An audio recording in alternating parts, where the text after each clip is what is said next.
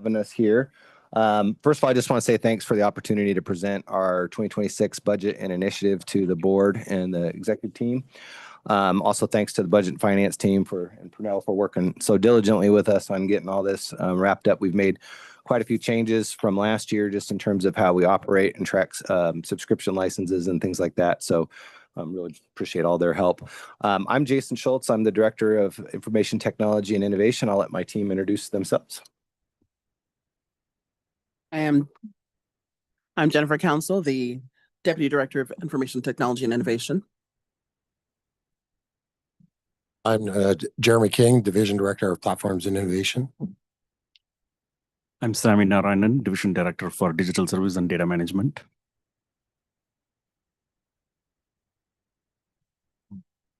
So we'll just go ahead and jump right in. We have 5 core areas for those of you that toured our department earlier this year, but for the folks listening in and anyone who may not know, we have 5 core divisions. The first division is Service Delivery and Excellence. This division oversees project management, our business analysts, and our technical business partner program. So they're very much customer and project focused. The Digital Services and Data Management division that Sami oversees is basically all of our enterprise applications. So that's everything from geospatial services, in-house custom applications, and our big third-party applications we support, such as JD Edwards. The Platforms and Innovation team, that division primarily oversees all of our core infrastructure. That's network, telecom, as well as our cloud and on-premises data services. So they basically run the data center downstairs and keep all our equipment on live and our facilities talking to each other digitally. The service operations and support team that currently consists of our service desk. So they're very much focused on help desk tickets, doing setups, and then triaging calls that come into the other units. And last but certainly not least is our Security Risk and Compliance division, which oversees all of our cybersecurity operations, make sure that we do all our annual audits and that we're staying in compliance and exercising best practice in terms of cybersecurity and information guardianship. In terms of the key board focus areas, we support all 5. There's 2 I'd like to highlight. The first one is the high performing and fiscally responsible government. This is a core focus area for this department. And in short, what we do is ensure that we provide secure, efficient, and innovative services and solutions for all of the county. And the goal of that is to improve our service delivery, make sure we have good, solid, reliable data for data-driven decision-making, operation sustainability, and truly high efficient, providing high efficiency workforce that can then serve our community. The second area that is very much a close second would be our strategic thought and growth. I know this is a new area for the board, and this really translates really well into what we're doing in our department.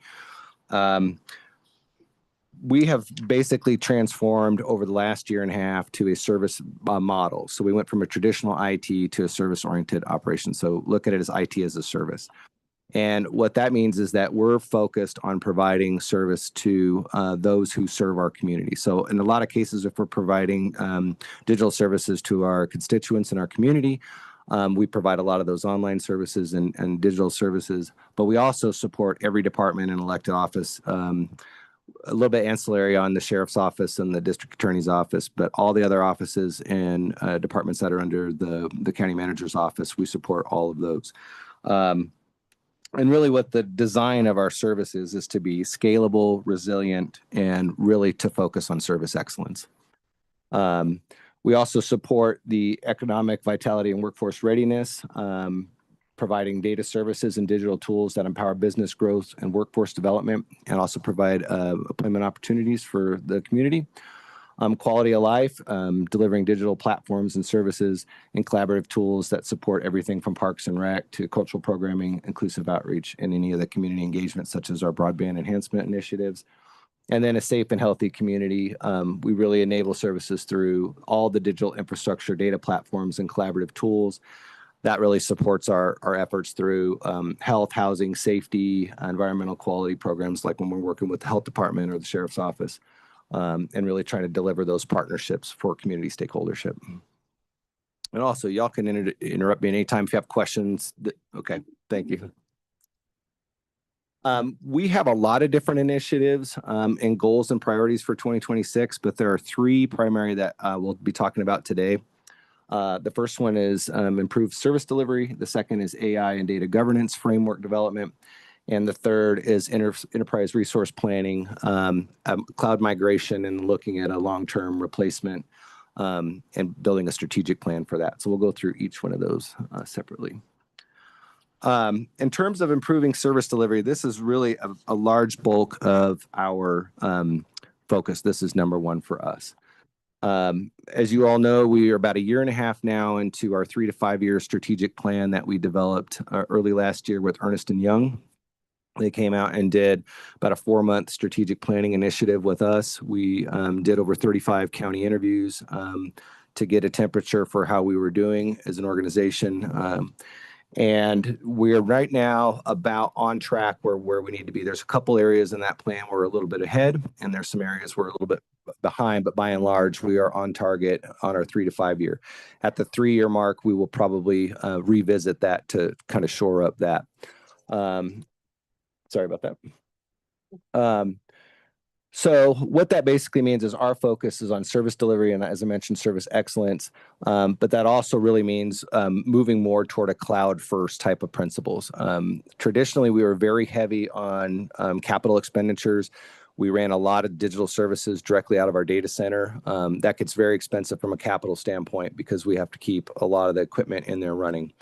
Moving to a digital cloud-based platform really allows us to work more on the operational side of our budget, but it really takes the mundane work off of the staff so that we can focus on value in meeting business needs that ultimately serve the community versus, keeping lights on and buying expensive hardware and making sure it all stays cool in the data center. Now, we still have a lot on premises, and we also co-locate in our data center for other municipalities and agencies.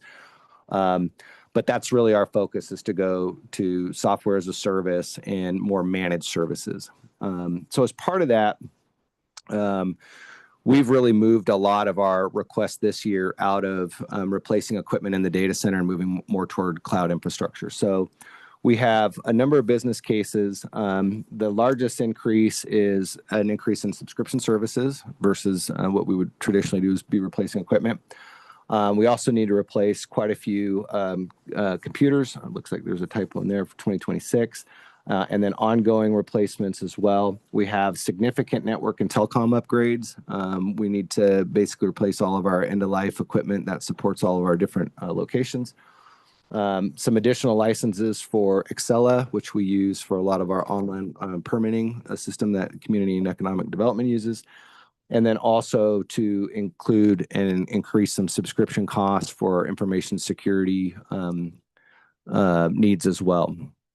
So those kind of break down into some of the increases. You all know we presented last March was our Microsoft licensing. We've increased that to allow enhanced security, pilot AI, make sure we're in compliance, and really provide more efficient digital services to the organization. It also includes newly electronic document signatures for DocuSign. Salesforce is an enterprise platform that we'd like to build on more. That's also cloud-based. Our geospatial services, our GIS services, have also gone up this year. In addition to, like I mentioned, the Excella licensing, and then an IT systems management tool for our department that we can use for providing better service to our customers. But again, it really supports our cloud-first principle, SaaS and managed services, and again, reduces that hardware capital. Yes. The top line, the subscription services. So that's obviously something that we pay out every single year. What increase, what type of increase are we expecting for this next year? Like, how much of this was baseline in 2025 and how much of this is now increased for 26? Sure. I have a breakdown of that I can discuss with you. We have quite a few. Our baseline for Microsoft was about 1.2. That is now 2.8 million. But we traditionally would track that through a perpetual licensing. So we were still paying maintenance on that in a traditional licensing model. So we've moved from the that model, perpetual licensing, to the annual subscription. So that would be for that. Salesforce is a new one. That's about $300,000, but given some of the funding challenges we're having with human services, we're planning on probably scaling that back. They just don't have the long-term funding to sustain some of that. Our Esri price increase that goes up about $25,000 every year. Our Acela licensing is a $75,000 increase. That's to provide additional services for building permits and to kind of streamline that whole process and make it easier for the folks pulling permits. And then our cartograph costs, that's something we use in conjunction with our geospatial services, and that went up about $60,000. But in terms of just software subscription licensing in general, we're planning on anywhere between a 3 and 5% increase. So we bake 5% into most of our just ongoing, so that we can kind of plan for that from an operating standpoint. 5%, is that something you typically just kind of factor in every single year? Yeah. And we usually do it through incremental budgeting, obviously. So we'll just present those and then offset where we need to, and then move the larger items into the business cases. You're welcome. Absolutely. Great question. Now, in terms of capital project, we just had one request this year, and that's to expand our our external wide area network fiber infrastructure. I'll pass the mic over to Jeremy King, who will discuss that as well.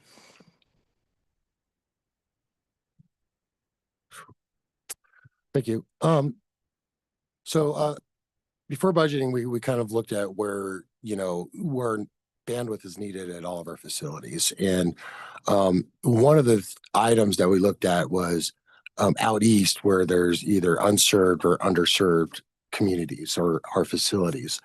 So we decided to do a 3-year plan because we know we couldn't do everything in 1 year. So we focused on those areas, and one of the areas was getting fiber out to Strasburg. We've got right now, our current network is going over third party. We're partnering with AdCom to use their network, but the bandwidth isn't sufficient. And plus, it's only like a 98% uptime, which roughly equates to Strasburg and Bennett kind of goes down probably a week a year.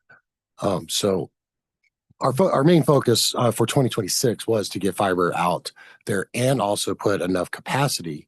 So we also thought about capacity and how do we get bandwidth out there to help our communities out there. So it wasn't just the county. We wanted to put enough capacity out there to try to get other ISPs out there to be able to use our infrastructure to give internet service providers to those unserved or underserved locations. So for 2026, we have to go. For 2026, we have to go to Bennett, and then also from Bennett off to Strasburg from CASP. And then also with Flat Rock as well. Flat Rock is out in the middle of an area that just does not have any bandwidth or fiber out there. So we wanted to make sure that we get out to Flat Rock. And then 27, we're looking at the Bennett DMV. That's another area that's that does go down because it's running on that same infrastructure that we have. And then another one is getting to the central shop because that's also out there. So anything east of I-76, we're really in the next couple of years trying to get bandwidth out to those locations. So that Strasburg project is what essentially takes up all of the budget for 2026, that ask? Or are there For the other things in that The ask? capital project? For the capital project, so the 6 million, it's probably about 80% of that is getting out to Strasburg, and then that other 20% is getting out to Flat Rock Oh, Flat Rock. Oh, that's good. for 2026. And then are there any grants or partnerships that we could do, since we're building capacity for the region and not necessarily just for ourselves? What opportunities do we have for partnerships? So I have actually been in talks with Viera Wireless and Comcast to help us with this project because they either want redundancy on their network or they want to get out to those locations. So those are the two right off, and those are opportunities for us to explore. And I'm hoping Comcast is going to be part of that project because we're already in partnership with Comcast to get out to CASP.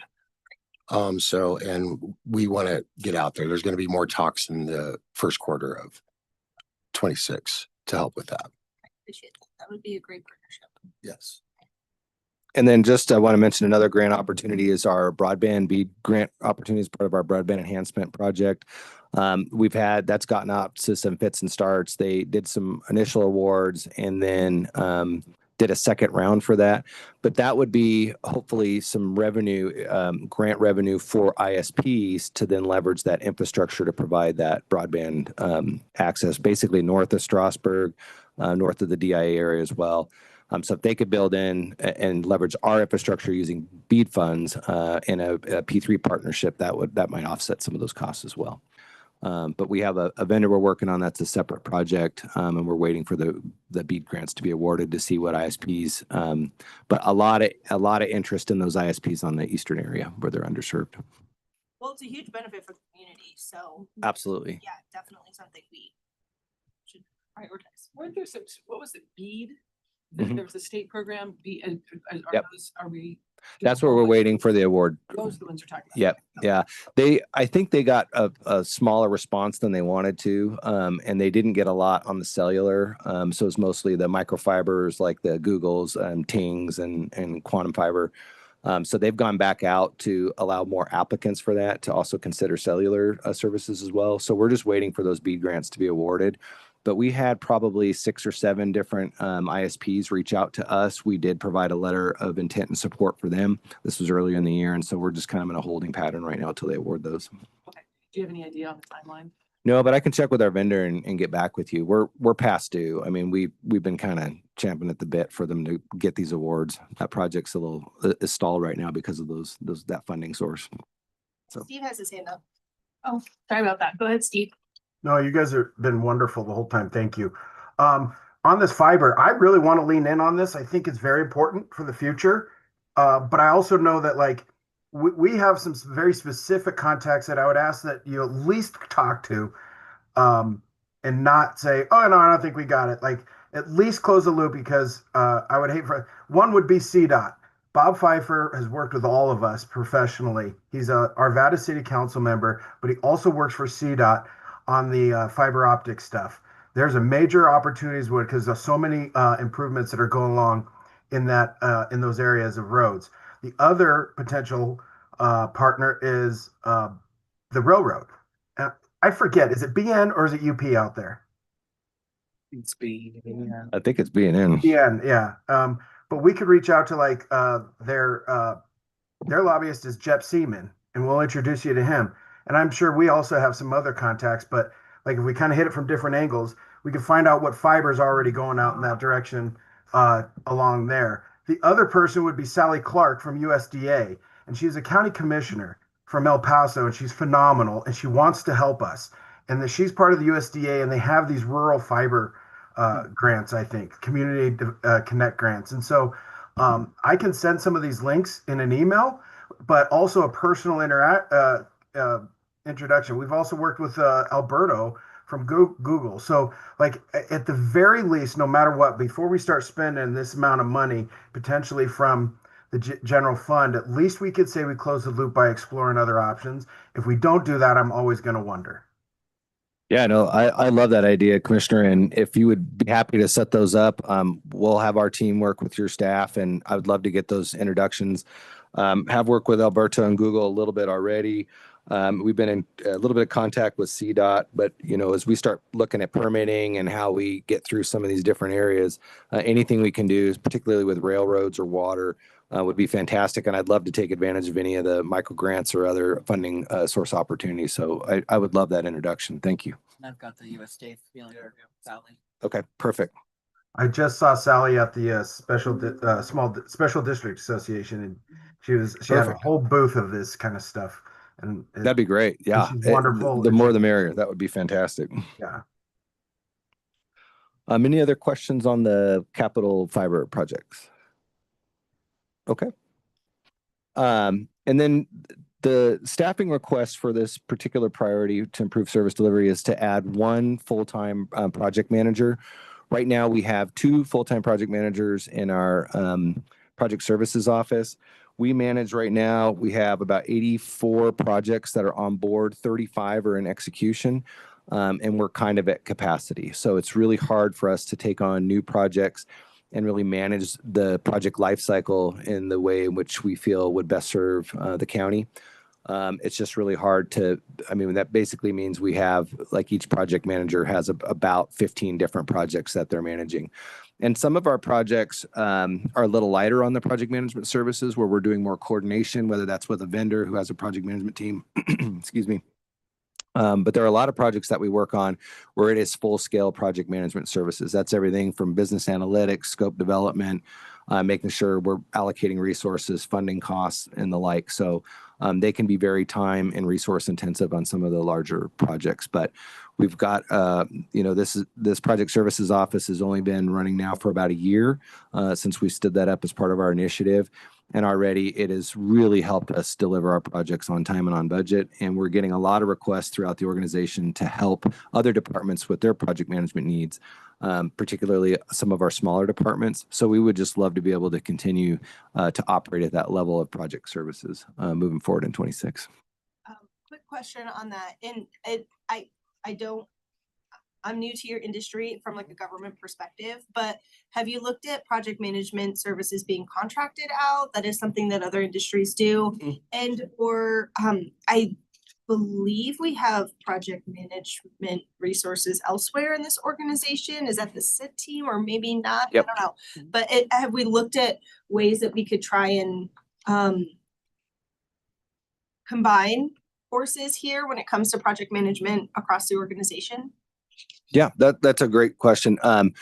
We do partner with the other teams, and we're right now trying to find like a common platform for all of us to use. I work very closely with the SIT team and just helping their project and change management initiatives. So change management's a really big component of that, and Jamal and his staff have been fantastic to work with. We also have some vacancy savings that we're looking on to bring in temp services to get us through to 2025. We have about 5 different agencies, talent agencies that we've worked with in the past. As a matter of fact, that's where we've gotten some of our talent from. And then in addition, any big project that we do where we feel it's going to tap our capacity, if we can partner with either a solution provider vendor or use the software or subscription service vendors and help kind of do a joint project with them, we're leveraging those teams as much as possible. And then also anywhere where we can go full managed services, that's where the vendor's doing some of the actual work instead of just providing the service. We're trying to leverage managed services as much as possible. And that's been really effective. But that just gets kind of dicey in terms of, where we're trying to put all the different resources when we know we have a little bit of an in-house deficit on our folks. Understand that IT is its own special kind of project management, which is completely understandable, but I think that's just one of the things I'm thinking about with some of these FTE requests is, are there other resources among the organization that could help? Maybe it doesn't work in this particular situation for what your needs are, but Dion, those are the questions that I'm going to be asking. Yeah, and we welcome all partnership, but we share a lot in common, particularly with the departments that provide internal services. Like you look at fleet and facilities or parks. I mean, we're in their buildings, we're having to do the work. So it really makes sense on any new buildings, renovations, big Riverdale Regional Park stuff to really partner with their project management teams. And that's been effective so far, but we do need to get a common platform to use, which is part of the Microsoft licensing, to see if that's a possibility where we can kind of join forces and recognize those economies of scale. Absolutely. Okay, we'll move on to the next priority. Priority number 2 for us this year, 2026, is artificial intelligence and data governance framework. This is that's all the hot topic in the industry right now, and we're certainly seeing a lot of activity just in terms of folks trying to use it, see how it works, and we're already seeing some really significant efficiency gains in the use of artificial intelligence. This is industry-wide. We have a study session coming up on October 15th to really get more into the details of policy and procedures. But to kind of dovetail into the AI is a strong data governance framework. Studies really show that the stronger your data governance is, the stronger your AI models can be, and you can really use those in ways that are transparent, being used ethically, and really to serve the mission and the strategy of not only the organization but the folks that we serve. There's a recent study cited that says 60% of the community expects their governments to use AI, but only 25% trust that we're going to use it responsibly. So we'll talk about that on the 15th. So that's why it's really important for us to get in front of this now and build this framework in a transparent way that really involves as many folks throughout the organization as we can have. So we have about 100 pilot licenses right now for Microsoft's AI product called Copilot. It is now available to us. We've been doing some training on it, trying to understand it and understand what capabilities it has. Currently for this organization, we have 3 different use cases that we'll talk about. But a lot of it is self-serve, answering questions, things like that. We don't really have any capital project requests because they're already included in the subscription services for that. But we would be looking to add 4 new full-time positions. In order of priority, it would be a data architect. This would be a professional who can come in and help us architect our data framework. An AI architect and data scientist. This individual would work with our data architect to understand how we build the artificial intelligence infrastructure as a whole. A data services manager. As we start to provide data as a service, as a matter of fact, we have we're using a pilot group now with the Spark team for the resiliency plan. They need a lot of different information served up in terms of how do we support folks in an emergency situation in our community. So that's a perfect opportunity for us to start to build this data team together. We're using existing staff to take care of that right now. But we've basically done a security assessment on any project that's come in through the county over about the last 5 years. But now it's time to bring that together, get some share agreements in place, architect the data. So that data services manager would oversee all those types of operations. And then last but not least would be a data warehouse developer. This would be a software development, full stack kind of engineer who could come in and help us build a data warehouse that folks can then request and use data to be more efficient in how they're running their departments. So say, for example, you could say, I would really like to know what Parks is doing in this area. How does that affect our homelessness outreach? What areas are affected? We could bring in geospatial services. We could bring in health department data. We could bring in sheriff data, as long as we have the agreements to share those, and we can put them all in a warehouse so that folks could request that data and then help them make business decisions moving forward.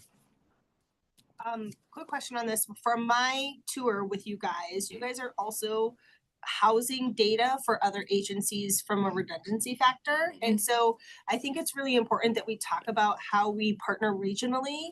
And maybe this data services could also be a piece of that too. So like when you warehouse this data and other people could request it, that's a benefit to the region that doesn't exist currently, or like maybe it does in a lower aspect. But I mean, I think as we think about a regionalism approach, what are ways that these positions could help serve in that? And how do we make sure to let these organizations know that we're also providing these services and support? So that is just one of the things we're talking about. A lot of regional projects today or in 26.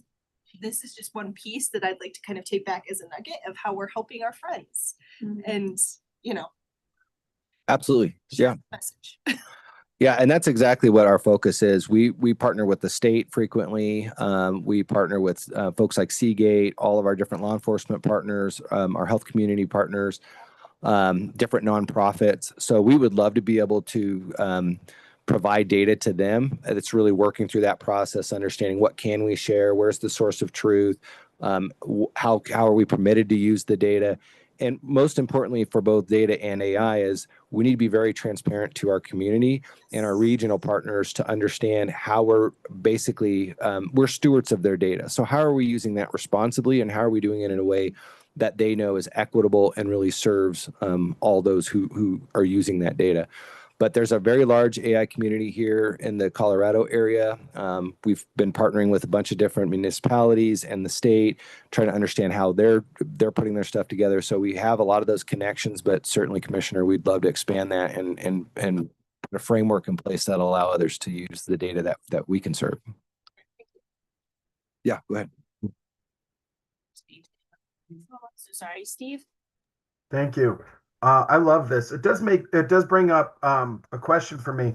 The fact that you're talking about big picture data, and in particular, what I appreciate is looking across the silos of departments to be able to do this. And also, I know that we've had each department seems to be growing their own, their own data analysis effort. And I think that I guess I wonder if there's some opportunity for us to pull together some synergies and even economies of scale when we have community safety well-being has data. I know Parks asked for data. You got the sheriff has data or data people. And I understand they're all different and I understand they're specialized.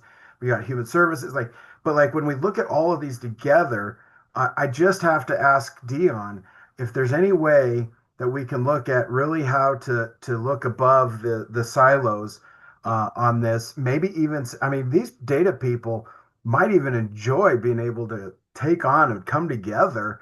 Now, whether that's actual formal moving people around or creating an internal working group that's cross-functional, I'll leave that to Dion. But guys, we're getting these requests from every single department.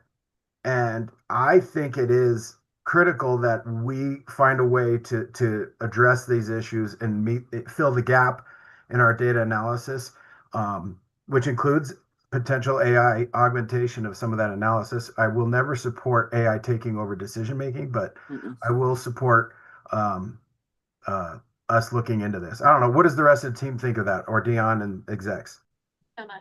Dion too. I can respond to that. And then I know there's a couple of questions. And you've talked about data governance, you've talked about data sharing agreements and policy. I see that here, but I think to Steve's point, we've had some discussions about what it would look like to have some centralized data governance, whether it's a working group or actually forming, a unit that is focused on that. Can you say a little bit more about sort of the order of operations there as you're talking about policy and governance, and then the framework? Yeah. State, it was part of the statewide data governance working group, and it was kind of exactly what Steve is talking about.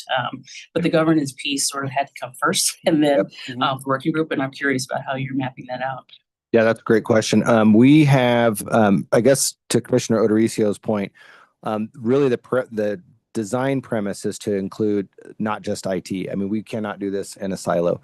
I do have a draft charter for a data governance committee. We're using it right now kind of in parallel with the AI policy development, and then as well as our testing. But you're absolutely right, Dion, in that we have to have the data kind of governance structure, and it needs to be above the silo level. So the charter that I've developed includes a member for all of the different departments and elected offices that we know have a lot of data: community safety and health well-being, sheriff's office, as well as the public health department, and a few others. But the order of operations is we're using the resiliency plan as kind of a pilot for some of the data governance. We have quite a few members on that are not just IT. We have about 3 or 4 members on that good data governance committee for that one particular project. But we also have representatives for CSWB, health department, and a few others. So we're starting to kind of operate in that area now just to see what data do we have, and we're starting to identify what are the specific use cases for that data. The resiliency one is perfect because we have a pretty finite set of data points that we need. If we can get those data in and put them in a place where they can start to use that for resiliency training, that really gives us kind of a pilot program to assess how well is it working. And then we'd like to expand that committee out to others, start to identify each of their data, understand how they're using it, understand what statutes, regulations, and use cases we're allowed to do. So that's where the share agreements are going to need to come in place. Any any IGAs that we may have intergovernmentally outside of our department. But it's definitely meant to be at a organizational level and not just within the silos. Because you're absolutely right, Commissioner. We're really good at collecting data. We're not always good about using the data, bringing it together in a way that's meaningful and impactful. So that'll be getting the data governance committee going as part of our pilot. In the meantime, we're working on the AI policy and working out some of those procedures. So hoping that everything kind of comes together at the same time so that we have the data governance in place while we're starting to really allow some AI usage. And we just have a really good way to enforce that and understand how folks are using it. Add on that. On a low level, I can add on, the security team for years has been gathering data for any new application that comes in. So we know what data is coming into this network, how it needs to be secured. And if it's a managed application, we know what they're doing with the data, how they're managing it, how they're storing it, how they're protecting it for the county. So some of that is done already. A lot of that team, I can say, is going back and capturing as we find out about software that we may not be aware of, and gathering that information. So some of that, and that is done for CSWB, HSC, IT, not just IT, it's every department that comes to us, especially with a project, that we've already got that. So we've got a huge catalog already of data that is being governed and protected already.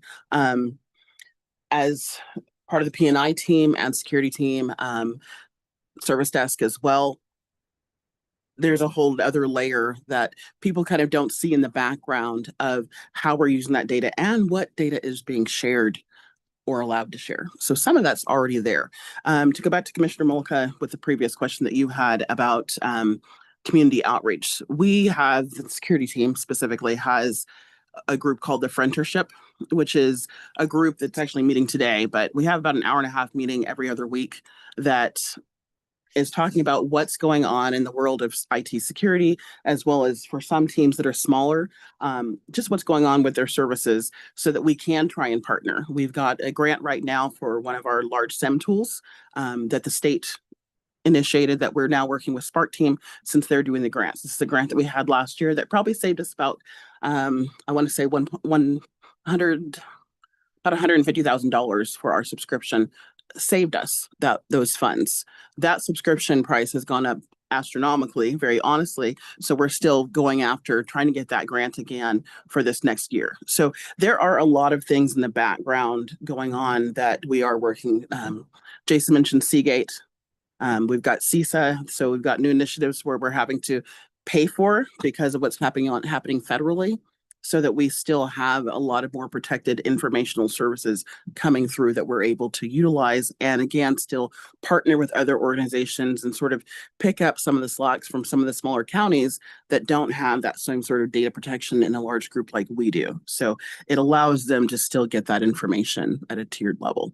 So it is definitely happening that we are trying very hard to work with other state organizations and counties and really kind of come together and see what we can bundle to save all of ourselves, because we are trying to move forward to cloud first. And Arapahoe, I can tell you, is almost already there, almost 100%. So they're a really good model. They are involved in that friendship group. They're involved in CISA, Seagate, and a lot of different levels. So, and that's all IT wide, not just security. And that just one other point I wanted to bring up too. I think Denver just announced they hired their first AI officer, City and County Denver, yesterday. That was announced. So we're very interested in seeing how they're doing that, how they've kind of put that program together. So it was very exciting. And when we were at the conference that we had for SIPA, that's the State Internet Portal Authority at the Colorado state level, everyone was talking AI. So we've made a lot of connections there, understanding how different municipalities are putting their data governance and AI framework together. It's a really good opportunity to meet, share ideas, and see how we can partner with our local Front Range partners as well as at the state level. Did you go, Emma? I did not. Okay, thank you. Sorry. I really appreciate the conversation. I really appreciate all the different departments that you're flagging. I think this is something that we really can't wait on. because we're using data to make all of our other decisions. And so knowing that there are good data protocols, but knowing that there's good collaboration, I think is super, super important. And so however you guys need to move forward to make sure that that happens, it sounds like you're headed in that direction right now. And so Deanna, I don't know if that needs to come from you, or like, what does it need to look like to be collaborating with health department, sheriff, like other folks who have really robust data teams to make sure that we're using all of that data in harmony and have good protocols and everything is available. We're just doing this housing needs assessment. That's going to be a huge chunk of different data, but we could layer that with other things that are collected to inform like who lives here and who's activated in our spaces. And just would love to know that both from a technological perspective, but informing policy perspective, we're doing both. Ian's nodding. Yes. Anything else? Just nodding? I mean, I agree. Cool. As Jason mentioned, this is something that's underway. But I hear loud and clear, elevating that. I think we've talked a lot about data governance as far as security and risk, but I think the conversation is more about what are we doing with the data that we have, to understand it, tell our story, to understand what the impacts to communities are, to understand where people are at. And so beyond just how are we warehousing data, what is the security around data? Which is think important. it's Thank very you. important. Very important. But the bigger questions about what are we collecting, what are we doing with that data, what questions are we asking with that data, and together making sure that we are leveraging all of the data resources we have. I can say the biggest challenge in doing some data governance work in the past has been the data sharing. The data sharing agreements have been by far the trickiest. And so getting in front of that and working together on what that looks like, I think is really, really important as soon as you can, because it gets to be the most challenging. And honestly, Dan, that's where elevating it to really having that executive sponsorship is super important. We can't do this alone, and we aren't owners of the data. We house it, and we know what we have, and we secure it. But I'm not an expert in those data. I don't know how they use it all the time, and we need a lot of educating too on that use of data. So this is certainly an organizational conversation, not just an IT. But we're here to partner with everyone and try to get out ahead of it before it gets too far out ahead of us, and we're not thinking strategically about how to move forward in this space. Great, thank you, Jason. Kathy, and then I'm gonna. Yeah, thanks. I'm really going to concur with what's been said, because I feel like when it comes to data, like we could grow this department, or I mean, data is every team is talking about data, and it seems like we could just grow this, and never stop, because there's always new data and to be found and to be discovered and used and collected and cross-referenced and so on and so forth. So for me, it's all about the balance of making sure that we are not falling behind, so that we're serving the residents to the best of our ability, that we're not in silos, that don't have unnecessary redundance, while balancing keeping a pace with what's happening and what we need, because as it's been said, the data that you're providing us is how we are making so many of our decisions on how best to serve the people of Adams County and maximize our resources. But the outward facing stuff to the community is where we really want to be, but we need you behind the scenes helping make sure that we're heading in the right direction and being as efficient as possible. So I just want to be lean and efficient, but also not fall behind, because that's real danger too, as fast as things are moving. Yeah. Appreciate all of your work on the presentation. Thank you. Great. Yeah, I think you uncovered a new North Star for us when we're looking at data.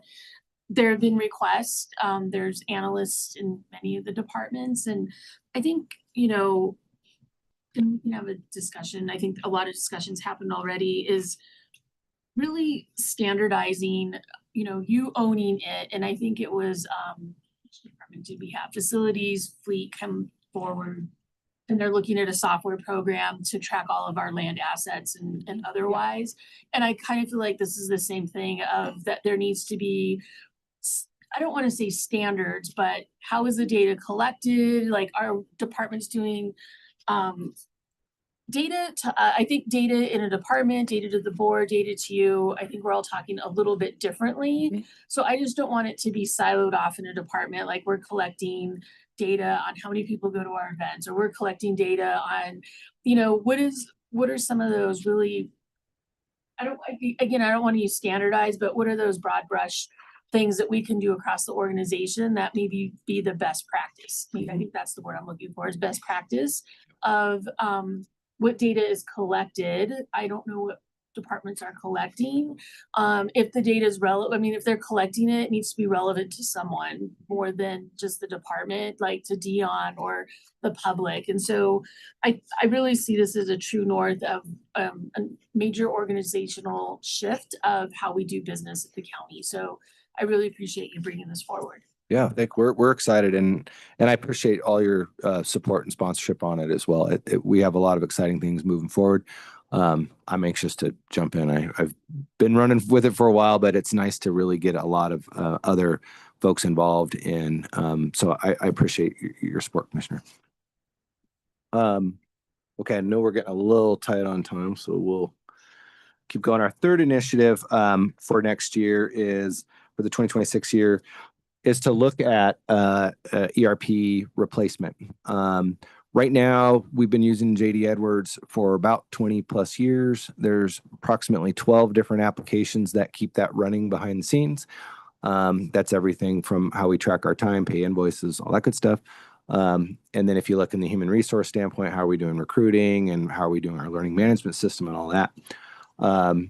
But the infrastructure that it's currently running on is on premises. It's in our data center. The infrastructure is aging, and instead of making a big capital investment to upgrade all the hardware, we're looking at kind of a two-pronged approach. The first initiative would be to uplift JD Edwards and any of the components that we can into Oracle's cloud space. So that'll basically be the same functionality. It'll be transparent to the folks that use JD Edwards every day. But that gets it out of our data center and onto cloud services in Oracle's cloud space.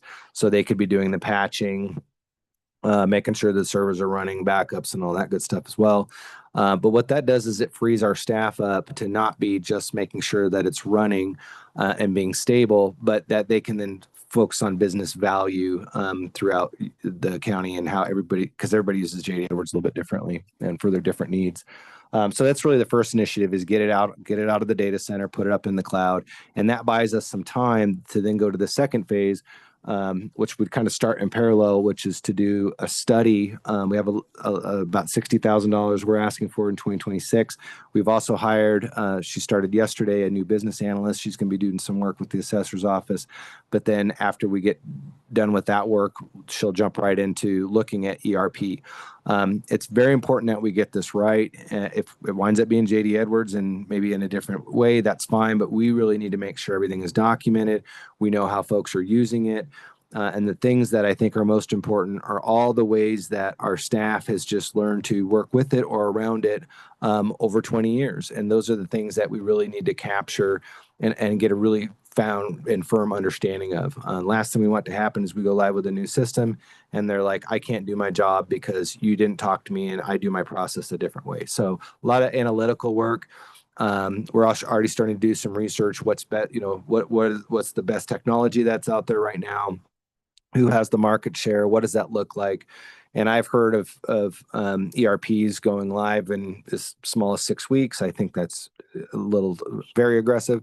But this would be a multi-year project because we can't get this wrong. That is basically how the county runs. In terms of applications, that's our number one priority. So we just want to do it right, methodically. So that's what we're really kind of asking for, is to start doing the study. We may need to come back and ask for more funds if we need to partner with a different organization. We have really good support now with Oracle, really good support from our JDE vendor DeNovo, who would be helping us get the system up into the cloud. So no capital requests for this 2026 year and no FTEs, but we would be building in the consulting services in the business case and then using our own internal staff. And then depending on what we find initially, we may need to pivot, but we really kind of want to handle this in an agile approach. But it's really about discovery, documenting what we need, documenting the processes, and finding a solution that fits our needs, not we fit to the technology. But so we're just looking to modernize it, get it stable, get it in the cloud, and then do the long-term approach at a possible replacement. But we know it's a multi-year project for that. Okay. Questions on ERP? Okay. So looking at our budget requests, we have the total 2026 would be 28,210,000. It is a 79% change from our 2024 and 2025. So again, thanks to the budget team for working with us on that. It really reflects just our increased costs on more heavy on operating and sustainability. Thank you. But definitely moving in our strategic direction. And then just real quick, because I know we're getting short on time. So our FTE position summary right now, as of last month, we had 8 vacancies in our department. We have since filled 5 of those. We're in interviews right now for the division director for the security risk and compliance division. We've got a great batch of candidates, and so we're just narrowing down our finalists on that. We're updating 2 of these. We're moving one of the managers to a supervisor and then focusing on the server administrator supervisor. We'd like to change that to a desktop supervisor just because our new model really needs that support in the platforms and innovation team. There, Jeremy, frankly, has reached the span of control. I think you have 15 direct reports or something there? 18 direct reports. So, and then we did do a hire into one of the desktop positions. We also moved a developer over from the Human Services Fund because they have less work over there right now and we need it over here. So we transferred one person over, one of our software developers over to the general fund. So that's been working really well. And then we can kind of leverage her expertise across the county. Move them into a vacant position in the general. Moved into the vacant position. Yeah. We had a longtime employee retire. Yes. So we did, we had a longtime employee retire after being with the county over 10 years. And so we had a vacancy on the general fund. And so we moved from somebody from Fund 15, the Human Services Fund, over for that. And that created 2 new vacancies for us. We also had someone resign recently. So the goal is to, in the next 30 to 60 days, get those positions filled, which would mean we're at full capacity for the first time since I've been back in this at the county from the DA's office in about 5 years. So really excited. We run lean and mean. We know we are a little bit less than FTEs compared to our other based on our study and recent regional partners, but we feel like we, with the requests that we're asking and being fully staffed, hopefully we'll be able to continue to provide the level of service that we do today. Questions on the FTEs? On board. Steve, did you have something? No, I think you guys are doing outstanding, and I really like this presentation. It shows that we're pulling things together and kind of breaking down these silos. I'm really looking forward to the future. Well, thank you, Commissioner. I think just in summary, I just really, again, want to thank, I'm sorry. No, do your summary. I was just gonna say, I really appreciate this presentation and the cohesive approach you're taking to it. Jason, I know you're newer in this tenure. What is almost exactly a year? It's been about 7 months officially, 1.5 years as the interim / director. Exactly. Yeah, I appreciate that. Progress for a new department coalition and like how y'all are pulling together, and you are really the backbone of operations. Like these days, you cannot run any system without the technology functioning, and you make everything better. And I really appreciate the privacy protections you're putting in place for our residents' data. I really appreciate the ethical way you're interacting with AI because it's so complicated and there's so many unintended consequences. I really appreciate the collaboration you all have started to pull out, how much you're working with Dion and the team and other departments. You're also tackling a huge backlog of work.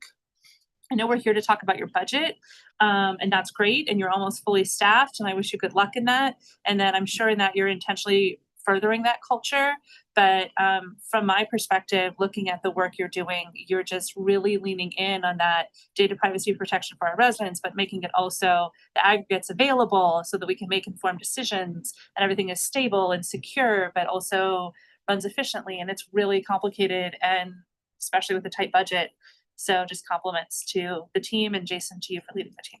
Thanks. I appreciate it, Commissioner, and hats off to the leadership team. I have a phenomenal group of folks to work with every day. I'm really privileged and honored. And also, the ITI staff is just great. We have a lot of mission focused, dedicated people, some of which have been here over 35 years, coming up on 40. So it's a great place to be. I'm excited about what the future holds for our residents and for this organization and for the team. So thanks to the team and anyone listening to, thanks. We appreciate all your support. Don't have much to summarize. I know we got about 5 minutes, but I just wanted to thank y'all again for the opportunity to come here, discuss our initiatives, answer questions that you have, and I appreciate the robust discussion. And I'm around too if y'all have additional questions. Would love to sit down and talk more about all the tech stuff we're doing. So appreciate it. Thank you. Thanks y'all. Appreciate it.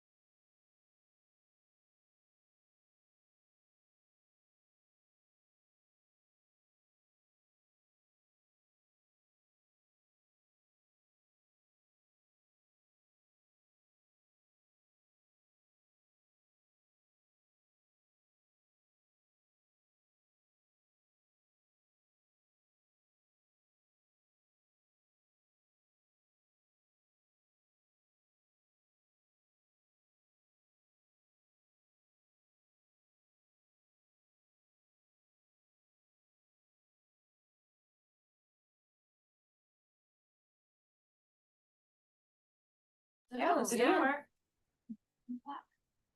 you go. Hand it off to you. All right, easy enough. Is Pernell, you joining? No? Okay. I just wasn't sure if you were up here with us or not. All right. Well. Yeah, thanks. Nope, I got it. It's a slight delay. All right. There we go. Okay. All right. Well, good morning, Josh Sigelbaum, County Clerk and Recorder. Who down the line? I'm Karen Brim. I am the Chief Deputy Clerk and Recorder. Casey Gomez, I'm the Director of Administration. I'm Kirby Jackson. I'm the deputy. And Joy, who is our Deputy Director of Recording, is currently in Yellowstone. She sent some pictures of buffalo running down the street this morning and said she has a date with a grizzly. So she's having fun, at least. All right. So this year's budget on our end is pretty simple. And How many money? well, we don't have any money. That's a big one. But then also our only business case right now is for the elections. Well, and then we have one for recording as well for our book preservation, but that's $100,000. And we are in what, year 8 of 10. So, but we'll get to that in a second. So this is our structure. We have motor vehicle, recording, elections, and administration. Under administration, we have an accounting department that oversees accounting for mostly motor vehicle, but then also recording as they do receive cash. Elections usually spends the money. They don't usually get it in. So, yeah. Yeah. If elections is getting paid, there's a problem. Although we do get reimbursements from grants or from the Secretary of State's office in arrears. So once the election's over, if there are state questions, then we'll submit a form up to them and they reimburse us usually, 3 to 6 months down the road. So, Well, they have been. well, I don't know what that looks like. true. moving forward. Yeah, they're running out of money too. So the key focus areas, these were a little bit challenging for us to complete because it's not necessarily our direct mission, especially under safety or safe and health community. But obviously everything we do inside of our recording and motor vehicle office contributes to economic vitality and workforce. If you can't have a driver's license, you can't have if you can't register your vehicle, you can't have a car. We do have the commercial hub that deals specifically with our businesses in Adams County. We do have the highest number of registered commercial vehicles in the state because we are a crossroad for all of the interstates, all the highways. So there are a ton of businesses, trucking companies here in Adams County. And so therefore we do register a lot of them. We also got lucky and have UPS and FedEx. They both have their hubs here. And so they'll bring in their fleets of 1,000, 1,500 vehicles at a time for us to do. Then of course we also run passports, which helps people travel, help them get married, which that's a decision of their own, I suppose. They want to get married. Just kidding.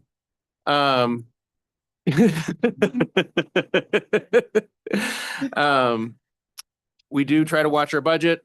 We try to stick within it, and we are as accurate as possible with what our spending will be. Sometimes it's a bit challenging as far as revenue is concerned, because especially in recording, it's very driven based on the economy. The worse the economy, the better we do in recording. So it's bad when recording is bringing in the money. Foreclosures, refinancing, those sorts of things. We've also seen a bit of a change as far as revenue is concerned because statute changed and we're now required to apply a flat fee for all recording services of $40. So is where before, sometimes a company or a business or a person would come in and refinance something. They'd have to file a stack of papers. It cost them $1,100 to do it. Now it's only the $40. But then the flip side of that, somebody comes in and files a death certificate, it's still $40, right? That sort of thing. Death certificates are free. I take it back. DD 214, free. What are the little things that they're? So like a quick claim deed, if they come Right. across the counter and they file a quick claim deed, or if they're doing any type of public recording that's usually only one page. When somebody passes away, a lot of times they'll do a family transfer. And Yep. so normally that would cost them $13. Now that will cost them $40. Yep. Or sovereign citizens who file a lot of their paperwork to say that they are their own Entity. entity. Yeah. And we have a lot of those in Adams County. Quality of life. We do a lot of outreach through our elections office, actually through our office as a whole. We do have, as part of our administration team, we have a outreach coordinator who really spends a lot of time in the community, sets up various events, whether it's down at, public speaking events down at one of the universities, or we're participating in the Adams County Fair or other events that are taking place.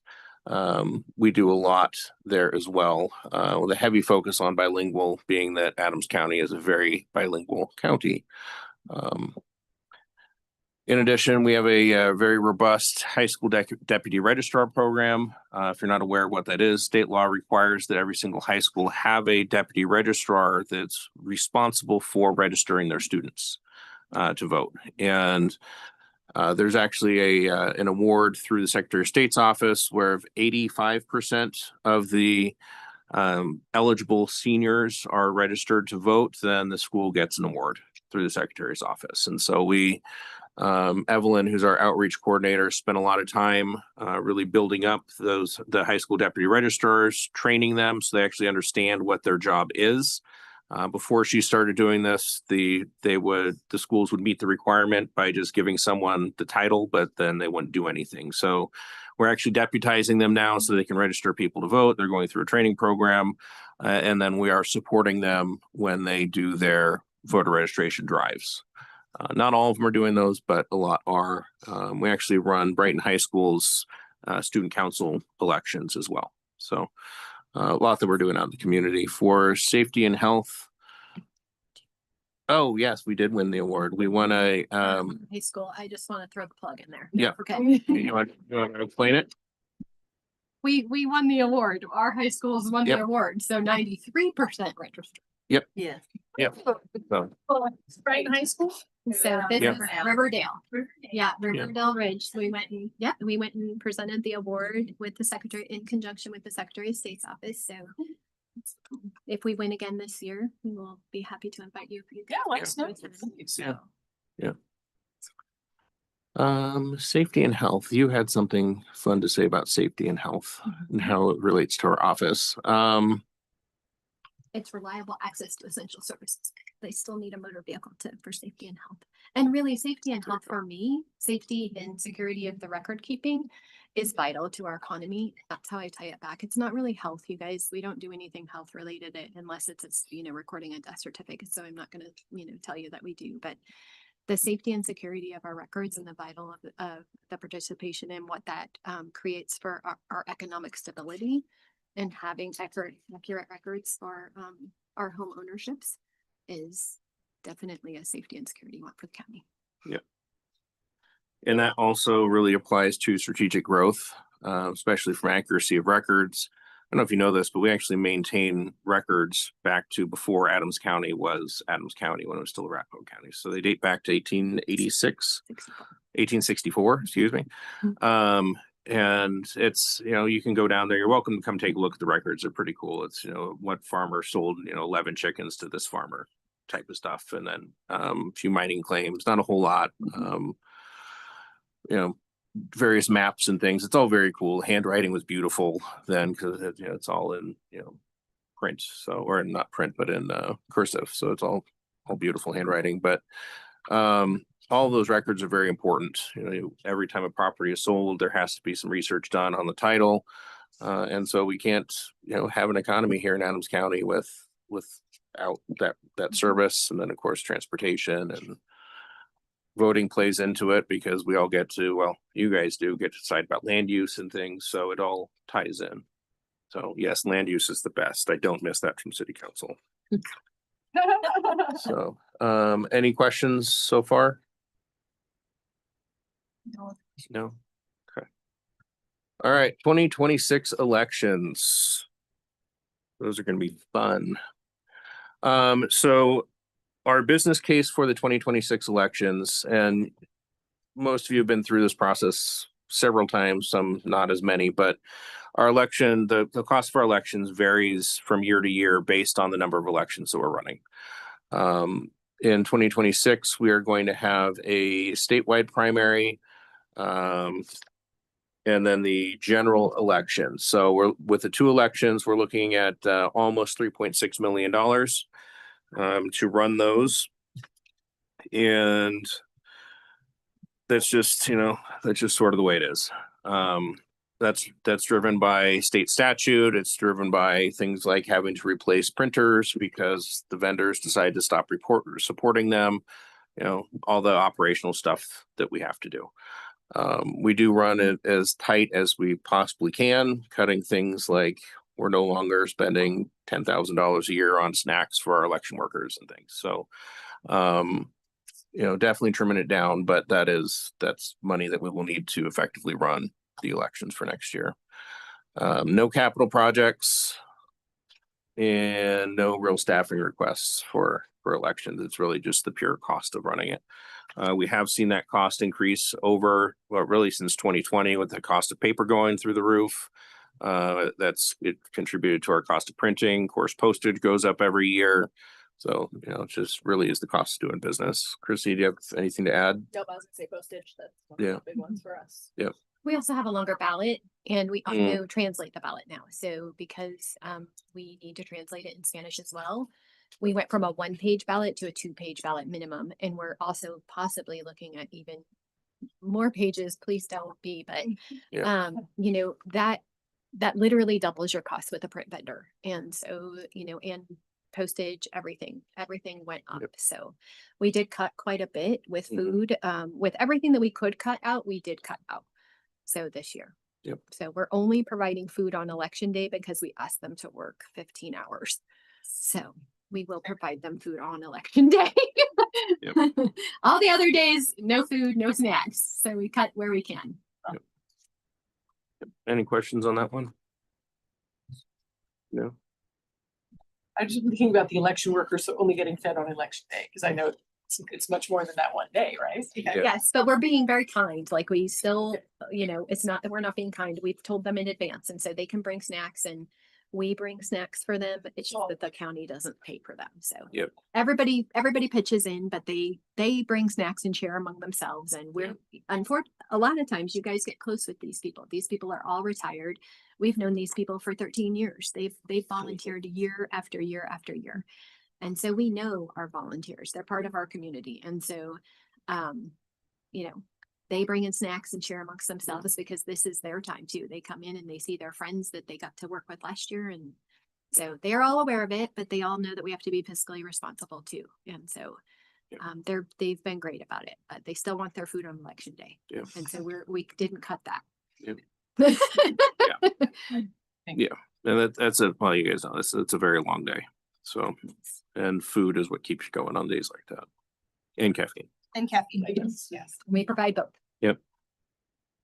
Okay, so any additional questions on election 2026? No?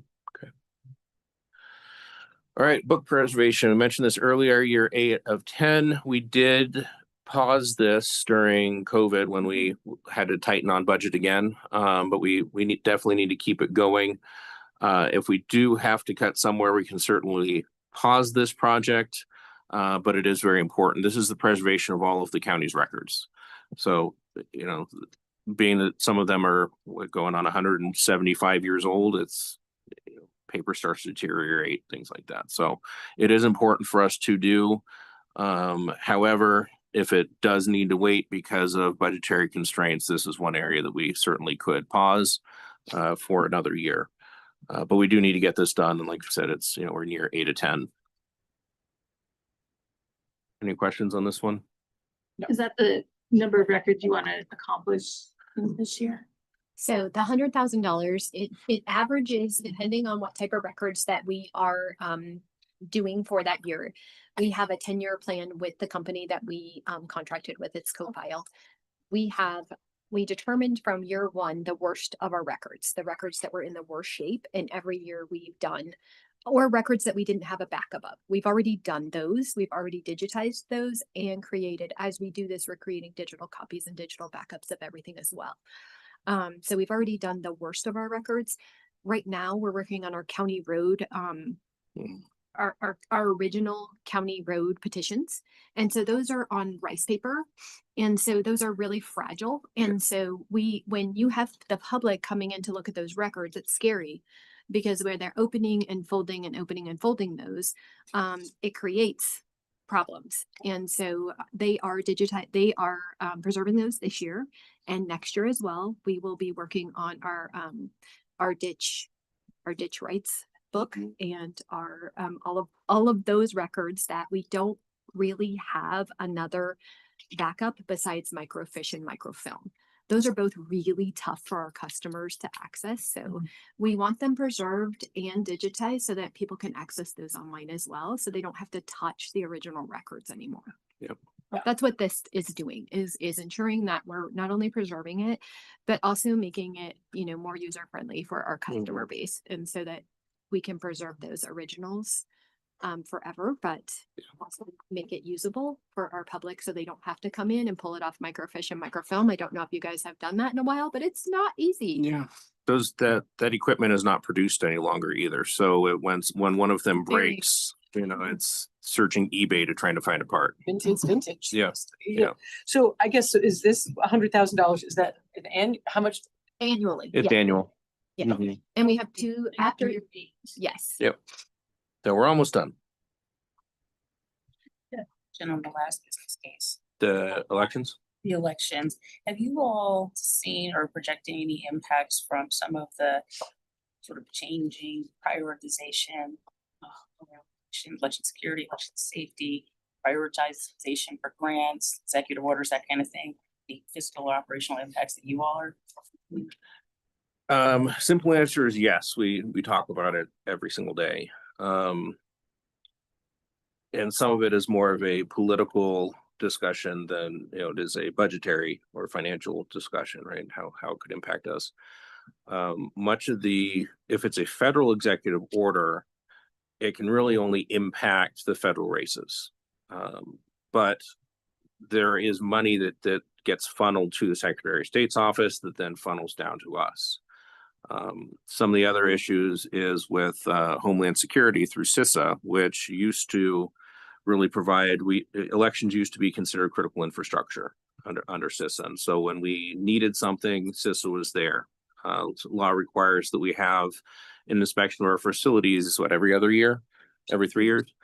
And CISA is not there to do it anymore. So we have to, creatively come up with ways to get it done through the Secretary of State's office, right? And so that costs money to do. They're not getting the funding anymore. So the things that are happening at the federal level, even though it's not going to impact directly that the student, or not the student council, but the school board race, right? Because it's down at the municipal level, it still is impacting from a broader perspective. A lot of the security grants that we would get, thankfully, we did most of our security upgrades already.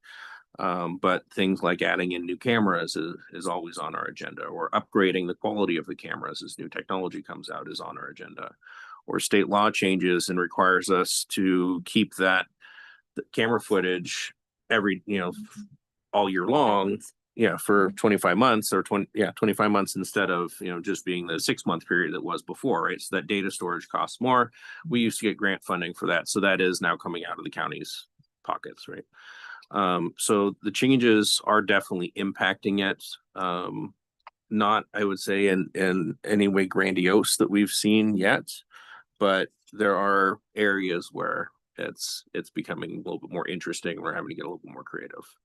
I think a lot of the things we're hearing right now are conceptual as far as us trying to plan for security. Yeah. I think that's a big, honestly, one of the big things that we are looking at for 2026 elections is that we're talking about as a state, as far as what if scenarios right now. There's nothing that's come down as far as we know of, right, that's in hard writing. The funding itself that we have been impacted by so far that is reflective in here is basically, we bought our cameras off of security. Usually we get security grants. The grants now have so many strings attached that we've seen the federal grants that come through. It's actually scary, you know, to even look at some of those grants as far Yeah. as. The same, Yeah, so. the same language. Yep. And, you know, and for elections, it's letting them into our elections equipment. I don't know if you guys have seen any of these grants come forward with, like Denver, UASI. Yep. Some of those grants that are coming through and are coming across our tables, they actually want access to, and we just can't by state law. Like this is the integrity of our elections. We get that stuff on purpose. Yeah, Yeah. and so. And they want the people PII. don't have access. So like we don't have access. And so we keep that secure for the integrity of our elections. And so, you know, that is reflective of some of the increase in these costs. You know that security may be completely different once we get to the 2026 election, and the challenges that we're facing for the election are going to be unique. We already have a lot of people questioning us and watchers, and we're planning on having a lot of watchers. We want to have an open, transparent election. That's what we do. We do it well. I'm confident in our abilities, but know that safety and security is at the forefront, and there's a lot of challenges that are going to come this election with that. Yeah, well, and we've made some changes like with our election workers who go to close the boxes at night. It used to be teams of 2, now it's teams of 3. So that costs us more, right? Always have somebody that's there designated to just watch. Yes. You know, Literally look around. Thank you. Yeah. Literally look around because we need them to. Yep. Instead of being in a box, we need them because people have been filming us. Yep. They've been, you know, confronting them. There's a lot of issues that we didn't have to deal with before Yeah. that we now have to deal with. yeah, for some reason, people have time in their lives to sit there and stare at a Dropbox all day. To count how many ballots you're Yeah. putting in. There's just stuff that Yeah. we're dealing with now that we've never had to deal with. So quick question, just to clarify. So on the 2026 elections budget, are you comfortable with your security ask for 2026 election? Do you Yeah. need more or less? Like No, I think this is what you need? I think Yeah. we're comfortable with it. So Yeah. 2027, I'm gonna put in some CFP requests Yeah. that we've just become aware of. So, but we, you know, this is for some printers that are now going to be obsolete. But we ordered all of the parts and equipment we could get this year, knowing that those are obsolete, so that if they go out during the 2026 election, we have the parts and we have the toner, we have everything that we need to get through the 2026 election. And then for 2027 CIP, we're gonna ask for those to be replaced, but we can get through this year. So we are very comfortable with what we've asked for. we just spent what, 30-40 grand on toner. We did. We spent a lot, so we're gonna absorb it. So we had to, because for the 2026 election, I don't want to have to come up here and Yeah. explain to you guys that we didn't prepare appropriately. Yeah. That we knew Yeah. these were cut, that these were Well, plus going out of with service. rising costs, it's better to buy it now. Yeah. So it's only gonna be more expensive. We support you. And So- please don't hesitate to be in touch with us. Yeah. Well, and- As things evolve. And the sheriff's office has been wonderful with providing physical security for us. You know, during the bigger elections, I'm sure during the 26 general, they'll do this, and with the presidential, they did it, and they'll have SWAT teams stood up around the building. And there was, during 2020, they actually had their snipers on the roof and you know, watching for things, because you never know. I better be prepared.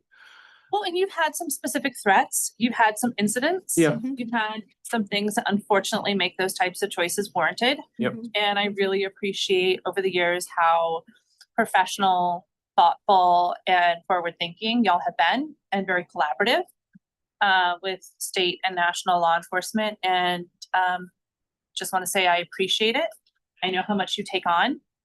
Been on the canvas board. I've been one of the watchers. I've been a county party attorney designee and senior offices on the inside in the thick of it. And the calm and professionalism that you bring to that operation is truly inspiring. I know from a personnel perspective, it's been a rough year, but your values and your ethics are strong. Your teamwork is strong. And I have a lot of faith in what you guys do. Thank you. Thank you. Appreciate that. And even, I mean, you mentioned federal partners, even that's changed. We've, you know, we used to, let's see, for years, it was the same contact to the FBI, and to the point where they knew our election processes in and out. And She was pulled and put over to public relations 8-9 months ago, and we just got a new agent assigned to us last week. I left her a voicemail and haven't heard back. So But we're hoping to get her in.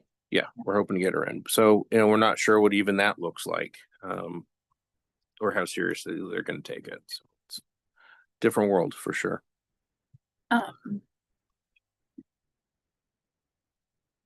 Yes, Deanna, were there any other questions? I'm sorry, you said you had a couple of questions. Was there any other That was questions that we could answer? Okay. I think it's just important to understand some of those downstream Yeah. impacts that, in the budget line item, we may not be seeing, but I know we're watching a lot. Yeah.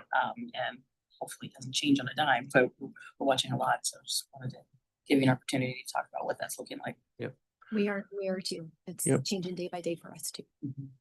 And it'll change again. Once session comes into play, there's always someone that introduces an elections bill that, gives us a panic attack, and then we work through it and figure out how to deal with it. And we move on. So come January, we may have some other requests depending on what unfunded mandates are pushed down upon us. So we'll let you know.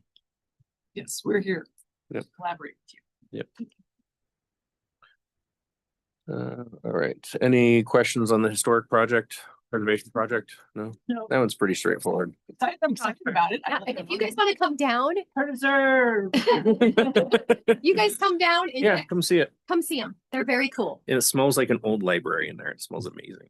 I nerd out about this because I love the fact that this is our county history and it goes back to patent of when the, government gave land to every other parcel. And so I could go on for a long time about this. I totally nerd out Yeah. about how the county was formed. And so I will teach you all about it if you don't have any and what records we I love that. Yep. have. I would love it. Steve loves a field trip. He's not here, but he loves a field trip. Yes. I love But field trips. was that I love Steve? it. I love field He has trips. COVID. He's home. He's in this Oh, I'm sorry. week. Oh, Steve. Oh, that's no good. We thought about not letting him join with Ben Faster meetings, but Yeah, usually is. Hope you feel better, Steve-O. All right, After, so here's after our, seeing you, I feel much better. oh, good. Here's our budget summary. You've got it in front of you. I don't see the need to read specific numbers, so if you have any questions, definitely let me know. Really pretty constant from previous years, taking into account for wage increases, operating cost increases, that sort of thing, changes to charges and service based on state statute. FTE, so good news here, you see all these vacant positions, all but 3 of those have been filled. I don't want to get into it too deeply, but the Deputy Director Motor Vehicle and Motor Vehicle Operations Manager currently vacant. We're going through reorganization. We anticipate that to stay vacant for several months as Aaron and I really dive in a little bit further into motor vehicle and get things moving in the right direction. The other vacant position is the one on the bottom right, the Motor Vehicle Tech 1. That's a position that's almost always vacant. That is one of our starting positions. And so people either move up or out of there. It's where we'd have our highest turnover. As people realize that motor vehicle is a little bit more difficult than they thought it was when you get into it. With the amount of laws and things you have to know, it's almost like being a paralegal. Yeah, I had to go get new plates when I transferred ownership of a car earlier this year, and I was very confused and overwhelmed, and I was very grateful that the tech knew what she was doing because I did not. That's good. You. There were a lot of things. She's like, "Do you understand?" And I was not really, but it seems like you've got it sorted out. So Yeah, Steve likes to call me and say, "Hey, I have all these toys that I need to get registered. How do I do this?" Yeah. Yeah. he hopefully do something. Well, so just come in. We'll take care of you. So Some of the other changes that you'll see up here is we switch our staff. I just want you guys to know if there's a slower time in another department and, recording right now is a little bit slow. So we've transferred some of their staff that have left those vacant positions that they don't need right now. We try to move the staff, the FTE. So that's why you kind of see the movement Yeah. to where they're needed at the time. And then when recording gets busy again and Motor V has these vacancies, we will transfer those back. So, depending on, we just try to prioritize the staff utilization. Yep. And in between elections, it's been, it's very quiet in elections when you don't have an election going, and there's only so much you can do with moving equipment around a warehouse. So, obviously we're still preparing, but there are some frontline staff that don't, that process voter registration that can take on other work. And so we'll shift them over to cross train with motor vehicle during, downtime, things like that. Great. And then some of our FTE, we actually, in recording in particular, we pay for out of our tech fund. So every time there's a transaction, there's a small amount that's collected that goes into a technology fund specifically for recording. And we're able to utilize that to pay for a couple of the staff. So we've increased our FTE there and shifted some of the FTE that come out of the general fund over to motor vehicle in order to creatively increase our staffing. Okay. And we're looking at doing that again as we need more people in motor vehicle as the county continues to grow and get bigger. We're just trying to figure out the ways to pay for it without general fund. Yeah. Any weird hands? Yep. It's gonna be creative movement, but we're gonna make it happen. Yep. So. Yep. Oh, and on the internal audit administrator, we just hired her, and it's kind of cool. She actually comes from the Defense Intelligence Agency, so we're 23 years. yeah, she's an actual spy coming to join as our auditor. We will have a great process, Yep. great processes, fantastic internal audits now, and Yep. it's just gonna level us up. Yep. Love it. You better watch out. I might never watch you. Just kidding. Summary budget request, or so let's see, business case. We've already gone through this. We did pause it during COVID for the book preservation. I guess that's it. Right? I think, well, if we asked all our questions along the way, I did. I don't have any other questions. Go ahead. No question, just another comment. Thank you again for caring so thoughtfully for the privacy and security of both our records and our elections and how you're moving everything forward. Every time I've had a personal request of your organization, it has been handled with professionalism and dignity and a quick response time. And I'm really grateful for all that you do. I know it's been really hard, and I know you guys are doing a really good job balancing. I just want to say thank you. Thank you so much. Appreciate that. Thank you. And I should have done this at the beginning, and I apologize, but Ava, raise your hand. Hi, Eva. That's my daughter right there. She's a junior at Horizon. She's in AP government and is working on a project. So she came for the budget presentation. At Horizon. And she's been taking notes to give me feedback on my presenting skills. Good job. Be honest, Ava. Yeah, it sure is counting how many times I say Thank you all for your time today. So we really appreciate it. Thanks. Thank you. Yeah, Ava, let's get a picture with this.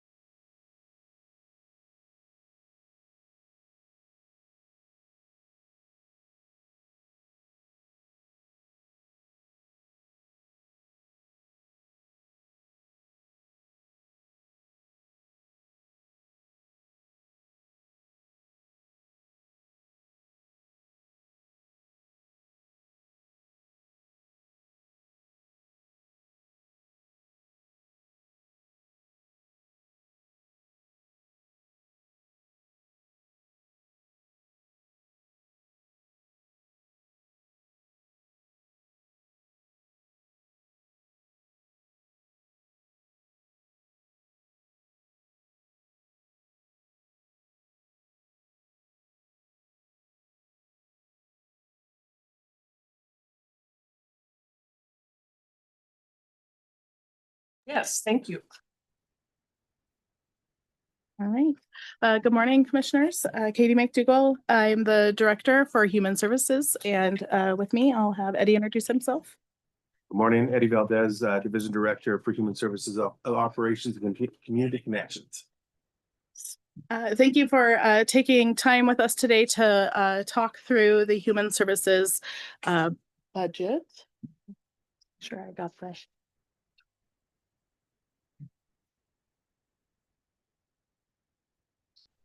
Just the mouse. Okay. As you are well aware, residents often come to us on tough days, and through our empathetic care, Human Services provides them with the tools they need to leave with us with a greater sense of stability and hopefully moving toward a better day. In total, we have 940 team members dedicated to helping people navigate what's next through food access, childcare supports, housing opportunities, child and adult safety programs, and employment resources, really any piece of everyday living where residents need a little bit of extra guidance and encouragement. Our team members are people too. They understand the impact that they have on our community through the hard times and the good. The changes that the residents are really going through and how they help those residents step through each one of those changes. We are driven by dedication, advocacy, and building relationships with our community. And I'm really proud of each one of those 940 team members who dedicate so much of their time to providing good care to our residents. We are also resourceful and proactive and compassionate when people need a place to turn when they are struggling with what's going on in life.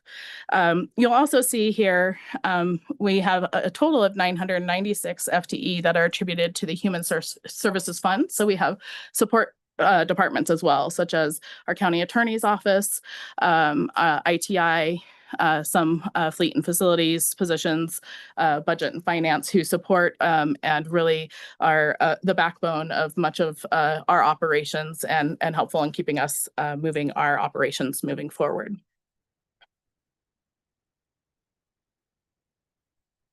This slide demonstrates the different funding allocations we receive to administer human services programming.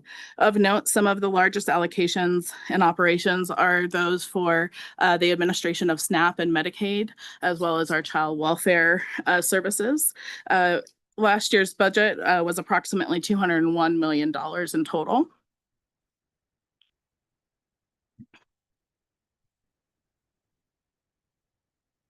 To break down our total proposed budget for 2026, I just want to make note that we receive approximately $156 million that we receive in federal and state pass-through funding. Approximately $13.6 million is in grant funding for operations of Head Start and workforce development programs that are operated through the Workforce and Business Center.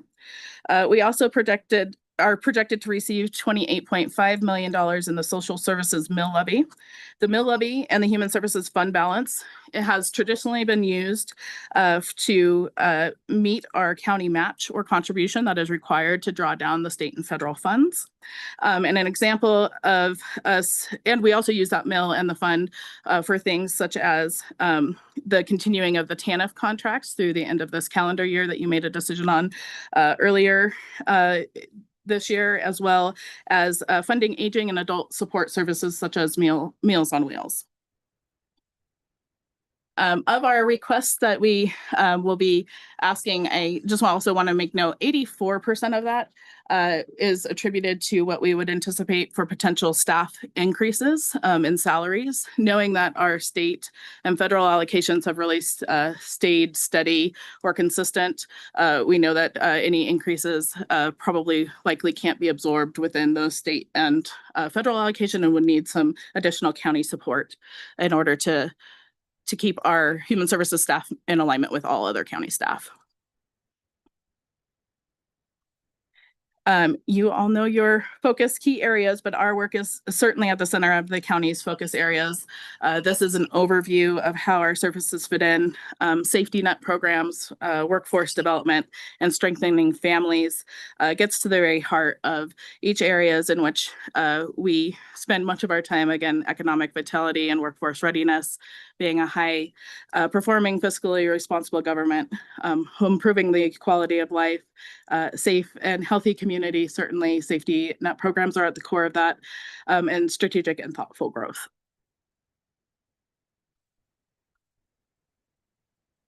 Human Services has 5 strategic priorities guiding the work and services of the department. These strategic priorities focus on the Adams County community, human services employees, regulations and requirements, and innovation. The general fund business cases request you will hear ensures that Human Services can protect and preserve the core and vital services of that we provide to the Adams County community while investing in our team during times of continuous change and transformation.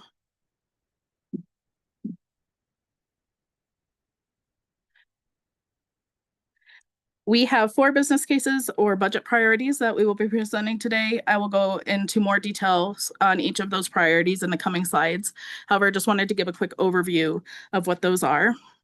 First, we want to maintain human services operations at a consistent level for as long as we can so that residents receive the vital services and so that team members are well supported for the work that they do. For this request, we are asking for county general fund or that we utilize fund balance to a greater degree this year than we have in previous years.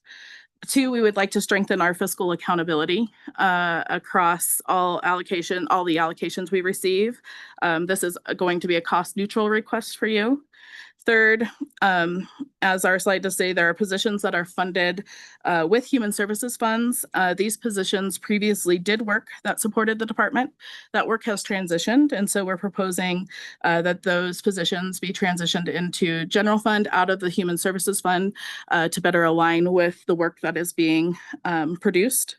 And then we are proposing ending 2 leases that are paid for with human services funds by potentially co-locating with the health department at the Aurora Services Center, and by moving our internal treatment team program from building just east of human services into the human services center, but they would continue to provide the services they provide to families.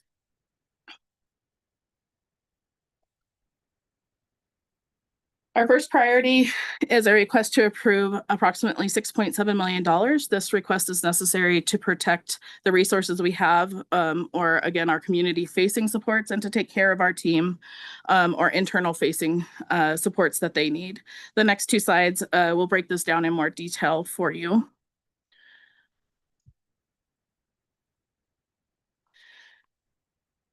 Under community critical services, we're requesting an increase to the crisis assistance program from $100,000 to $300,000. This is a program where we provide one-time need assistance for individuals in a crisis situation.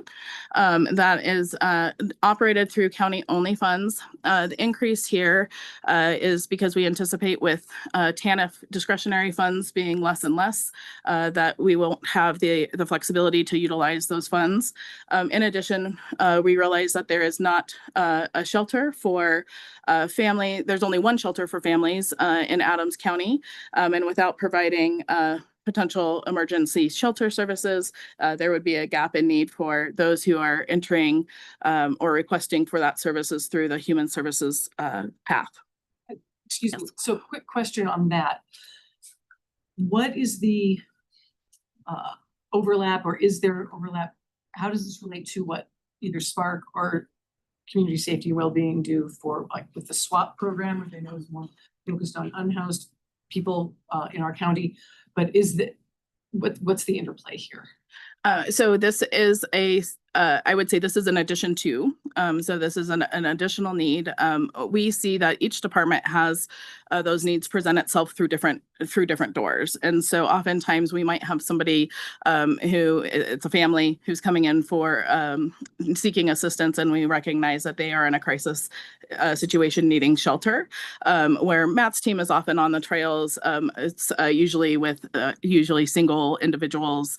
And so this is really targeted to family situations where they're needing sheltering. So community safety and well-being does not do rental assist. This is more like, I'm assuming this is more falling into a rental assistance category for housing stabilization type of. So not rental, just in the need of shelter. So if somebody is needing to have a night or two because they no longer are housed, instead of turning that family away, we believe Comidas is a good example of a provider who would be able to provide sheltering services for a family. There's not many other providers who do sheltering in those extreme situations, and so this again would meet that need for the extreme situation. Okay, and do we have any, this is maybe not a question for you, but do we have other departments that also, besides community safety, well-being, and human services, who help with emergency sheltering? No. Okay. Those two, yeah. And we did complete a full inventory of all those services to look for gaps and overlaps as part of the TANF contract review. And so I'm sure the team could talk at further length if you're interested in having that discussion. But we have, fully evaluated those types of services and making sure that we're efficiently providing those things. I think it's largely there are different populations that we're trying to reach and make sure that we have resources where those populations interact with our departments and staff. And we can talk at length about this if you'd like. Not right. No, that's not entirely necessary. I just wanted to make sure that I had that I was understanding which departments do provide those services, and I understand the different populations too. And obviously we use different contract providers, and there's competitive processes to award those to different providers with the funds that are allocated in the budget. And so as you heard in Community Safety and Wellbeing's presentation, they have partnerships with certain nonprofits to provide those, and Human Services does as well. Okay. I will add, Commissioner, that, there's a continuous collaboration between the departments as well. So we're in constant communication with Community Safety and Wellbeing, with CED and other departments that provide the necessary services. So it's not in these silos. It's really about, this is what we do. This is what you do. How can we serve the community in the best way we know how? And that's together. So I will add that we're continuing to collaborate as much as possible. Great, thank you. I'd like to add here too, I think especially between CSWB and Human Services, there's always opportunities to collaborate more and to look at, are we offering redundant services? Are we filling gaps? Human Services is doing a lot of that work this year, especially around the TANF conversations, to understand what that looks like. I do think that countywide, we need to do more, and we're continuing to do more to make sure that we really are, if we're talking about serving unique populations, for example, that we are really filling the gap in the right places with the unique needs that we have. Katie mentioned, family support versus individuals, which is a big difference in population and also a big difference in how people enter the system and how we interact with them, where we interact with them. Eligibility for human services is a factor too. We have a lot of folks who may not fit into some of the services and programming for eligibility reasons. That still, there's a gap I need to serve, but I think that there are definitely opportunities, especially right now as we're going through some of these budget challenges, to look across our system and see where we're interacting, where we're showing up, and what is the best entry point. Thank you, everybody. I appreciate that. Great, Steve. Thank you, Kathy. Yeah, I think also the events is another area. I mean, these all could be overlapping and collaborative. I remember during the Plan Jam, which was CED, we had a table for Human Services, a table for Community Safety Wellbeing, a table for the healthcare group, and then not everyone knew about all the different flyers they had on the other tables, and there's a lot of overlap, and so you had like one table had a list of resources, which is so similar to the other table that had a list of resources, and I almost had to be like, hey, did you know about My Friend Ben, or what is it? Is that My Friend Ben? Yeah. And Yes. the other table, one of the other tables was like, no, I haven't even heard of it. I'm like, oh my gosh, you guys are talking to literally the same people about how to get connected with resources you need.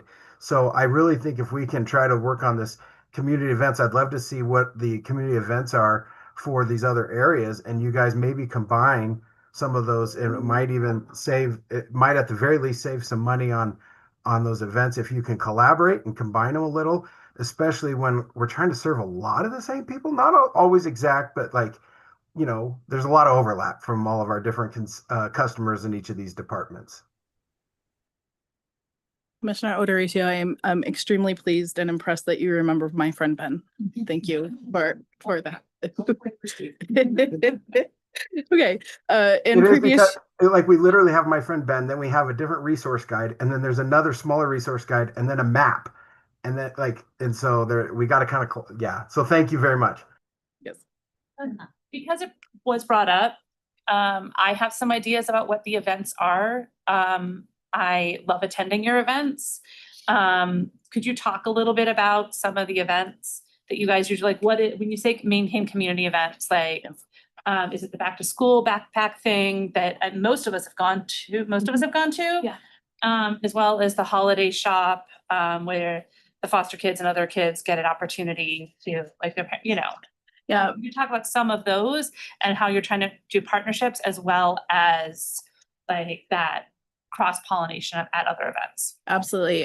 Thank you, Commissioner Pinter. Yes, the two events that we're hoping to maintain are the back to school event as well as the holiday event.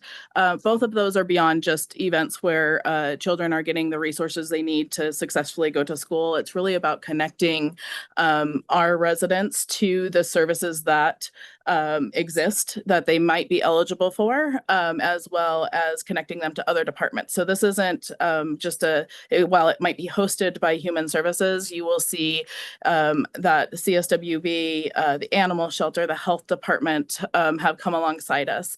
The $200,000 is just the county contribution. These events started out pretty small, pretty minor, and we have grown our partnerships quite substantially, really working closely with many of our community partners, but as well as Amazon, school districts, others who really are also investing in this partnership to be able to serve the community. Why this is important for our team in particular is coming to ask for help for food assistance or oftentimes interactions with us because of child safety issues is really intimidating. But this gives us an opportunity to build trust with our community. It gives us an opportunity to celebrate with our community. And it really has gone a long way for people. 93% say they feel respected by our team when they come to request for services. And so that's really our desire, is to make sure that our community is comfortable in seeking the services that they need. And these events really do go a long way in helping us build that rapport with community. But I would also say, really near and dear to my heart, because children are getting vaccinations they need, they're getting haircuts they need, they're getting dental exams. It is really a wraparound service for families. The holiday event certainly also critical. Every child, I believe, should be able to celebrate and have a magical time during the holidays. And that actually has been recognized nationally because it's considered a 2-generation approach to how we serve families. And so it's not just parents getting to choose what fits for the personality of their child in terms of how they would like to gift, but it's also children being able to give to their parents too. And so it has become nationally recognized and known as a way of, again, of building trust and rapport with community, when, again, Human Services isn't always the popular place to go. Thank you, Commissioner. Also on this request, the board previously had approved $1 million in the first year to provide Meals on Wheels and other services for the aging population. The following year, you approved 1.5 million. After looking and modeling what we saw in terms of spending in the contracts, we believe the correct amount for the year going forward is $1.2 million in terms of utilization of those services. But those are also extremely important to reach our community members who might not be as supported through DRCOG services that mainly focuses in the Denver area. This is our ability to really reach into other areas of our community and make sure that our aging population is receiving the services that they need. Can I ask you about that real quick? Yes. I thought when we did the increase, it was more of a bridge from Senior Hub to some other stuff. I know we actually had a food security grant at the time. I have two questions then. Number one is, do we still have that food security grant that we were using and that at the time, that was 2 years ago? And then second, or have we replaced that with this kind of just flat funding of this effort? And then am I wrong in thinking it was supposed to be more of a bridge rather than just an ongoing new commitment? Because that was exactly what Senior Hub was asking for, was more money, long-term commitment. And then we said, no, we're just going to do a bridge for a smooth transition, I thought. Help me understand. Thank you, Commissioner O'Dorisio. Your recollection is correct. So we utilized ARPA funding to help bridge into being able to provide this type of assistance. We originally thought it was going to be a $3 million ask of the board year over year to continue these services, but we've actually found that the utilization of that again is coming in at the 1.2 million mark. And so yes, we used ARPA to bridge from the Senior Hub model to making sure that, again, Meals on Wheels still exist. Now that programming is no longer available, the board last year approved the $1.5 million to continue. And so this would be that request to continue that services in the community if we choose. In conversations with DRCOG, they are also anticipating reduction in funding. And so absent this, leaning on DRCOG to do that, we certainly can keep trying in those conversations, but I'm not sure that they will have the resources to do it either. And Commissioner, in addition to what Katie just explained with the contracts, there are services that are provided above and beyond just food security. So a couple of examples are home remodification, whether it be a ramp installation or getting in there and cleaning. So if there's a hoarding situation, things of that nature. So some case management is done through these services as well to make sure that we're connecting our aging population to the services that they need, whether it be internally to the county or through other community partners. So it is above and beyond that food security as well, just a reference. I appreciate that. The other piece was the level setting that was going on with Senior Hub. When we expanded the Senior Hub Meals on Wheels program during COVID, we really expanded it to just about anybody over 65, kind of, or I forget the number, but let's say a certain age. And then they were using like $10 meals from Golden Corral. And part of that challenge was, I believe, or have you guys made sure that we've kind of refocused on those in the most need, both in eligibility as far as age and need? Yes. And also reduce the cost, because isn't that where we also went with Volunteers of America? Yes, correct. So your recollection is good here too. So our current contractor is with Volunteers of America. Their cost per meal is much less than what the previous provider was, and their reach is further, and they are healthier options available. I remember that. Thank you so much. Okay. The second part of our request is specific to taking care of our team and internal supports. Again, really trying to maintain our operations and maintaining safety and security. We're requesting to continue our security contracts at $615,000. This does fluctuate based upon different needs throughout the year. So that is the top of what we've experienced in terms of that need. We also had a request through the union, asked me to have first aid kits in our break rooms. We do have those, but those certainly come with a cost as well. We are also requesting other staff support. So we would love to maintain our learning and development activities, which is approximately $531 per staff member. This is specialized training in trauma-informed practice, and to allow for us to have an all-team meeting, which is also not just a meeting, it's really about learning and development within the human services field. We would love to maintain salaries and benefits in alignment with all county employees, noting again that our allocations are not keeping pace with county level increases. This is the biggest portion of our request. This is also like a high estimate, right? This is and working in coordination with the budget team, we went high with this estimation. So this would be if there was a 5% increase. We understand that that's probably not likely. So that number would certainly be less as we worked through the finalizing the budget going forward. We would love to, we have to, in fact, maintain our Head Start teacher to student ratio requirements in the classroom. Our Head Start grant has also not kept pace with county level increases. So in order to fund the teachers, we would need approximately $225,000. We would, I think it would be extremely important for us to maintain trauma-informed mental health support for team members. That's $150,000. And that I just have to say thank you so much to this board. Is such an important piece to how we retain caseworkers, and they were just on call over the weekend, working through our team through a really tough situation. So it's just extremely vital to that. And then we would like to keep par with the county with offering coffee and the team summer lunches that we do once a year, and the holiday lunch that's done once a year if the board chooses to do that. But that certainly comes with a cost as well. So really kind of maintaining our internal facing pieces. We're requesting $4.9 million.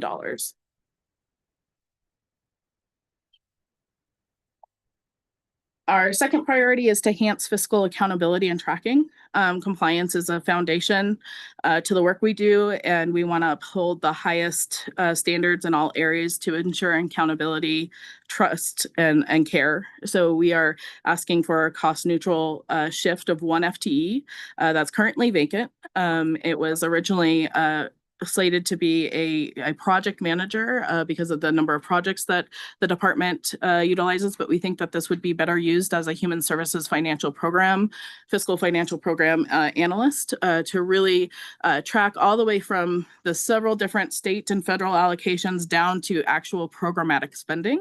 So that when you're asking questions such as how is that working in that contract, and are we getting the type of quality of services in the community that we would hope for, that we really have the right checks and balances for that. But again, we aren't asking for a new FTE here. It's just asking to repurpose.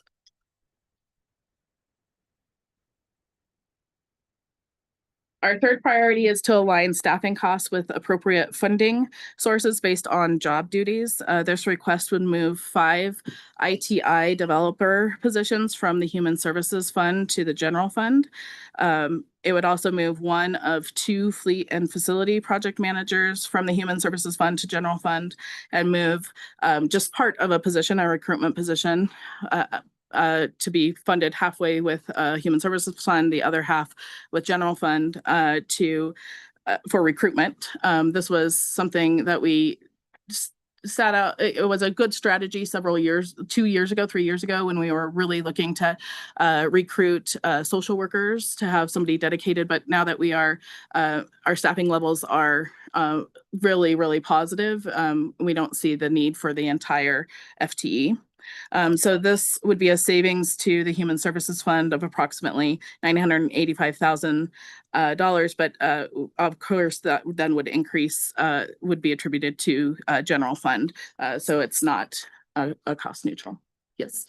Yeah, I appreciate this, and I know a lot of the history around what was happening 3-4 years ago when we had horrible vacancy problems, and what was it, Boulder County was recruiting our staff with was it $5,000 or $10,000? That bonus was tough.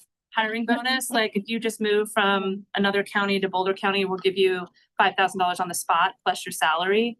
And you guys did a lot to stabilize. And we have, when I serve on the Child Welfare Allocation Committee, one of the lowest vacancies in the state. Is that still true from a data perspective? Yeah. Okay. Yes. And that helps us like actually provide the services in a timely way. Could you talk about some of the methodologies behind like lunches or like coffee, or like what does that mean and how does that compare? I'm just kind of curious, looking to your leadership, Dion, Kristen, who I can make eye contact with, Alicia's on our computer. Like how does that compare to other like stabilization efforts in other departments? Like what does that look like?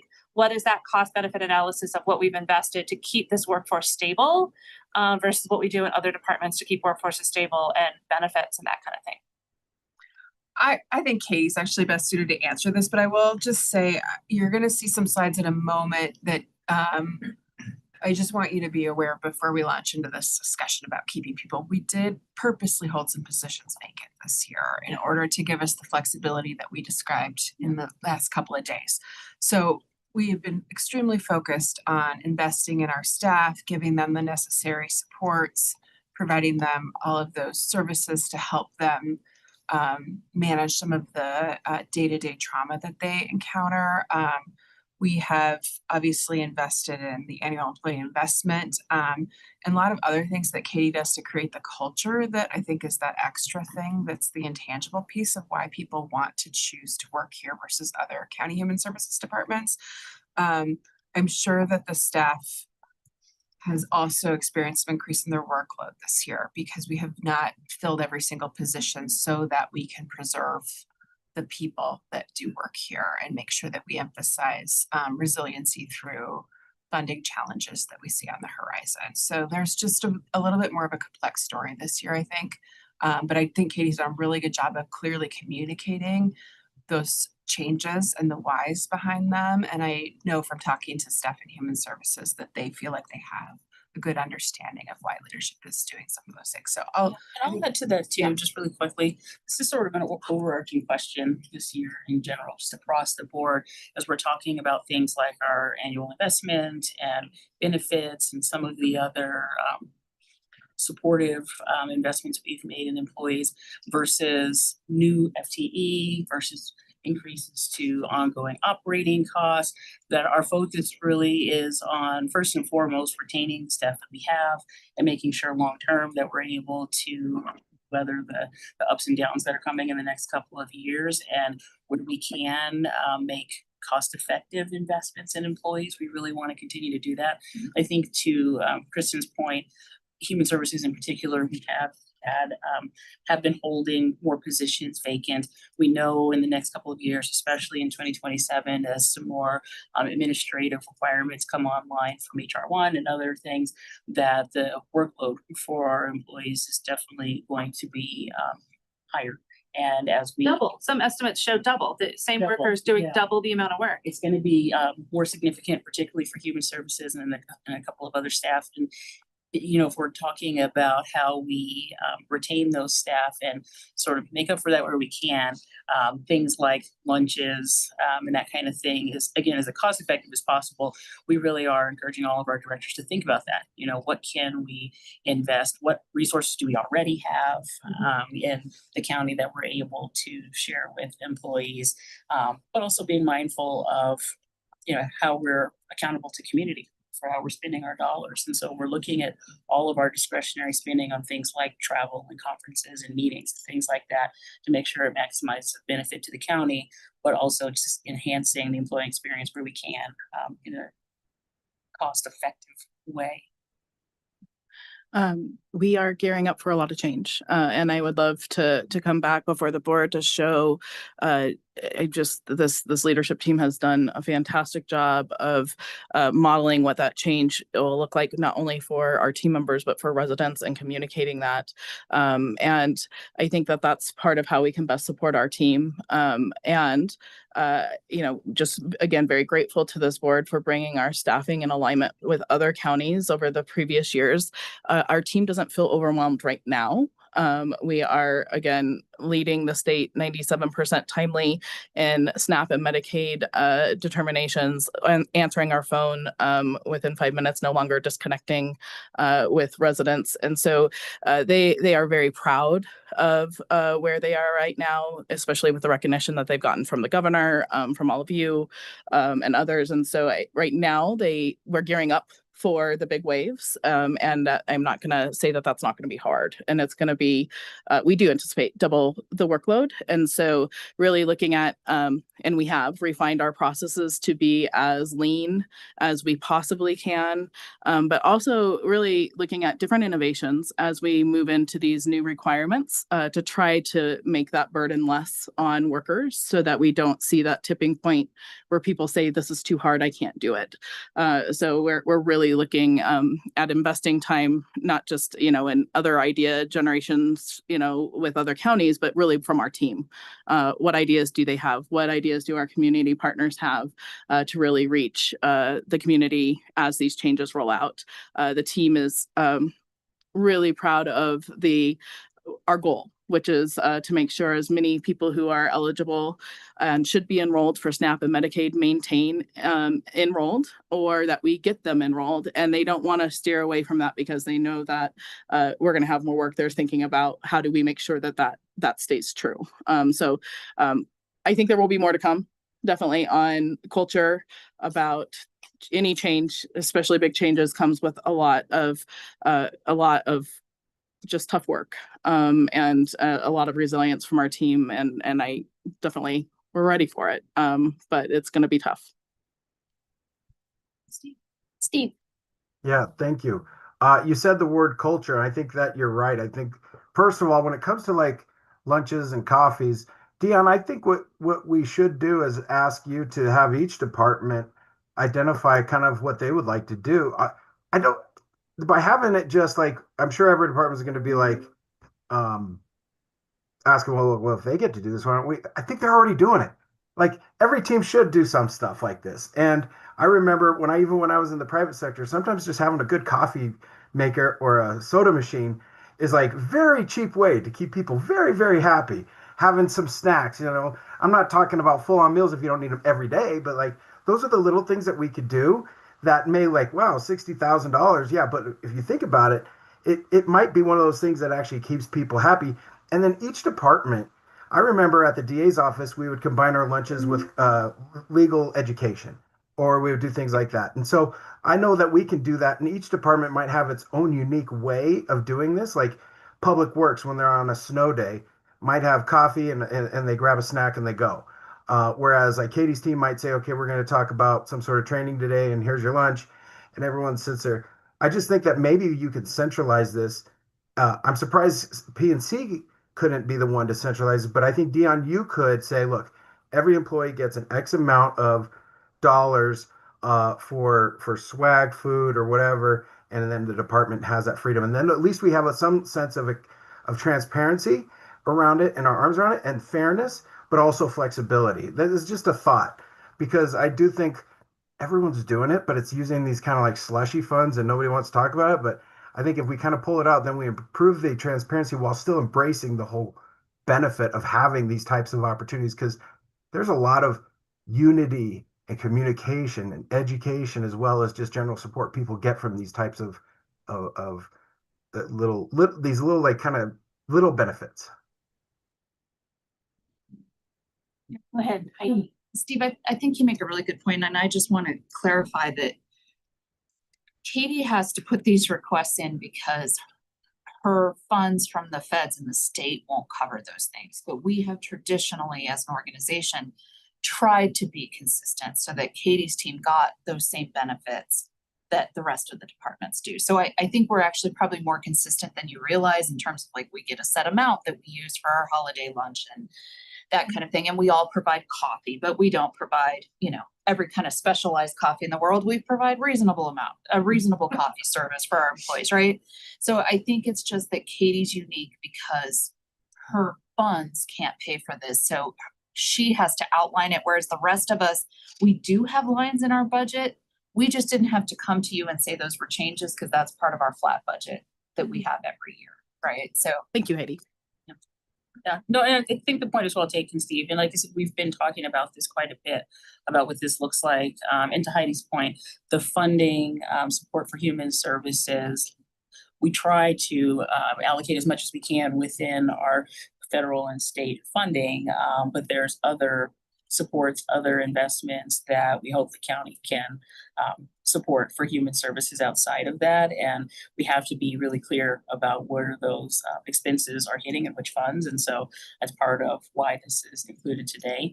I do think that looking at, some de minimis amount or whatever we want to call it for these kinds of things is fair, but we don't put them in slushy funds. It's discretionary funds, I'll say.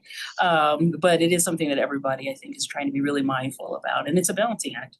We definitely want to do what we can and be good stewards of our funds. So I like it. I support it. I just was asking. You're right. Heidi is right. I didn't know about what we do because this is not every department has to show it. They have different requirements. But I do think it opens up the discussion about training, travel, food, these things. It makes sense that we're consistent, so we're never caught off guard. So thanks. Great, thank you. Okay, our final priority is to repurpose the Aurora Services Center for potentially health department operations and allow for some human services operations. We have found that the Aurora Service Center is mainly used to drop off eligibility paperwork for Medicaid and SNAP. And so that is something easily for our team to transfer and get scanned in so that the team who is doing that work within the statewide system is able to do that. And then we also propose moving the internal treatment team to the Human Services Center. They provide treatment services to families within child welfare. They're right now just east of the Human Services Center, but because of our state-of-the-art building with family type settings, we do think that this is a cost-saving move for us that is worth making at this time. That first bullet, Katie, just so you know, we talked about when the health department presented their budget. Right. And we just consider that a win-win because the health department wants to get into that part of Aurora and we already have an existing space. We can reduce the amount that Human Services pays on it and get a cost-effective way to deliver public health services. So. Yeah. Love that. Thank you. Right. Okay. We're a moving target right now with our budget, as you all know. So I just thought it would be helpful just to give you a quick overview and show right now we're feeling steady. We aren't seeing those large waves quite yet related to HR1, but we are anticipating them. We're planning for them. But this just shows you the difference between the allocations that we receive for between federal fiscal year 24-25 to fiscal year 25-26.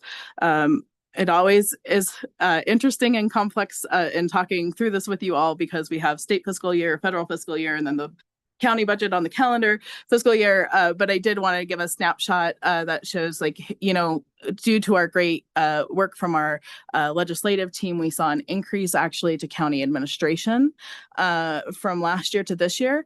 So the first cut to HR1 related to Medicaid actually didn't impact us because we had more state funds coming in, even though we saw a small reduction to some federal funds. So, that was a good news story there. But then you are going to see where we're seeing some more pain points, and you'll see how this is kind of playing out in some of our staffing decisions on the next slides. But the Workforce and Business Center did see about a $1.6 million reduction from one year to the next. And so certainly that does impact services that we provide and staffing levels.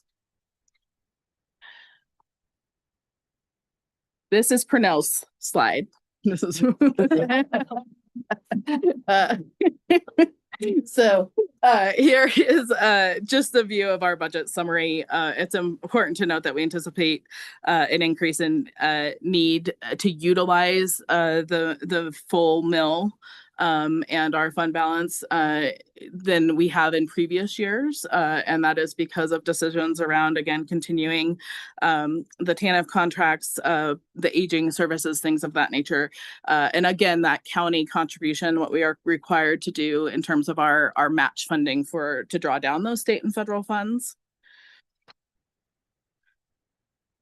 And then This is just a quick summary of our positions. I did want to note here, you will see a change in 2025 at the bottom that says -31. So again, I'm not coming to you asking for positions, but I think it is good to note that that 31 reduction in staff is the elimination of ARPA positions. So the board, thank you so much, supported us as we were doing the unwind from the public health emergency, where we were able to bring on several temporary staff to help us get through just a large wave of work.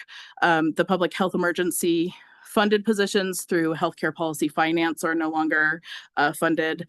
And then we had, as you all are aware or may recall, a reduction to childcare assistance program kind of mid-year. And so the total of that, oh, and one FTE that transferred to community safety and well-being. So the sum of 31 is kind of a really those ARPA and public health emergency positions no longer being available. Here are vacant positions. This shows everything in the human services fund balance. So I will note here that some of these are in our support department. So you'll see an accountant 2. That's really underneath Mark Arzaburn's direction. Of note here, you will see, I'm gonna like middle column down at the very bottom, community support case manager 1. And there's 8 FTE vacant there. Those are individuals who work SNAP and Medicaid cases mainly. And we are hiring for some of those positions right now, but many of them are actually on that soft hiring freeze. Again, as Kristen and Dion described to you, really trying to be thoughtful about how we manage our resources right now with what we have.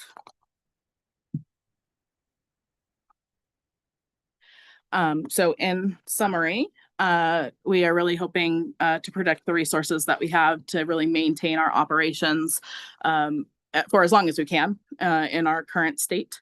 We really want to take care of our team and those internal facing supports that they need to do their job well, and hoping to reduce operation costs by aligning the staff to the right funding sources, as well as turning down some of the lease agreements that were traditionally funded through human services. And happy to take any of your questions or thoughts. Yes. Katie. Okay. Yep. Thank you, Katie, for your presentation. The general fund request you see at the bottom here of 6.6 million, I think is something that's still a bit of a work in progress between the budget and finance team and human services. This has been a dynamic process for them to assess what could shift to the general fund, looking for all available ways that we could make sure that we're aligning their work and their needs with the allocations they receive. I don't think we've yet settled on what's the right balance of which things are paid for out of the social services fund balance and which things move over to the general fund. I think we need a couple more weeks to bring you a final recommendation on that, but I think it's important that you know how thorough Katie has been in looking for those types of opportunities so that we have as much flexibility as we can as we move through changes to pass-through funding dollars. So, and the team here may have more to say about that. They're actively discussing this. In fact, I think there was a discussion yesterday about this. So this is going to be a little bit of a moving target, and we'll bring you a recommendation shortly when we come forward with a proposed budget. Anything else? No, I think active discussion is just the right way to frame it. Yes, we don't have a firm answer or a recommendation at this point, but we're working on it. Okay, it's affordable, sustainable for the long term. Yeah, and I'll add, some of the big questions as we're looking at this, or things we're trying to balance. One is, when we move resources from the social services fund to the general fund, there's an opportunity for us to utilize the social services funds for more programming, more direct service. And if there's not work attached to those positions, enough capacity for work attached to those positions, we definitely want to support programming as much as possible with the limited resources we have. But on the flip side, if we bring positions into the general fund, we also want to make sure that those positions also have work that they are completing that is aligned with general fund uses and that they're able to support. And we're not just moving positions where people don't have projects or work to do. And so that's one consideration of how we balance those funds. I think we're also looking at the employee investment, and we're still trying to right size that. We want to be consistent across the county with how we are handling our annual investment. And so I know part of this projection includes sort of the higher end of the AEI. We'll be bringing a conversation to you next week about the employee investment scenarios and sort of what we are projecting for that countywide. And so that's another factor, is being equitable with our employee investment and how that fits into what's being requested for human services employees as well. So there's a couple of things we're still trying to pin down and make sure that we're making a sustainable decision for everybody and not just human services. Thank you. I really appreciate that. Okay, thank you. Thank you. I have no questions. Just again, follow up. I've been trying to like chat with our each department as they come through. This was a really well thought out presentation. We have the supplemental materials as well. I can imagine you're experiencing a lot of friction right now by having all these vacant FTEs with the current workload. That was a long list and a wide array of topics. And I just really appreciate how diligent you are being and helping everyone in your department move through, as well as I can't imagine the anxiety I hear like in general chatter from people in the world. That is what your intake team is dealing with day in and day out, people calling in absolutely terrified about their benefits, their situation, their access to food, their access to healthcare. And you guys frequently in this current climate don't have good news. And so I really appreciate you doing all you can to support your team that's supporting our community. Thank you. Appreciate that. And I've been trying to mention, I know like during public hearing, during our comments about budget impacts and the need in our county, and just making sure that that's part of the conversation. So people understand, it's very easy for lots of othering to come into conversations and people not really either understanding or acknowledging, I don't mean staff, I mean residents, the demographics of our community and the community, the neighbors they live with, near and among. So I think it's really important to keep that as part of the conversation. And so we often brag on you and also talk about the number of residents in our county you are in contact with and impact with your work. So please know that, you know, you're appreciated and your ears are burning. It's for good reason. Thank you. Yeah, thank you. Right. Thank you all. Thank you.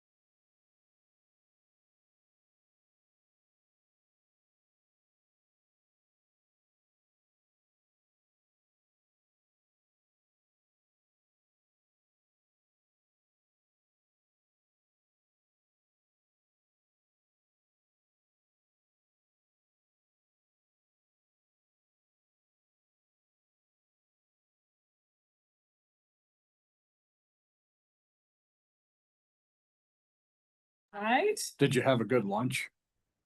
We We had a did. good lunch, went for a walk. Did you see us walking? Yeah. No. Around the We're building. so healthy now, I The can't even trail. stand it. We have one more after this. I didn't Schedule, because we got.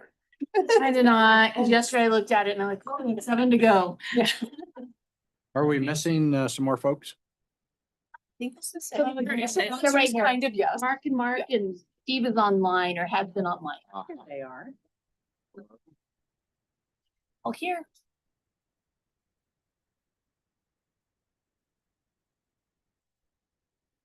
Trying to catch up with you. Too fast. You're ready when you are. All right, well, I don't know where we're starting, but we'll start at the beginning of our PowerPoint presentation. And this is our sheriff's office budget preparations for this. And again, like it says on the front, the Adams County Sheriff's Office strives to be a reliable and proactive agency that protects and serves the community equally while providing a trusted and respected service to our community through strong leadership, professionalism, innovation, which then provides the dependability, collaboration, compassion, and unity. You gonna run the PowerPoint for us? Are you guys ready? Leave us with the mouse. Just right in the mouse right there. Kind of scroll up and down with the little wheel. There we go. Nice. From here, our core service areas, and I'll just skip to the front because I know we have a timeline and I don't know where we're going to go in this conversation. So I'll move through some of it fairly quickly. Core service areas is our patrol division, our jail division, training division, detective division, the office of the sheriff, and professional standards division is our individual groups. Now, when we look at what we have requested this year, I'll kind of bounce into another area. We really tie into some of the key areas and most of the key areas that you do at the county level. When we're talking about how we're broken into 5 different categories that focus also on some of the same areas that the county focuses on as far as how they're looking at spending money and how they conduct their business. In most cases, we align those 5 areas in multiple different directions. And we'll see that when we go through this throughout this presentation. So just be prepared to it. When you see sometimes the requests that we're making, it aligns in different areas. It's not clean where it's just one area because of how convoluted it is and what we do and how it overlaps. All right, go to the next page.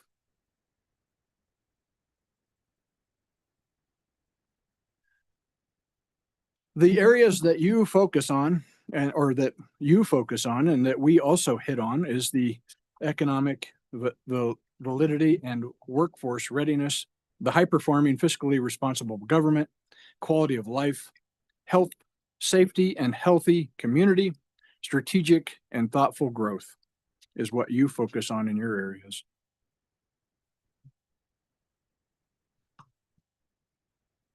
I think the rest of it you can read and is pretty straightforward. So again, like I said, I don't want to slow us down in some of this presentation and we'll just continue to move forward.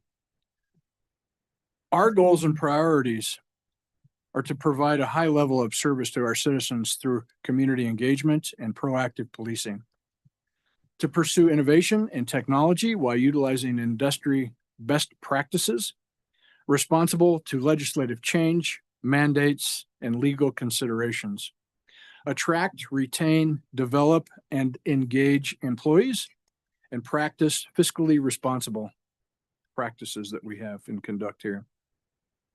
Some of the high levels of service that we're going to talk about throughout the course of this presentation today. And one thing that as far as the high level service is to deliver exceptional service to citizens.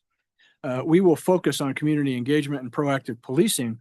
This involves meeting the staffing needs, providing essential services, and ensuring that our employees have the tools and resources they require to perform their jobs in a safe and clean environment. Some of the things that we're going to cover and we'll be talking about today in the business case request is the Motorola radios, which is $320,000. I won't go into the smaller portions. I'll just kind of round things off. Mobile field force training, which is a mandatory training event that we have to participate in to get our certification, to be certified, to be able to go out and interact with the community. And that is every 5 years. So it's not like we just have this built into our budget. Capital project requests, the crime lab, the upgrades that we have, police grappler, and grappler is something that has been actually an incredible piece of equipment so far, and a huge reduction in our liability, and to reduce harm for bystanders, victims, suspects, and our own staff is that grappler system. The MMRP requests for the explosive ordnance suit or bomb suit, digital radiography or system, a small platform bomb robot, and the K9 unit. Staffing requests, deputies, sheriff reallocation is we're going to hit just on some of the high priority things. And we had a very large request this year of staffing for next year, and all of them are justified. But what we really need to focus on is the top 25. The top 25 are crucial and really dictated through analysis, through statutory requirements, and through the other components that we'll talk about while we're here today. One of those is the reallocation that we did last year, where we reallocated some deputy positions to increase the amount of professional staff, because our professional staff needed to be increased to support our sheriff's office. And we don't function without our professional staff. So we have to have our professional staff numbers where they're at, and to continue to increase them. And if you look at our requests over the years, we have actually requested more professional staff members than we have certified members, because we identified that neglect that has been occurring for years, that we weren't focusing on the professional staff to support what we have to do on our day-to-day basis. So those 6 positions we reallocated. We originally were expecting to get those back. We weren't. We're continuing to ask for those. 10 of the positions for this year, or for next year's request, are required through our best estimate for the semi-automatic gun bill. That is something that nobody can, we don't read crystal balls, and we don't know where that's going to go until it actually starts. But we have to be prepared. We have to be ready for when that law comes into effect August 1st of 2026.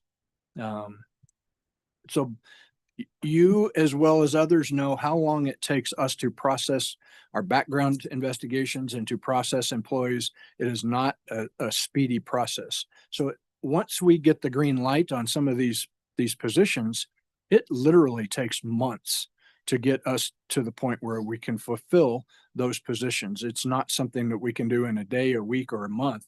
It generally is about that 5 to 7 months before we actually have somebody in the door that we can then start training. Training programs, depending on what the training is, we're looking at from a cadet that just gets out of an academy until they're ready to go on their own. The academy, if you picture this, the academy is a 6-month training program. After graduating the academy, it's a 6-month program to get out of the FTO program, for the Field Training Office program, which by the time we start and finish, we're looking at a year. And that's why it's so crucial to be ahead of this requirements through state statutes and standards. The ballistic analyst is another category that we've talked about that we're asking for next year. And that is to continue to expand our laboratory and what we're doing and the great work that we're doing with our laboratory, and to be able to get a ballistic analyst in there to provide marks experts so that we can work on ballistic graphics, ballistic filings, ballistic evidence that we can then work with the other jurisdictions, because we are actually contracting with the other cities within the county right now. I think we have 3 contracts. Is that correct? 3 contracts already signed that we are actually helping other cities within the county to process their DNA evidence. And this would be one more component that we would have to round out and better our laboratory, to have a full blown laboratory that is capable of doing a much more in-depth criminal investigation. for our community. I think there's a Steve hand up. Oh, Steve? Thank you. Sheriff, while we're still on this slide, I do have a question. First of all, that police bumper, the grappler, I'd love to see a video of it. I think what I've seen on TV looks pretty amazing. And I do think, is that the one where it like literally grabs the car? Correct. Yeah, I think that sounds awesome. It also will save lives from those high-speed chases where people go crazy. So I'm surprised that it's only 20, but I like that. Moving over to the other allocations, where did those 6 specifically go when you reallocated those prior approved deputies? I believe 2 went to co-responder, right? Three went to co-responder. We had 1 supervisor and 2 co-responders. The other positions went to record techs for our bonding needs because of the 6-hour bonding. We still needed more, but we filled some of those positions from ours. We also included a communication manager through the office of the sheriff. I think there's another 1 or 2 that I can't remember, but I can get that information. They are all went into key categories that we needed and that we had requested in the past. Some of them is the new unit and the co-responder unit. Obviously, you're aware of that because the commissioners then helped us with the other 4 positions in the co-responder positions, so that we have a total of 7 in that division now. Yeah, no, we've been very supportive of the And the last one, and I forgot, was the finance manager, director, or not a director, a finance supervisor that works and helps us with maintaining grants and also supervises the CSP. Will also be supervising the other finance folks that we have in the sheriff's office that oversee and work at the jail and in our own building. So we have that supervision, that layer of supervision. More than anything, we included that person to help with the management of the grant management and to submit and search for grants, because the sheriff's office, as you know, works a lot on grants, and we submit for a lot of grants. And we continue down that path to be sustainable and to get funding through other mechanisms. Yeah, I think that's outstanding. I think part of justifying those, it would help if we saw like how much the grants they bring in. It might, if certain positions pay for themselves, it's always helpful. The hard part for me is that if we didn't approve some positions in the past, but then we approve deputies on the street because that was the sell at the time to put more deputies out there. And then there's that bait and switch. Those are the frustrations I have on this, and it's happening in a lot of departments.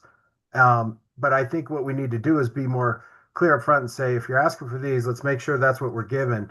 And that I have some concerns, and I've asked Dion, by the way, so you don't think it's unfair, that we do this across the board, that we have a little bit more transparency of tracking of the positions that we approve in all of our departments, internal and the independent elected offices, because I do think that this is happening a lot. And it kind of takes away the transparency in the process when we have this bait and switch. Now, you've been transparent about doing it, so I appreciate that. And then the other piece I have on the guns and the those are the 2 investigators that you're looking at, and that's to accommodate the new gun law? No. And first, while I have an opportunity to respond, I'd like to say that I'm offended by your bait and switch comment, because that was nothing to do with the sheriff's office. We were directed to do this by county finance and HR to utilize positions that we had open. It was not our intention. It was not our idea. I did not want to eliminate certified positions to fulfill the needs that we had. But the county is the one who directed us to reallocate positions, because we had so many openings at that time, because hiring folks into these positions were not being accomplished. We were directed to do this by the county, and that's how that occurred, and that's how that happened. So I want to be very clear on that. There was no bait and switch by any means from the Adams County Sheriff's Office or anybody in my office to reallocate positions. the total effect is the same, whether it was you or our staff that was doing it, is that when the county commissioners approve deputies, and then somebody after the fact doesn't come back to the county commissioners outside of those co-responders, which I do believe we did discuss, that's the frustration I have. So this doesn't fall just on you. And I just said that I'm asking that our own staff be more aware that this is a sensitive topic of this. When we approve, what's the point of having county commissioners approve positions and then have, whether it's our staff or anyone else, change that after the fact without having to go back to us? We might as well not even approve and we just do a bottom line. But that's not what this process is right now. So my apologies for offending you. Let me, hopefully that my explanation at least identifies that this is a broader issue and concern I have overall. And it doesn't make sense that county commissioners have to do all these approvals if this is going to continue to happen across the organization. Let's go back to the investigation on the guns piece. Can you help me explain the parts that you need for the new gun bill? Well, the gun bill, based on the overall numbers that we're expecting to see in Adams County, because Adams County is approximately 11% of the state's population, we also have one of the highest and leading numbers in gun sales in the state is here in Adams County. This is way too early to tell. We started with the approximate body count or FTE count of 6 and 1 supervisor. We put the numbers to it, and as we worked across estimates across other counties and other municipalities and some other state folks, trying to get an idea of what we're looking at for compliance and how we're going to meet those expectations, we got actually up to as high as 30 people in this particular unit. I don't believe it's going to take 30 people to oversee this unit. However, when it really comes down to the numbers, we can compare it something similar to what we're doing with CSP. And the numbers that we handle in CSP, I think, will be about 1/3 of what this will attract, maybe even 1/4. So when we look at the overall numbers of people buying semi-automatic guns with capacity, with removable magazines, although there isn't going to be a statutory requirement of when we complete this or how much we charge for our own charges, we have to consider what we're going to be doing to our community members. Sadly enough, this bill was written poorly, that it also includes the fact that we have to do these same semi-automatic gun bill clearances for anybody who lives anywhere. It's not even specific to Adams County. They can live in any county, and according to what I'm reading and what we've evaluated, it could be any state in the United States. So anybody can show up to Adams County and require us to process a semi-automatic approval to get a card to go take a class at the Division of Wildlife for X amount of dollars. We are estimating that, again, for our, and I didn't bring those numbers with me today. We've produced it before in the past at another study session where I had specific numbers because I wasn't expecting to do a deep dive into this specifically again today. But we are looking at 9 professional staff members and a supervisor to oversee this unit just because of what we're estimating the volume will be. We're also including the square foot that we're going to have to accommodate, which we already started working on with county facilities so that we have enough room. And we also have to work on future expansion of our lobby so that we can accommodate the influx. We're actually guessing right now, but we could have anywhere from an extra 1,500 to 2,000 people per week come through this building for these semi-automatic gun bill purchases. We don't know. There's too many unknowns at this point in time. So I appreciate that. And by the way, I sympathize on 2 fronts that you bring up. Number one, the gun bill wasn't thought out substantively of the impact it's going to have on the procedural, aside from the other substantive issues in the bill that you and I might agree on, that I think are going to be hard to enforce or to implement. But the procedural issues is effectively creating a huge unfunded mandate unless we're willing to pass that cost along to the people who are purchasing, almost like an impact fee. And so my question will be, is that I have a hard time paying for something, although it's an unfunded mandate, but it's an unfunded mandate by the state. I have a hard time having all of the citizens of of Adams County supplement the process when it really could and should be placed on the backs of the folks who are actually applying for the firearm. And this is coming from a firearm owner and somebody who supports a lot of the same things that you do. What I'm worried about is what, like, how can we go justify to the 500,000 people of Adams County that we're going to spend tax dollars from all of them when it's only for a few thousand to accommodate the delays of a few thousand. And I understand there's a cost benefit of that, the delay, or or can we increase the cost of the application fee to cover these new FTEs that need to get it done? And then the question then comes to those. Then it's really kind of placed on the gun owners and the purchasers. Do you prefer to have a longer wait with less cost, or it's on the gun owner then choose? Do we prefer to have a higher cost with less weight, or vice versa? I think that's what I'm trying to figure out. And then the other question I have is, do they have to be in the same lobby of the organization, or could it be almost like an annex, like in a strip mall or something, where it could be done fast, quick, almost like the DMV? Is it, rather than having it, because your office has never been designed to be the DMV type format, but what you're describing to me kind of indicates that it's almost like grab a number, sit down. It might even be more conducive to do in a place that doesn't require, that could maybe even out of DMV, I don't know, and I mean motor vehicle or something along those lines, rather than trying to turn your office into that type of a setting. Is there a way for us to kind of reduce some of these costs and increase efficiency? I don't know how many questions you asked in all, but there was quite a few.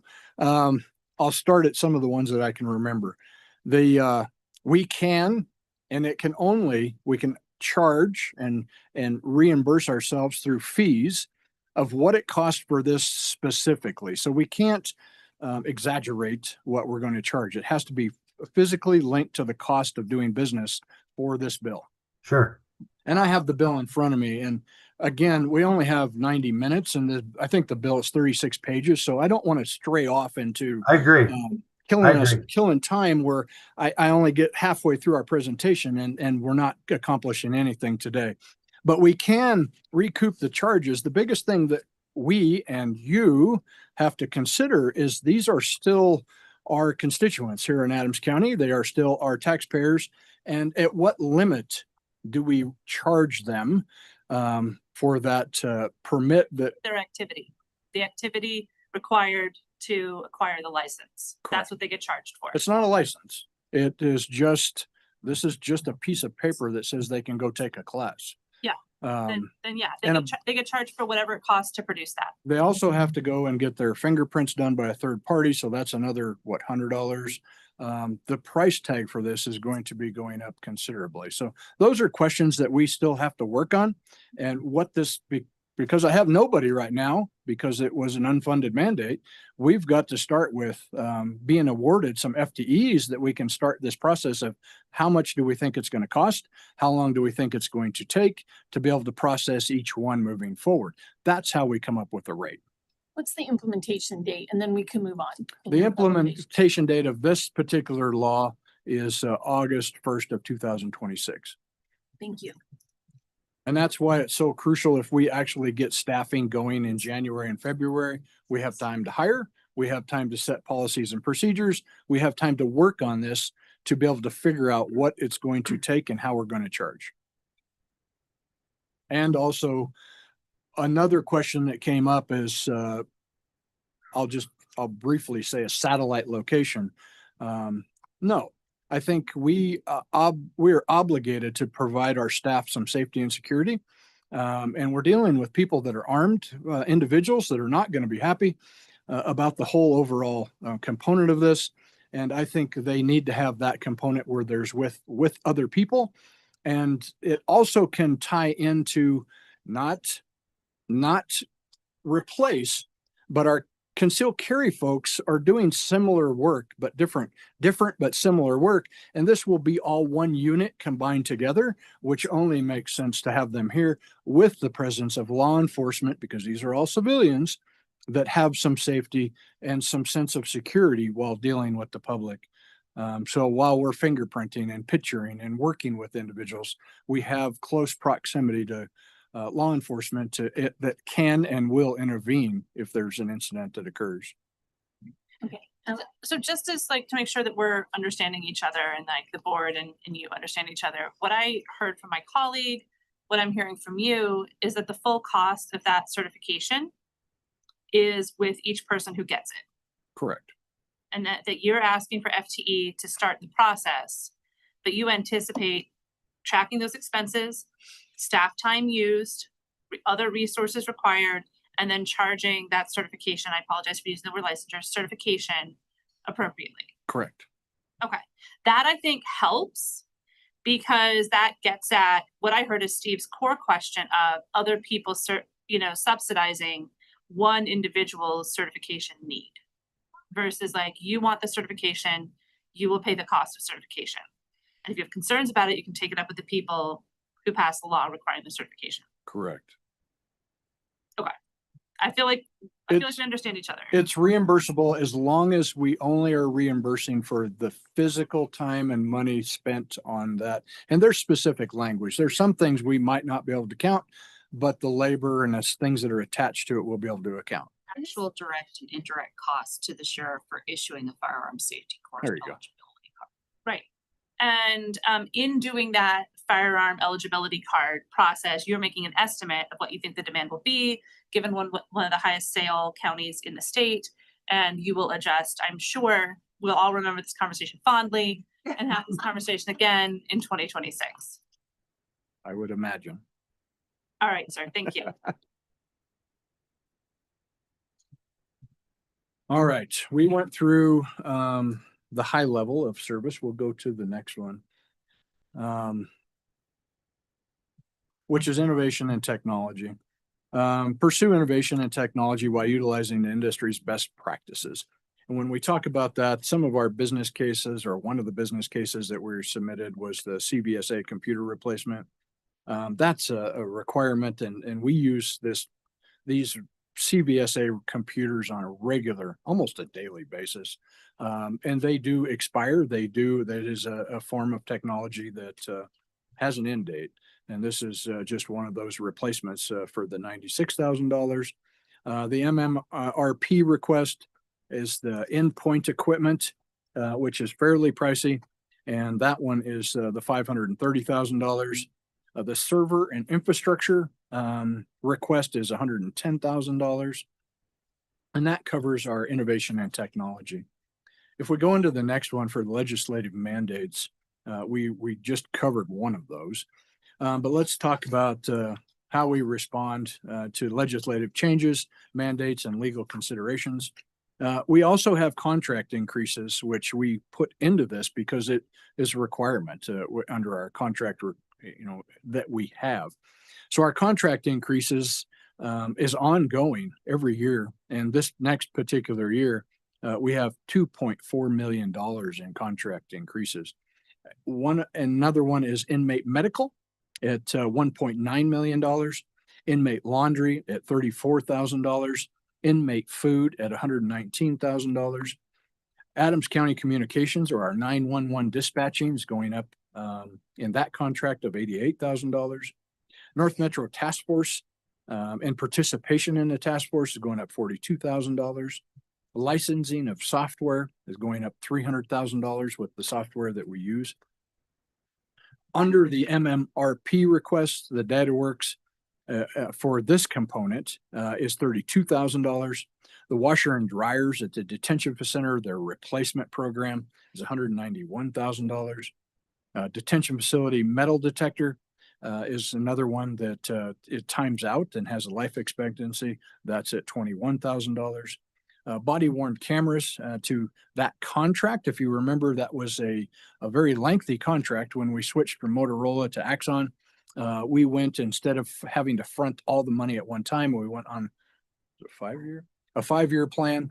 So it was divided up, and this next year is coming up at that 1.5. It's almost $1.6 million to continue that contract. Staffing request, we talked about part of that already today, and that's 9 specialists and 1 supervisor. The specialist was $857,000. The supervisor was $152,000. plus benefits. We're also requesting, because of all of the legal changes and all of the standards that we have put into place and the jail standards, that our jail manager is overwhelmed.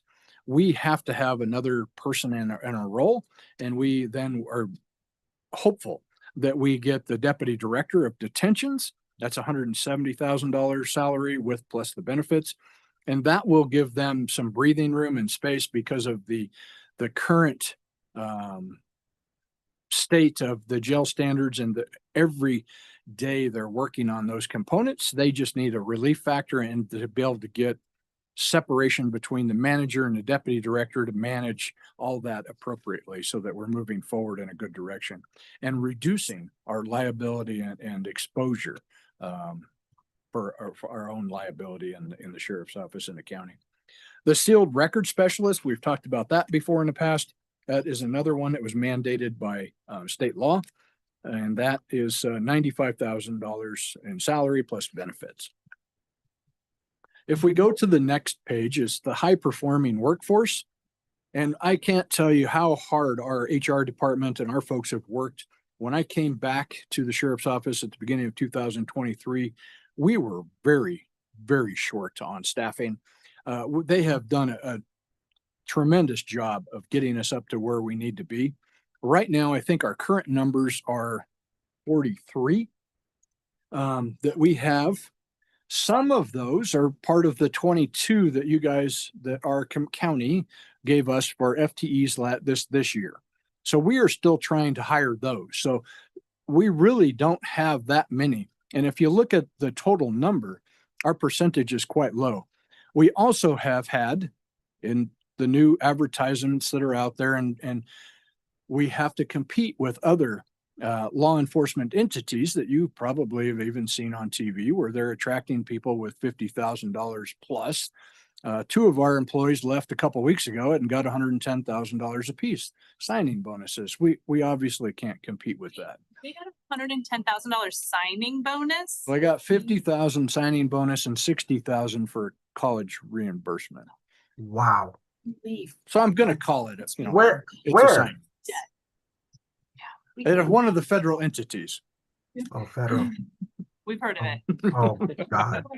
Forget about it. So now we're competing against that. We also have 30 people in our academy that are not part of those numbers. So when you look at numbers, they're not always exact, and they're a moving target because we're hiring and people are leaving on a regular basis.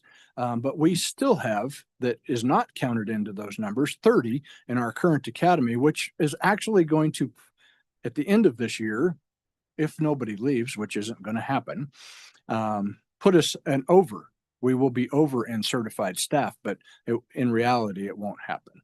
That goes back to that. It takes us a year to train people, and we really have to continue those numbers in order to absorb who's leaving, retiring, or moving on to other endeavors.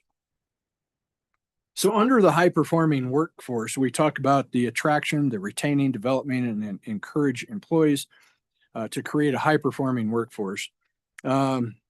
We talked, and one of the things that we've been working on is getting a new performance management system.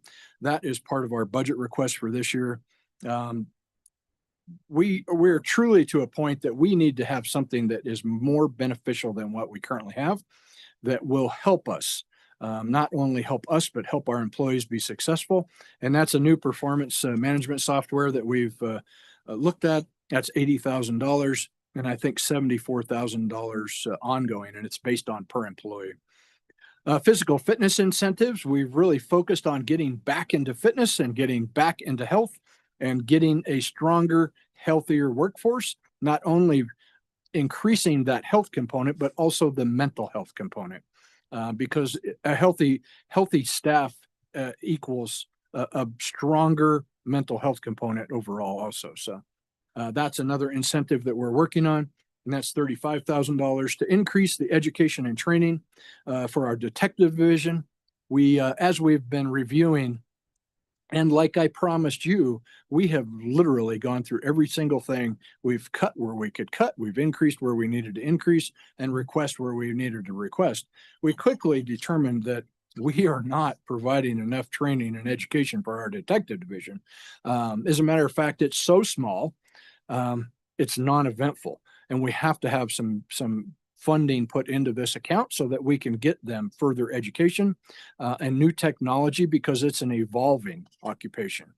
As somebody who's truly been 9 years in the detective division, we cannot stop investing in our detectives. Go ahead. Are you talking about continuing ed or in-house training or sending them to continuing ed? It is both, and I think some of it's just certifications or evolving or additional training. So it could be a week here, a couple days there, a half a day here, but extra training, curricular trainings. Some of it they actually get credit for, and for college credit. Some of them they don't. Most of them they don't. It's just educational training. Okay, thank you. And then professional staff. We had that $25,000 increase on for them in their training, because that is another area that we realized was neglected. And we really need to continue to focus on our professional staff, not just on our cops or our certified staff, because we can't function without them functioning at that higher capacity and really being here to support us. So very important role. The next one is the capital project, the MMRP request, the traffic area redesign. That, if you remember, motor vehicle moved out several years ago, and they moved out, and we gradually started to redo that. And now we're to the portion of the traffic unit. This is an ongoing project. This isn't a new project. This has been an ongoing project. For this particular phase, I think it's phase 2, is $250,000, and that is just for the traffic unit and re-coordinating that and trying to make the space work for what we have. Unfortunately, I've talked about it and you've talked about it. In every location that we have in the sheriff's office, we are packed. Our staffing is compacted into a very small footprint. It's not conducive, and we really appreciate anything we can get to continue to develop and remodel some of these areas for a better environment and a workspace for our employees is crucial for our longevity and to retain our employees that we truly spend a lot of money on to train, to educate, to continue to evolve. It's very expensive. And if we're losing people for small things, it's costing us a lot of money. Quick question. So, and this is actually probably for our team here, just so I could understand. So when it comes to like facilities remodel, does this not go through the facilities? It does. So It went through the capital project committee for review, and Mark can elaborate on where they'll out like information about that, but all projects do need to go through Okay, I that. just wanted to make sure that this was included in that process. Yes. Okay, Absolutely great. was. There's not a parallel process. There's only one process. Everyone That's all I needed to know. goes through and is evaluated by the full committee. The sheriff's office has long since participated on that committee. And so they're involved in it, and they also rank all projects as a committee member. So Great. Just wanted to make sure there wasn't another process. you that get I didn't one know. cohesive recommendation on the capital I projects appreciate it. list. Thank you. We all included in our request though. Yeah, no, they're hearing a lot of capital requests, so. All right, next let's go to fiscal responsibility. And that is a big thing for me, and we've really cut that and worked on that diligently since I've been in office. The business cases that we have this year, and we talked about this briefly at the mid-year ask, and that was for our, I'm going to talk more about it here in just a minute, but our extradition unit.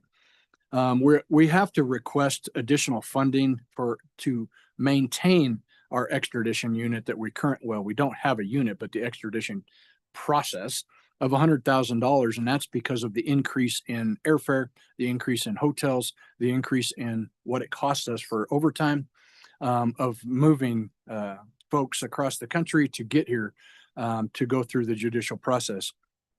We also asked about the staffing request, which all kind of comes together. It does not eliminate the additional 100,000 that we're asking for the funding of it, but the extradition unit itself Because when we started looking at it, we realized how much money we were spending in overtime every single year, that we can hire 4 people for an extradition unit and run 2-man extradition units throughout the course of the week and fill their time every single week and still save 160. It was over 100. I'm thinking it was like $170,000 a year. We will still save on top of hiring those individuals and providing cars. So the money that we're saving and what we've requested in the past, I gave a full description of it before at the mid-year ask, but I can't tell you how important this is it, and the overtime. What we're truly doing is burning my staff out because of all the overtime that we're requiring them or requesting them to do, because I can't make them do it. But they put in all this overtime. They make a lot of extra money, but they're burning themselves out every week. And to stand up this unit and to get this unit functioning is crucial. And not only is it crucial, but we can focus on qualified individuals that understand and know how to fly armed, that we have folks that can drive back and forth and fly back and forth safely. But in the end, still save the county over 160, 170. I'd have to get you the exact number again, but based on last year's numbers, I think it was about $170,000 a year. We're still saving on top of staffing those FTE positions and 2 cars. So a huge amount of money we can save. So just to clarify, the savings of these 4 positions would be seen even after 1 year? Yes, So this isn't like a 2-3 year recruit process. It's literally. This is every year. Positions already saving us money. We're spending so much money in overtime because of the extradition request through the judicial process and our courts, and we're having to travel all across the country to go pick people up and bring them here. We used to collaborate with the busing, with the vans. They started those up after COVID again. It stopped during COVID because there was no longer mass transportation. The problem that we have is now that the weight that they're trying to get back into agencies and to jails is require us to sign an agreement where they can stay overnight or stay over a weekend with whoever they have in their vehicle and with whatever they have on them. The liability is too great for that. We also will then accrue any medical needs. We have to feed them. So anything that they bring to us, then we're stuck with and we're responsible. The liability is great when we're talking about housing people for 2, 3, 4 days that we don't know anything about. We don't know where they're coming from or what occurred to them on the way here. It is financially much more responsible to stand up our own unit and save money instead of paying our officers overtime for every time they have to travel and every time they do these events. We can actually have a unit. The supervision of this, we are not including a supervisor because we have a supervisor already identified. If we get these 4 positions, that will be able to oversee this in their current capacity. So there is no supervisor to go with it. And reduce our overtime spending. I wished I could say we're going to eliminate it, but we can't. That won't happen. No, any reduction is well. The next area is the additional requests that we have. In the additional request, they don't exactly fit in with some of the listed priorities, but they're still crucial to the Adams County Sheriff's Office. And so one of the business case requests is the data integrity and continuity, which is $28,000. The anti-fentanyl protection gear, which is critical for our own officer safety, is $22,000. The inmate health tracker project is a very unique project, but it is for some of our extreme cases in the jail that we can actually monitor them electronically every second that the computer is functioning. So it's able to, you don't physically have to focus so much time on them. It's actually something that they wear that communicates electronically and tells and gives an advisal. So when we're dealing with the very acute, the very ill individuals in our facility, this is something that will track them and help us when we have those occasions where they get sidetracked or diverted on other issues, we still have that tracking system in place. And that can be used for any inmate. And I can't remember how many this is for. I don't think there's a specific amount. I think that's more contract. Yeah, I think the biggest thing is the contract, and then the devices are fairly reasonable that we can add. So that was at $411,000. Another of the capital project request is a vehicle request, 5 leased vehicles at $69,000, and conference room technology, and that is to improve some of our conference room technology, and that was at $50,000.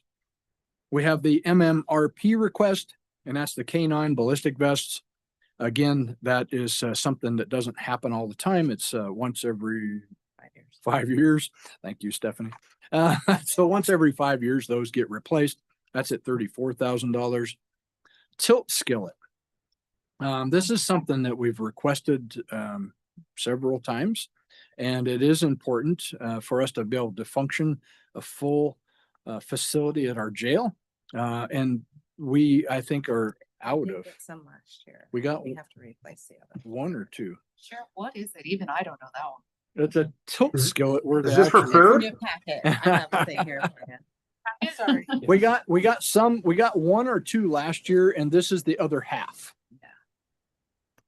I thought that might be a tricky one, so get a printout for you. Multifunctional appliance that can perform the tasks of several other pieces of equipment, which is critical when cooking for a large inmate population. That's exactly what I thought. I have a picture of, that's probably not correct, but I have a very good imagination. That's. It actually tilts. It's a skillet that tilts and dumps and. Pretty picture in your head, that's it. An actual skillet. It's a This is skillet. A name for something. No, I bet they really need to fix. Allows food and liquids to be drained or poured directly into serving containers to reduce the risk of burns or other injuries. Can't make this stuff up. You want a skillet, huh? We actually got one last year. This is to replace the other ones that are outdated and obsolete. So we need to get the rest of them so that we're full production again, so that we can keep up with our numbers. And those run 24/7, so. Okay. And that was at $191,000. We have a key box replacement, which is crucial to our operation of the facility and the security of the actual facility itself. That is something that the boxes that we currently have are obsolete, and this new box replacement is $152,000. Zebra mats is $50,000. Drone for the bomb squad is $15,000. Staffing requests. On this one here, it says 41 additional requests necessary for proper staffing due to the county growth and workload impact. There is several components, and we talked about that before, and we gave you the full list. But I think for full transparency, we really need to focus on the top 25 for this next year. If at all possible, that would be incredible. And the rest of this is future requirements and needs. A little bubble chart for which the 25 are? We 25 before this are all the 25. Okay, so just like adding up those, Yeah, we're, added up to 41. well, there's 66 that we asked for altogether. Oh. Now, some of the 66 we've talked about, and one thing that we're still working on, but some of those were some extra FTEs for our jail because of how many people. Not only are we a great place to work here in Adams County, but they earn a lot of time. They earn time to be off on vacation. They have sick time, vacation time, military time, FMLA plus time. We have 14 to 16 people per shift that are not there because of all this time that we give. We have quickly learned that our multiplier factor is not correctly been used over the years, and it's not been adjusted. So our multiplier for our staffing really needs to be adjusted to fit what our current levels are, because we're not there. When you're talking about a shift with 38 people on it and 14 people per day are not there because of all the things I mentioned, that becomes very problematic and it causes a huge safety concern, not only for our inmate population, but for my staff. So those are some of the numbers, the additional numbers that we're requesting. But again, getting back to the top 25, the 25 is a huge focus, and that would include the semi-automatic gun bill, the 6 that we've asked for that reallocation, and for our detention deputy director, and the top 25 are really crucial for us for next year.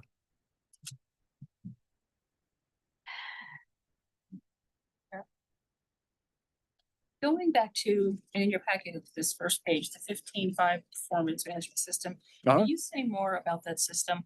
We're also looking at performance management across the county, and I'm just curious about what that transition is looking like and what this system is intended to do. We did a very large survey on several different organizations, and I will turn this over to our director of HR department, and that is Jennifer Bessler. Thank you for the question. So at present, just for reference, we're continuing to do annual reviews. And so we found that those, as you guys did a few years back, are ineffective and cumbersome, don't have much meaning. So we're trying to move away from that.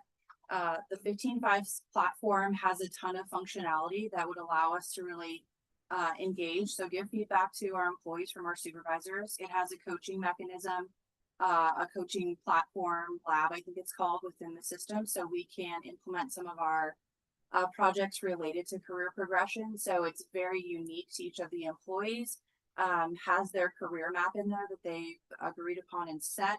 That career map follows them to each position that they go to. There's feedback. So we would really love to move to something similar that the county uses, which is more timely feedback. And so it allows for that, gives them templates to prompt those conversations where they're having one-on-ones. Not all the staff are getting one-on-ones, but so more timely communication, more feedback, because the staff is really asking for that. They feel that the once a year review just doesn't have meaning for them. They want to engage more with their supervisor. The platform would allow for that. It also has a survey component. So we run employee engagement surveys as well right now. And at Outset, we use SurveyMonkey, but the platform has that capability. It would churn out the surveys for us, compute the data, give us some analytics and some suggestions. So we really loved it. It looked really great. This is just one more tool that we can utilize to protect our investment. And when I say we invest a lot of money in our staff members, we invest a ton of money, and so do you, and so does every other entity within the county. And they're not replaceable overnight. It takes us months to replace somebody. And this is one more of those tools that we can utilize to benefit us and them for their success, and hopefully retain them in a positive manner, that we can work together and be successful together. Julie, sorry, just a clarifying question. So the sheriff currently uses a different system than the rest of the organization? We do. Okay. Is that common for the other elected official offices? Everybody has their own? Not everyone, but Not everybody made the transition to Canopy. Okay. Not all of them fit with what we do either. They're all have different components. Okay, I'm just, one of the things I'm thinking about, especially since this is my first budget cycle, is like, where are all the redundancies happening throughout the organization? And so that's, many other things that have come up in my mind the past couple days. That's just one of the things I'm looking at is where are we really being good stewards of the taxpayer dollars versus creating redundancies in the system? So, okay, that's helpful to understand though that there's different systems throughout the organization. If we can work a way of collaborating better and work through some of the different platforms, it could be very beneficial if more than one entity is on these, but it's still priced at per person. So it doesn't change that. Okay. So every employee you add, it adds on that price. Okay, that's helpful. And you get what you pay for. Yeah. Because we did look at Canopy, and got some feedback from the PNC staff and, they had just a few concerns maybe about it. So, for the cost of Canopy compared to 15.5, the functionality, the engagement, the output was just much higher, with 15.5. So, because we looked at that, that one obviously would have been really easy, but so at present we're paying about $22,000 a year for a system that's really not that effective. Canopy wasn't too much more than that. I think maybe it was maybe 40,000 just per person, but the additional spend to get all that other functionality we thought made the most sense. Okay. I asked about it because we are reevaluating Canopy right now and talking about performance management more broadly. And I know there's different needs in different organizations, but I also think for employees that, can move across the organization from an elected office to county manager's office and that kind of thing. I think it's important to try and be consistent in our philosophy and approach and sort of, so if we can collaborate and kind of take a look at that together, I think that would be really useful. Take a look. Yes, since we're writing it down, we're curious about that. A little flyer about it. One quick question, that you still have face-to-face meetings with 15.5, yes? I understand it's a platform, are there still in person? There's still That's personal? what we would encourage, yes. So, so we have a wide variety of staff, just like some of the other departments. And so, I foresee this. So in the office setting, it would be, across the desk. I think that we've talked about encouraging some of this in the field too. So it has a mobile platform aspect to it also. Oh, okay. So sergeants and deputies could even do it, in the moment. Sounds amazing. I don't know if it'll happen, but it's a possibility. So has a lot of flexibility to it, but yes, it's combined with the human aspect too, right? The supervisors have to put the effort in, but the platform really gives them all the tools they need to have those conversations. Okay. And the sheriff's office is really not a remote agency where we're dealing with. Most of the agency doesn't like Teams and doesn't like all the computer meetings because we're so used to working with each other in person. So it just adds to that component to support what we do. Okay, thank you. The next one up is the budget summary. I'll flip it one. I think we're done with the other one. Do what?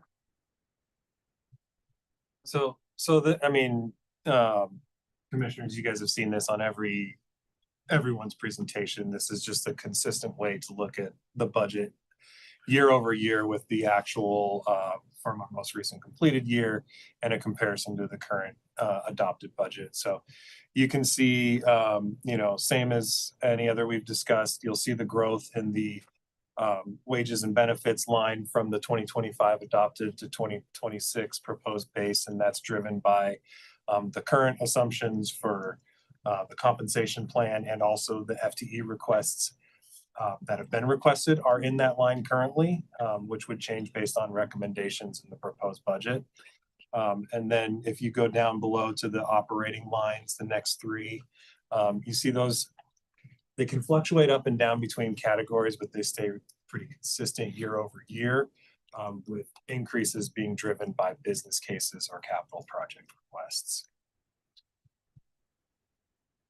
So happy to answer any specific questions there, but that's just to keep some level of consistency between all.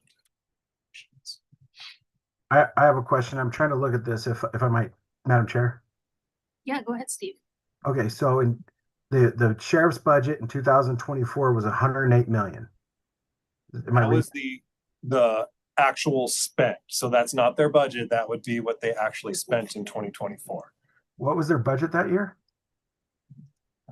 1 second. It was 119. 117. Okay, so you spent like 9 million less. That's good, I guess. He's checking. I'm working off of memory. Yeah, He's no, you've got a good memory though. I trust that. I'm going to ask the same question about 25 also. The budget in 2024, the amended budget was 115.5 million. Got it. So he spent about 7 less than he was budgeted, and then and what happens with that 7 million? Does that just get rolled in the next year or what? So depending on where the unspent funds are, generally it would go back into fund balance. And then if some of those unspent funds were tied to projects, they would be requested as part of the rollover, the carryover amendment. Right, I remember that, the first Q1 amendment, right? Yeah. Yes. And then in 2025, which is right now, we're projected at 123. What do we anticipate the spend will be this year? Do we know yet? I wouldn't have a good solid projection on that right now, but we could go back and look at that.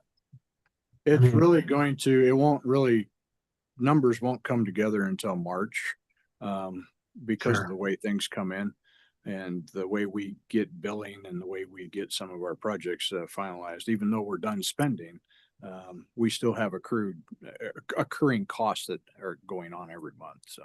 Right. With all the unfunded mandates and all the other things you're dealing with, I understand that a lot of these are not things you enjoy asking for. So I want you to know I empathize with that. But then if we look at 2026, we're looking at 145, which is literally 30 million more than 2 years earlier. And that's not including what we're having to do with the jail and like the capital piece of the jail. I mean, right? This is not including some of those other areas where we've invested.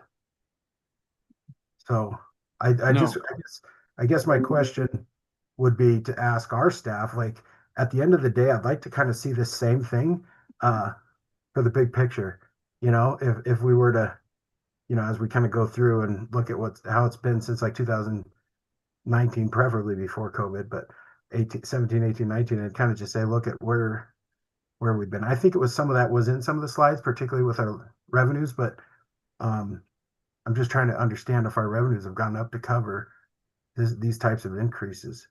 I don't think they have, but I'm just thinking aloud. Thank you, Sheriff, for your presentation. If you had to prioritize and we said you only have X amount to look at, what would be the top 3 things that you're looking for as far as, and I'm not asking you to identify the top most expensive. I'm just asking like for the most. Like I had a hard time hearing you. I'm sorry. I couldn't hear all of it. If you had to prioritize your entire list, what would be the most important? Are you talking about CIP requests or are you talking about FTEs or? Because they're all important and they all have different components that are related to. So obviously our number one priority is our jail, but we can't function if we don't have FTEs. So providing public safety is what we're here for. And if we don't have the FTEs to provide that, then we have a problem. And the support staff to support the people that are providing that public safety. So ours is a moving target, Commissioner. It's something that fluctuates, and it doesn't help when we continue to have unfunded mandates year after year that we're having to fit in and fund and to make work. We get to a point where we're exploding and we can't function without asking for more people. And we saw that this last year. You were very gracious to give us the 22 positions. And I tell you, every single one of them, everything we put together is analyzed and we work on critical thinking on a daily basis of what we're going to be asking for and why, and justification of why we need it. There isn't a single position that we can't justify out of the 66, but out of the top positions, again, we're to that 25, which are crucial to help us function at some level and provide public safety that our community needs and requires. Thank you.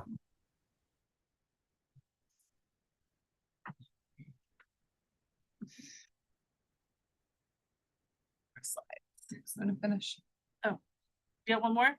There is one more, and that's that full-time equivalent position summary.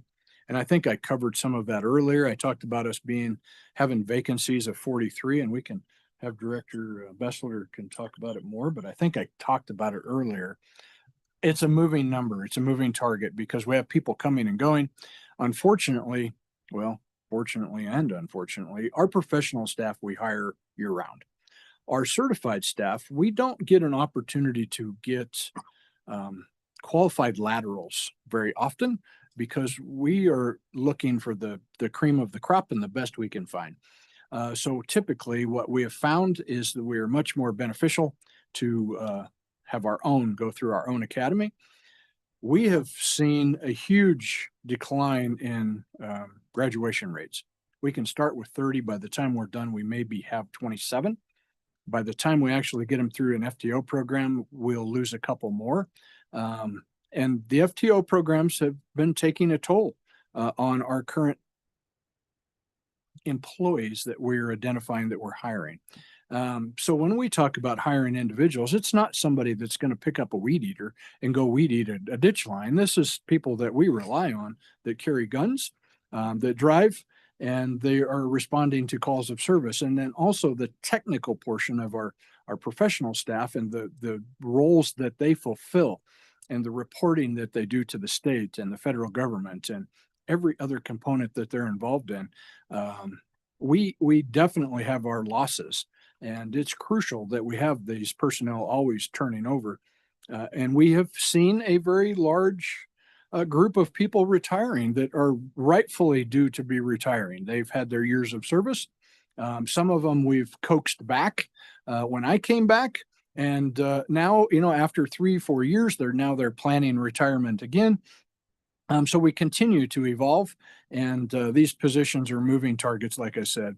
But when we look at really where we're at, our percentage of vacancy rate is very low, especially when you consider the 30 that we currently have in the academy.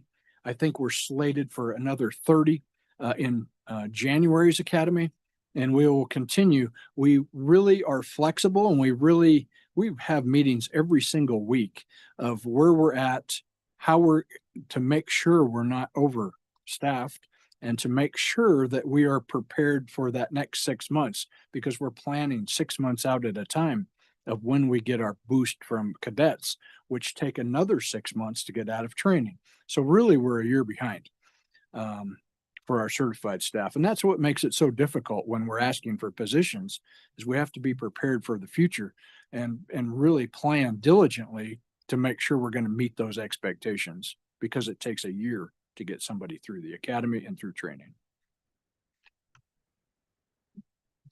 Thank you. Okay, so thank you for this presentation. Thank you for the additional information. This is really helpful. We've been at this all week. Our brains are really full. You guys are doing really important mission critical work for our community. We know that, you know that, and you have such a thoughtful approach about how you're pulling it all together. Unfortunately, this is the year of no. This is the year of budget no. Is a budget no from the state. It's a budget no from the feds, and we're not in a good spot either. And so we're really going to have to prioritize and rank and make really hard choices in a year of no. And so in looking at this, how do we do that? Dion, do you feel like you have a good understanding of these significant asks so that we can be really careful and thoughtful? Sheriff, like, what does communication look like for you? What does ranking some of this stuff look like? Because as somebody who is not in your department, is not in your profession, I want to be as thoughtful and careful as possible. And without ranking, with such a large request, it feels daunting to make good choices in this year of budgetary no. What do you all recommend? I actually have ranked it already and submitted a ranked form. So where can we find that form? Well, we have all of that. You have it. Yes. Great. Great. They're all ranked 1 to 60. Yes, and if I could just add, I first want to say, I think we know all of our departments presented what they really feel they need.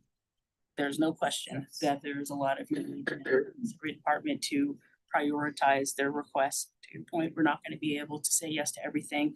We have the sheriff's rankings. We've had a prep budget meeting prior to this where we talked through what was submitted. And in the next month or so, the process really is going to be, I will recommend to you what I think the best budget proposal is, given the overview that we had and the constraints that we have, but also we'll talk through where there might be some trade-offs or reprioritization that you all think is important. So that's really what the next phase is. But we do have the rankings from the sheriff, and if been in conversation, the budget teams and budget analysts that are assigned each department really know the ranking for every department and have been in lots of conversation about what those requests look like, and what those trade-offs might be. Not just trade-offs in FTE, but just across the board as we're thinking about operating costs, where we might have some places that we can be more efficient or recoup cost or bring in revenue, all those things, so we can try and get as much as we can to yes. Okay. I think that's a fair conversation. So Jean, just so you know, Sheriff, sorry. We didn't see those ranking documents. That's apparently a conversation that we'll have eventually. Yeah. So just having that information would be really helpful to understanding where your priorities lie. So when we get that information, if we have any more questions, and we will definitely reach out. Some of our investment requests we've also ranked. So not only the FTEs, but we ranked everything. And I can't tell you how difficult that is. Oh, yeah. Absolutely. When it comes to safety and security of our communities and for our own staff, not a fun task to pick and choose. Unfortunately, this next year, some of it's dictated by statutory requirements. And do I think I have room for a couple less FTEs? Maybe. But again, come the end of the year, I might be in front of you going, holy mackerel, we can't do this. We need more people. Or we have just the right amount, or it could end up being appealed or repealed through the Supreme Court. We just don't know. But we can't wait until August 1st to make that decision. We have to be ready to go. We have to have policies and procedures in place, staffing ready to go, and understanding of what is expected of them, and ready to go by August 1st. So we don't have choices when the state dictates some of these laws and pushes this through. Yes, and to be clear, in your binders in the front section, the FTE section, in the detail for FTE requests, the priority ranking is included in. Okay. You can see how departments initially submitted their priority for all of the requests. There's a lot in this binder. There is. So I'm sorry I missed it. Yeah. I appreciate it. And thank you for ranking them. Yeah. Again, not fun to do that, but. No, I mean, this is not fun for any of us. Budget is always hard, and this year is particularly challenging because of the multiple layers of cuts where we normally have support from our governmental partners. Layer that with declining property values, declining sales tax as people tighten their belts. Like, it's just, we are challenged. I get it. And believe me that we look at the same thing, and we've cut as much as we could cut to get down to that 25 reasonably. And when we look at it, I mean, I look at number one, safety and security for our community, for our staff, for our employees, and also our liability for the county. Not only am I part of the county, I live in the county, and I don't want that liability out there. So every chance we get to reduce liability is what we're here for. So when we talk about that deputy director, that is to help us reduce liabilities right off the top, because we're just overstretching the requirements at that management level. And we really need to focus on how do we work smarter and not continue to work harder. And our folks, which we do every day, wear 4 or 5 hats a day, sometimes 10 different hats a day. That's what our detention manager is doing right now. And we need to really focus on that liability reduction and to get us to those best practices that we can be successful to reduce that liability and lawsuits that come in on a regular basis. Okay, thank you. So Sheriff, your department, the only other one that's 24 hours a day, 7 days a week, 365 days a year, is the coroner. And then Brian Mason at times he has on-call units, not to say he's on call all the time, but does appear in different homicides is what he shared with us. You have a total operation that human services as well as 24 hours. Animal shelter. Animal shelter. That's how it works. It just keeps going, sorry. It's been a long. I feel like we're this is ready. different because I'm not afraid of a feral cat in the middle of the. I would agree. If you live in Brighton, you're just like, you live with that all the time. But like, anything can happen. The fear of no one. Next to the sheriff's office, next to the coroner's office, we also have the courthouse. So community safety, close to all of those facilities, you live differently and no one can tell me that you don't because you do. So your operation, first of all, is foundational to why people pay taxes. Is that, and there's an expectation that people want to feel safe in their community. They want to make sure that when they call, someone's at the other end of the line that's gonna come and show up and help them out. You also have the burden of, you know, we have a shared responsibility and facilities that we provide. You also have a burden more so than any of our departments that on our side, maybe with the exception of human services, is that you also have to look out for the safety of your team and all of your officers. And we try really, really hard, and we're at the epic point of our goodwill of, you know, giving people time off and all the benefits, that there is an operational impact.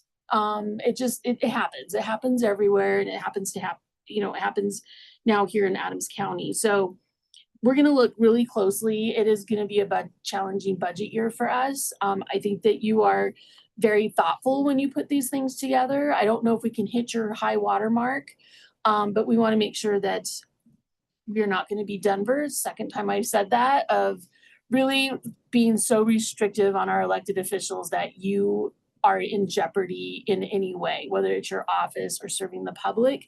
So that's what the lens that I'm gonna look through as we start going through the budget process of really being pragmatic of how do we support everyone, each one of our elected offices, each one of our departments, of getting through the next challenge of the next 2 years. So Well, thank you. that's where I stand. So I'm committed to that. I did talk to your officers, like how do they like their, I don't know the Outer technical carriers? term, is that what it is? And they really liked them. So I'm really interested, the benefits of that program of not having your utility belt and all of that on the hips, your mobility to get in and out of the cars, all of that. So that's also really important is the overall health. And you did include some things in here for your officers, and I really appreciate that. And that project alone was a huge morale booster, and also a huge health component for our officers because it took all of the weight that we typically carry on our waists and to contribute to back surgeries. I've had 3 in my career.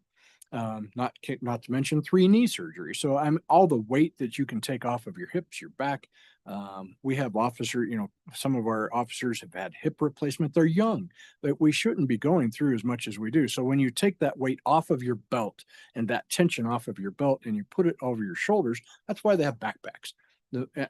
We continually load heavy backpacks, 80, 90, 100 pounds backpacks, and we can carry things on our shoulders and our backs in different capacities versus strapped to your waist, which is a big component.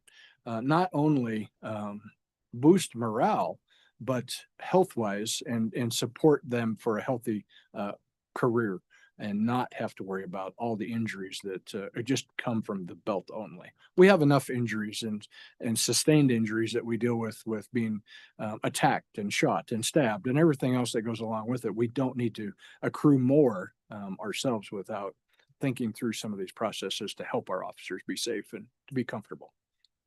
But thank you for all your support. All right, anything else?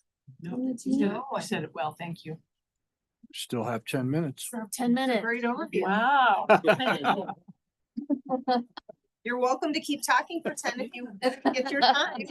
I think if all the questions are answered or you covered, I think we're good. So thank you for having us and thank you for letting us be here through this process.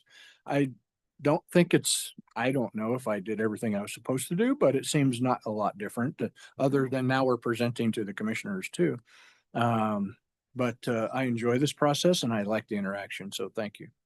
You enjoy this process? Absolutely. I have to say, you're coming up to one of the last Yes. presentations, and to our staff, our ELT, and to the marks that are navigating this with us is Both marks. both marks, the mark, marks. Not like marks as in like the mark A and mark like B. marks as in like mark. As in hue of marks. I think what this process has done for us, and thank you, like you said, you've done this before. We've not done this before. And so the transparency of it and really understanding the big picture of all the needs of all of our departments. Some are introducing new programs that will take us into the future. Some are playing catch up. Some are improving systems. So to understand, the entire organization, some didn't have any budget changes and chose not to, come and chat with us, which is also fine. But it's just been a really good process to really understand the need and all the various needs in all of the departments and elected offices. So thank you so much. You bet. And if for us, if we aren't allotted the opportunity to ask, we don't ever get, and we can't make improvements because this career, like others, we are continuing to evolve every single year. We just can't keep up with some of the project and the evolution of electronics and technology and the other components, even officer safety. It continues to change on a regular basis, and if we're not here asking, we can't increase and to provide better services for our future. So thank you for having us here. Yeah. Thank you so much. Thanks, Sheriff. You bet. Thank you, sir.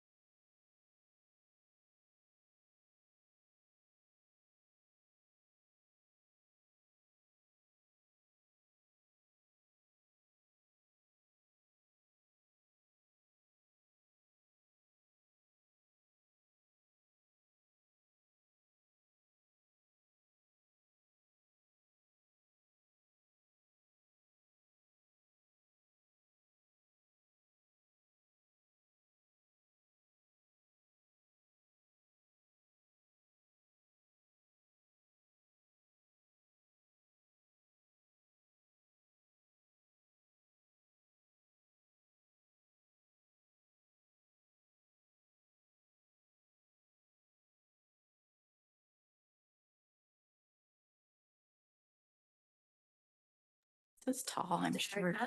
Okay, officially the last presentation of the day in our budget wrap up here. So welcome to the animal shelter, Stephanie. Thank you so much. And just listening to the last presentation, and think you've been at this for like 3 days. It's not lost on us. So thank you for having us, and we'll just ask for this last bit of attention. I have brought the whole team, and there are some reasons why, but I'm going to introduce them. This is Marla Vogel. She's our administrative coordinator. Been with us 9 years. Of course, you know, I'm Steph Wild, the director. Angel Williams, our deputy director, 11 years. Stephanie Marburger is our shelter systems administrator, 23 years. She has her computer because we heard you might ask a lot of questions about data, and we've tried to bring a lot, but if there's something we don't know, she can just like queue it up. So she is here as that backup. And then we have Dr. Nicole Vlasis. She goes by Dr. Nikki. She just had her 8-year anniversary with the shelter. And it is an uncomfortable thing to have to come and ask for FTAs when we know there's economic uncertainty, and we just heard it's the year of no. But Are you no, 5.25. But the part of the reason that we have different staff here is they're all in different areas. And so if you have questions about that, we really work in a team model. I also just want to say this team has been with us through the transition to the new shelter. And I'm just going to ask for a bit of indulgence here, and maybe it'll break some of the monotony. I did give you a packet, and if you could just turn to page 2 in your packet. Yesterday, October 1st, was our 5th year anniversary of moving to the new facility. And we've been so busy, we didn't even acknowledge it in our all staff meeting yesterday. I almost put some really dreary pictures of the old facility on there, but some of you who are around knew. I know Commissioner Pinter has mentioned, you know, we had a really poor reputation, even though we were doing really good work in there in the end before the move. And folks didn't want to shelter with us. We were kind of out of coalitions and task force because people didn't take us seriously. And Dr. Vlasis, Dr. Nikki, when we hired her, she really debated taking the position because all her colleagues told her it would ruin her career to come and be at the Adams County Animal Shelter. But she took a chance on us, and she's still here. And since that time, you know, we've dramatically improved the quality of care and animal outcomes. Our live release rate collectively used to be 82%. You're usually scared by the public if you're much under 90. And I think Commissioner Odoricio, are you here? He's not. Oh, hi. You may remember. I am here. Yes. All the complaints that we got back in the day to close the shelter, people concerned Yes. about what was happening to animals there. And to my knowledge, that doesn't happen anymore. Our live release rate in 2024 staff was over 90%. So with all the animals that we're taking in, we have a beautiful facility that the commissioners and this county approved. And thank goodness, with 5 mass impounds and another one we heard is on the way likely, we are taking care of animals in a place where we have good air exchange and animals don't get sick and all these things. And our reputation is great. I've been a keynote speaker at the state conference twice. Angel and Dr. Vlasis just presented. People want us to come talk about our success. The public has showered us with $96,000 in donations since these mass impounds hit because they are very connected to what we're doing and love what we're doing. We've increased our volunteer service hours by I should have the percentage in my head, but by a lot. We were at about 100 volunteers in 2020, and we're over 400 now. Wow. And we have attracted talent. We have folks from all the top shelters in the metro area that have come to work with us, and we haven't done this in a vacuum. Every department supports us. So we're not taking all the credit in that way, but I thought it was important to just acknowledge like what we're doing. And animals sometimes seem at the bottom of the list when we're talking about people that protect our safety, with the sheriff just leaving. And I'll say this to you, which I've always said, is we don't believe that people are more important than animals. Some of us like animals more than people, but we don't believe people are less important. But animals are important to people. And so animal welfare work is in essence, people work. So really a lot to celebrate. You can see some of the stats. Some of these are because, our dedicated team, we've vaccinated 31,000 animals since we moved into the new building, and spay and neutered 12,000 of them. So the 12,000 of those pets don't go out and make more animals that don't have homes. Just phenomenal stats. And of the 33,000 animals we've cared for since October 1st of 2020, all those represent a resident that was connected to that pet, mostly in a good way. Either they lost them or they adopted them, or maybe they didn't treat them well, but that's all those residents that we're serving. Before I get into the other, I just want to say we're facing some challenges. And I just want to talk to you. I feel like you've heard probably a lot of very proper presentations. And I'm just going to talk to you and say we're struggling. And what keeps me up at night the most is that we're really stretched, and not just because of the mass impounds. We took in 800 animals in May in 1 month before the mass impounds came. Commissioner Baca did a little public service announcement, if you'll remember, in the public hearing. And so it's not just the mass impounds, but what keeps me up at night is that we're so stretched, and we know when staff is stretched, accidents can happen. I feel like we're seeing more bites and things like that. I feel like we're gonna have a bad accident. I feel like we could make a mistake that could maybe not be devastating, make the county look bad. I feel Bites in your facility. bites in our facility, just handling of the animals, with fatigue and trying to go fast.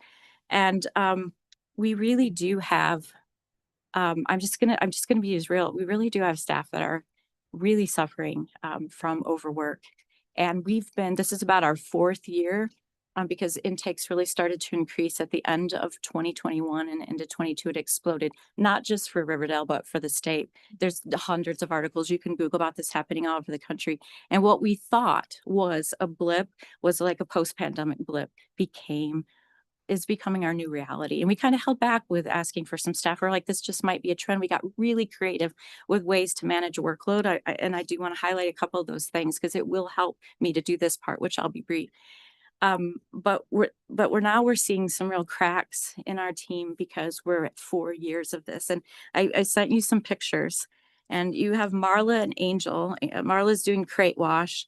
We have crates lined up up in the upright, and Angel's doing dishes, our deputy director at admin. And this is Jen. She's a customer care staff who left and then loved us so much she came back. And now we're having our customer care team clean in the mornings. And we're on about 4 years of this, and I'm going to say this with as much respect and grace as I can. It's just, I don't think my neighbor to the north, my health fellow director, Byron, is probably mowing lawns, or Jeff is trying to land claims, but we have a lot of people that are, the only way we're surviving is really to have all of our team do the extra work. So I know we may not get these requests, but we just want you to know we're in a hard place. It doesn't mean we're not doing good work, but we're in a really hard place. And I also fear we're going to lose some really good staff that may not be able to be with us until we can get to a better place. So that's what's keeping me up at night. The next, you've seen this slide probably like 8 times, but it just shows our trajectory of intakes going up. We're running actually, if we weren't including these intense mass impounds, which is an anomaly to have this many, I don't think every summer is going to look like this. We would actually be down, the little light is we'd be down 4.5% in intake. And we're seeing some other shelters be able to help us. They couldn't a couple years ago, so they're seeing this very little trickle down. With the mass impounds, we're just about 1.5% over where we were last year. So I don't mean we're going to go back to the 7,000s annually, but there might be a little ray of hope there. And the thing that I'll say is that when we open the new shelter, we calculated the cities being with us. They were building user groups. They were stakeholder groups. They helped us. The officers loved the facility because they helped design it, what would make their work easier. We were expecting Thornton and Brighton and Commerce City and the big ones to come along with us, even though I know there's some differing opinions about how much they should have contributed. We always meant to include them, and they helped us move animals from the old facility. And so we were always anticipating to include them. And I know we might fluctuate in intake here and there. I think most counties have an animal shelter that takes care of their residents. Jeffco has one, Denver has one, Larimer has one. And we all kind of have an agreement, we take care of the own in the county, and every shelter kind of has what their range is. And I think our range is probably going to be about 7,800 to 8,300 intakes, give or take, barring the anomalies.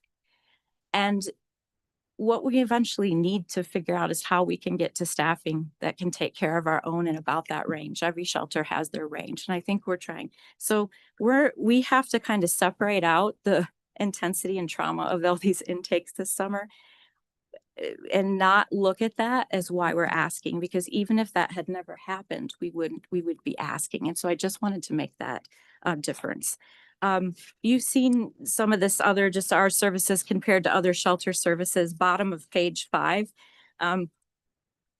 Angel and I, if I can share, we're both the products of awesome single parents, and we're both very frugal.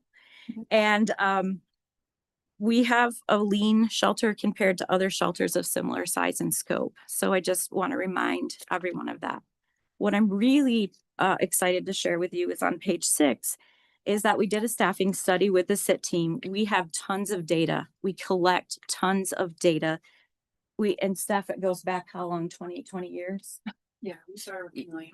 Yeah, and so we dumped a lot of that into Tableau, and have been working with the SIT team, not just this year, but before. And what they calculated with people just taking a break or a sick day, or God forbid, we have 2 vet techs that decided to have their babies in the same season this year, that our relief factor was such that we didn't have enough bench strength, as Dr. Vlasis would say. She would say, I'm the quarterback and the backup quarterback. So what happens if I'm not here? And they estimated that at the time in 2023, we needed about 12 staff, and we've added 1.25 cents, which we're very grateful for. I also want you to hear that you have been approving FTEs and you've been approving budget increases. So we are not here saying, why haven't you been helping us? What we're saying is we're just still not to baseline. We were trying to just get to baseline when we opened up the new shelter, to have the standards of care, to have the quality staff. We were just trying to get to where other shelters in the metro area who are serving their own were doing. And we it's like we have the facility and we have the team, but we're just not quite to baseline with staffing.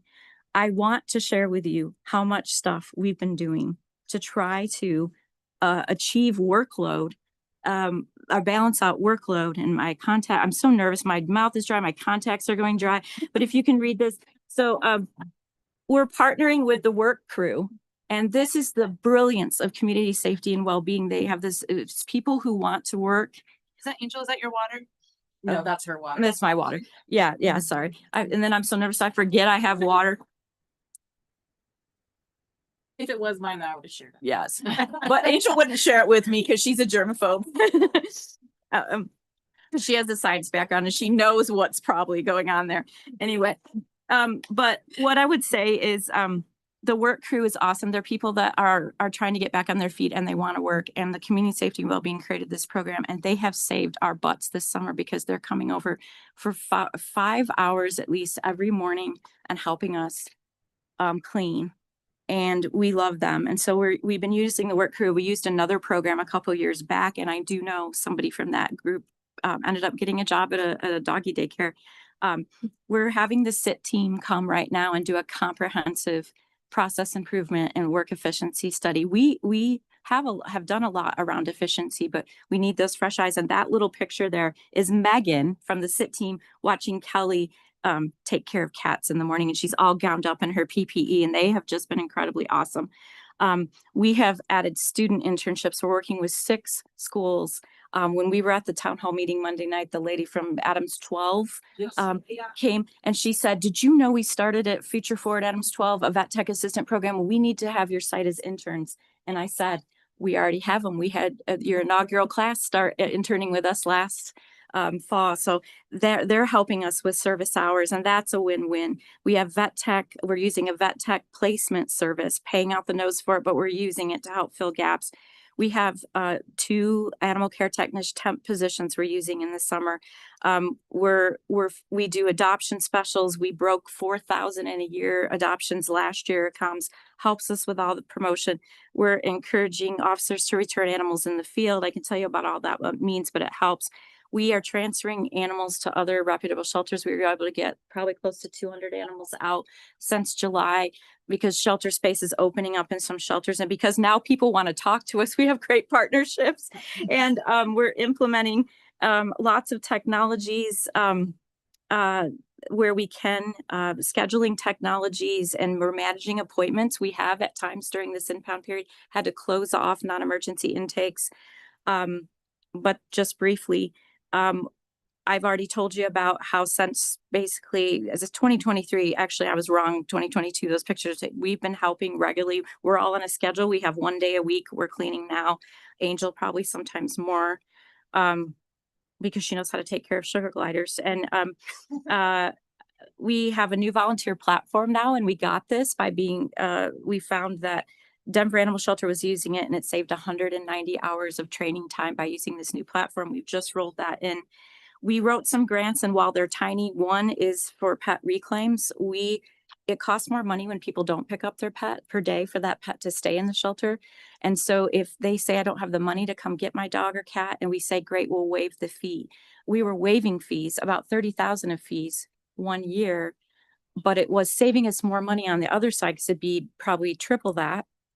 But we wrote a grant, and now when we have to waive a fee, we give you back your dog, and the grant covers the waived fee. And we're doing some great stuff by having behavior trainers to come in and support our behavior team, who is down to 3. We have 3 people trying to evaluate 8,000 animals to be safe in the public. And of course, we have the SIT team. So it does not mean we're not open to feedback. It does not mean we're not missing something. We're very open. The SIT team is spending hours with us. But I just want you to hear, like, I came out of the nonprofit world, and, you know, we all wore many hats. And I remember I've been here so long that my first presentation like this was to the board, because we used to present to the board when I started here 10 years ago. And I remember a board member saying, you better be telling me what else you're doing to try to offset these FTEs before you ask for FTEs. And my executive directors at nonprofits I worked in the past always said the same thing. So we are trying to be creative. We're also drowning, so we're trying to be creative. And so it's just to show you that we're trying to really be good stewards of the resources, and we're trying to be creative, but it has not been enough.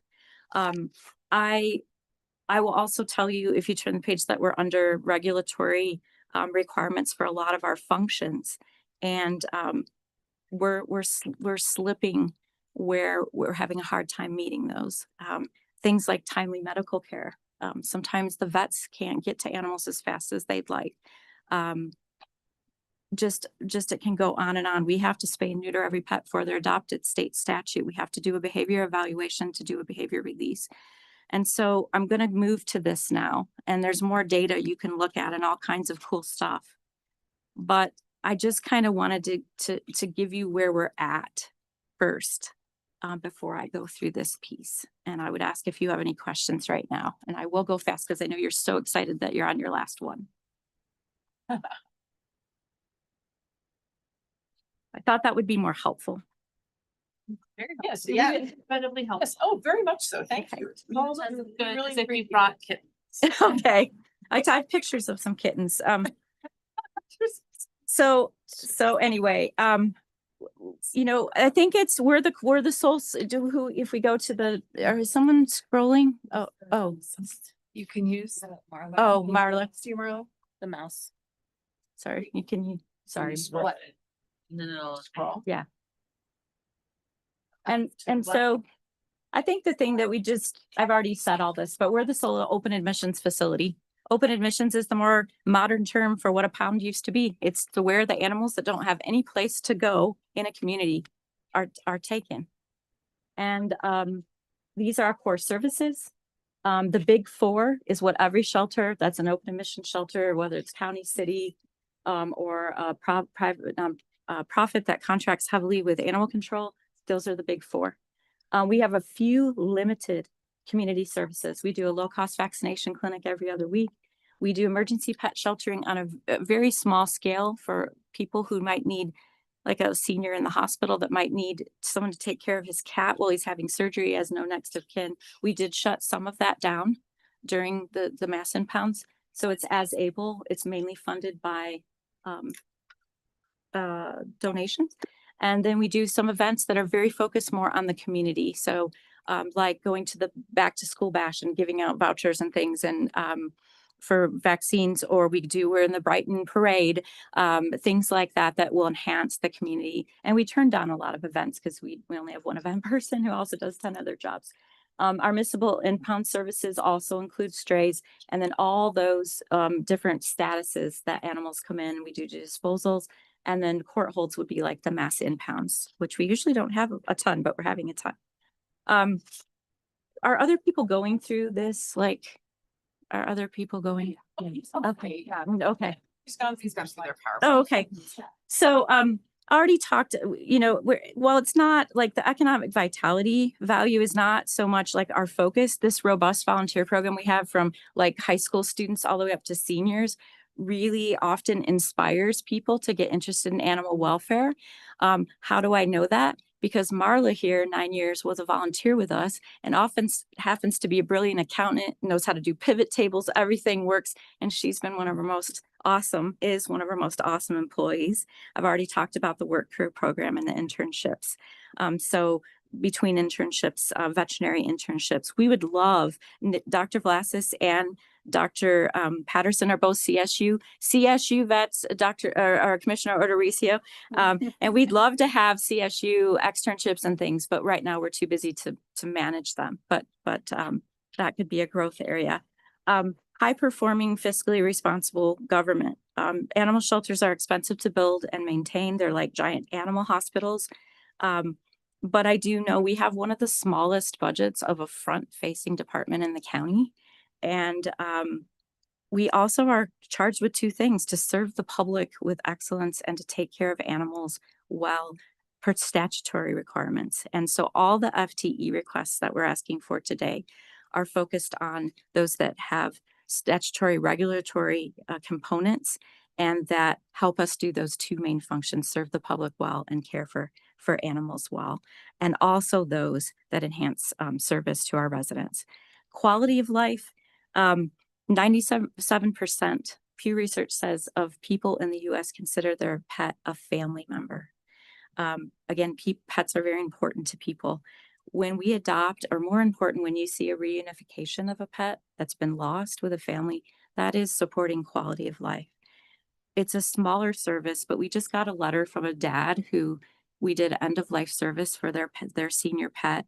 And I got the idea from the letter, and I'm not going to read it here because it was private, that money was tight and they probably couldn't afford a full service vet, let alone the fancy cremation.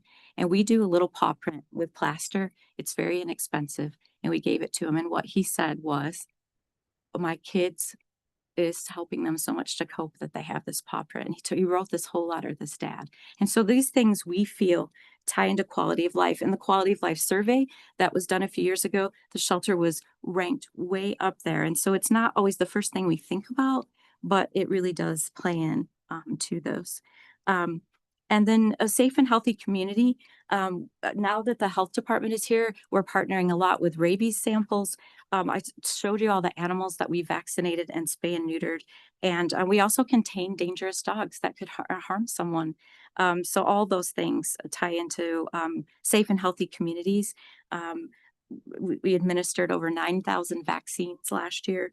And so all the FTEs we're asking for also tie into that. And the strategic and thoughtful growth, of course, we always want to be doing that. When I read the definition, there was a lot about sustainability, and we are part of the facilities department's process, and we're getting solar panels, I heard, put on starting in a couple of weeks. And also they're going to make some adjustments to our HVAC to improve energy efficiency. So we actually made it into that category this year. Goals and priorities. We have three, kind of like a three-legged table and kind of a four. I know it's not really fancy, but to manage our operational demand, we need to get to optimal staffing. And that also includes staying in compliance and making sure we're effective with service delivery. To do that, we have to increase revenues any way we can. I'll talk a little bit more on the next slide about where we are with the IGAs with the cities. And then to continuously grow the volunteer program and increase volunteer service hours, that every shelter has a volunteer program that I compared us to. It's a really fiscally smart thing to do because their labor, the volunteer labor is worth like 16 FTEs in 2024. Many of you came to our volunteer dinner, and it also is really enriching for the volunteers. So we want to leverage existing resources like our volunteer and foster program. The fourth leg of the table would really be the efficiency piece and what we're working with the SIT team. So we want to be as efficient as we can. We want to get the staff we need. We want to increase revenue to support all this and leverage existing revenues with the volunteers. Getting to optimal staffing, I'm going to ask you if you're still on, see how great this was. If you're still on page 7 of your packet, I really think the wheel is prettier and easier to understand why we're asking for these. But this is not all the positions, but 4 of the 5.25 positions is here. And the quickest way I can explain this to you is if you think about animals move through the system like this. I grew up not in the Motor City, but in Michigan. I haven't lived there for 30 years. I don't know why I give this example, but if you think of a car in an assembly line and probably it's all automated now, but back you have someone putting in the engine and somebody on this side doing the tires on this side and somebody doing the tires on this side and somebody doing the tailpipe. And you're moving that along the assembly line and you say, we want to produce more cars. So we're just going to add a lot of people to do the motor. It really wouldn't help you produce more cars because you don't have people to do all the other parts. And this is how animal shelters work. So if we start with customer care, one of our asks is a customer care rep. I can tell you more why, but I can say that's when people give up their pets, when people bring us lost pets, they're often the first step in the process. Then we go over to intake. The intake person does the vaccines, the weights, the photos, sees if there's any medical or behavioral concerns and gets them set up in housing. 8,000 animals came through our door plus last year in intake. Then state statute says you have to give a behavioral evaluation to every adopter to say, do they need to be aware maybe this dog doesn't like other dogs so much or cats or not good with small children. Well, we're not going to be able to know unless we do an evaluation. So our 3-person eval team, and Angel leads that team and helps a lot too, evaluates 8,000 animals a year. And then foster care. Many animals come into the shelter, often bottle baby kittens that we have to get into foster care. That helps us improve our live release rate. We have how many animals in foster care now, Angel? 64 currently. 64.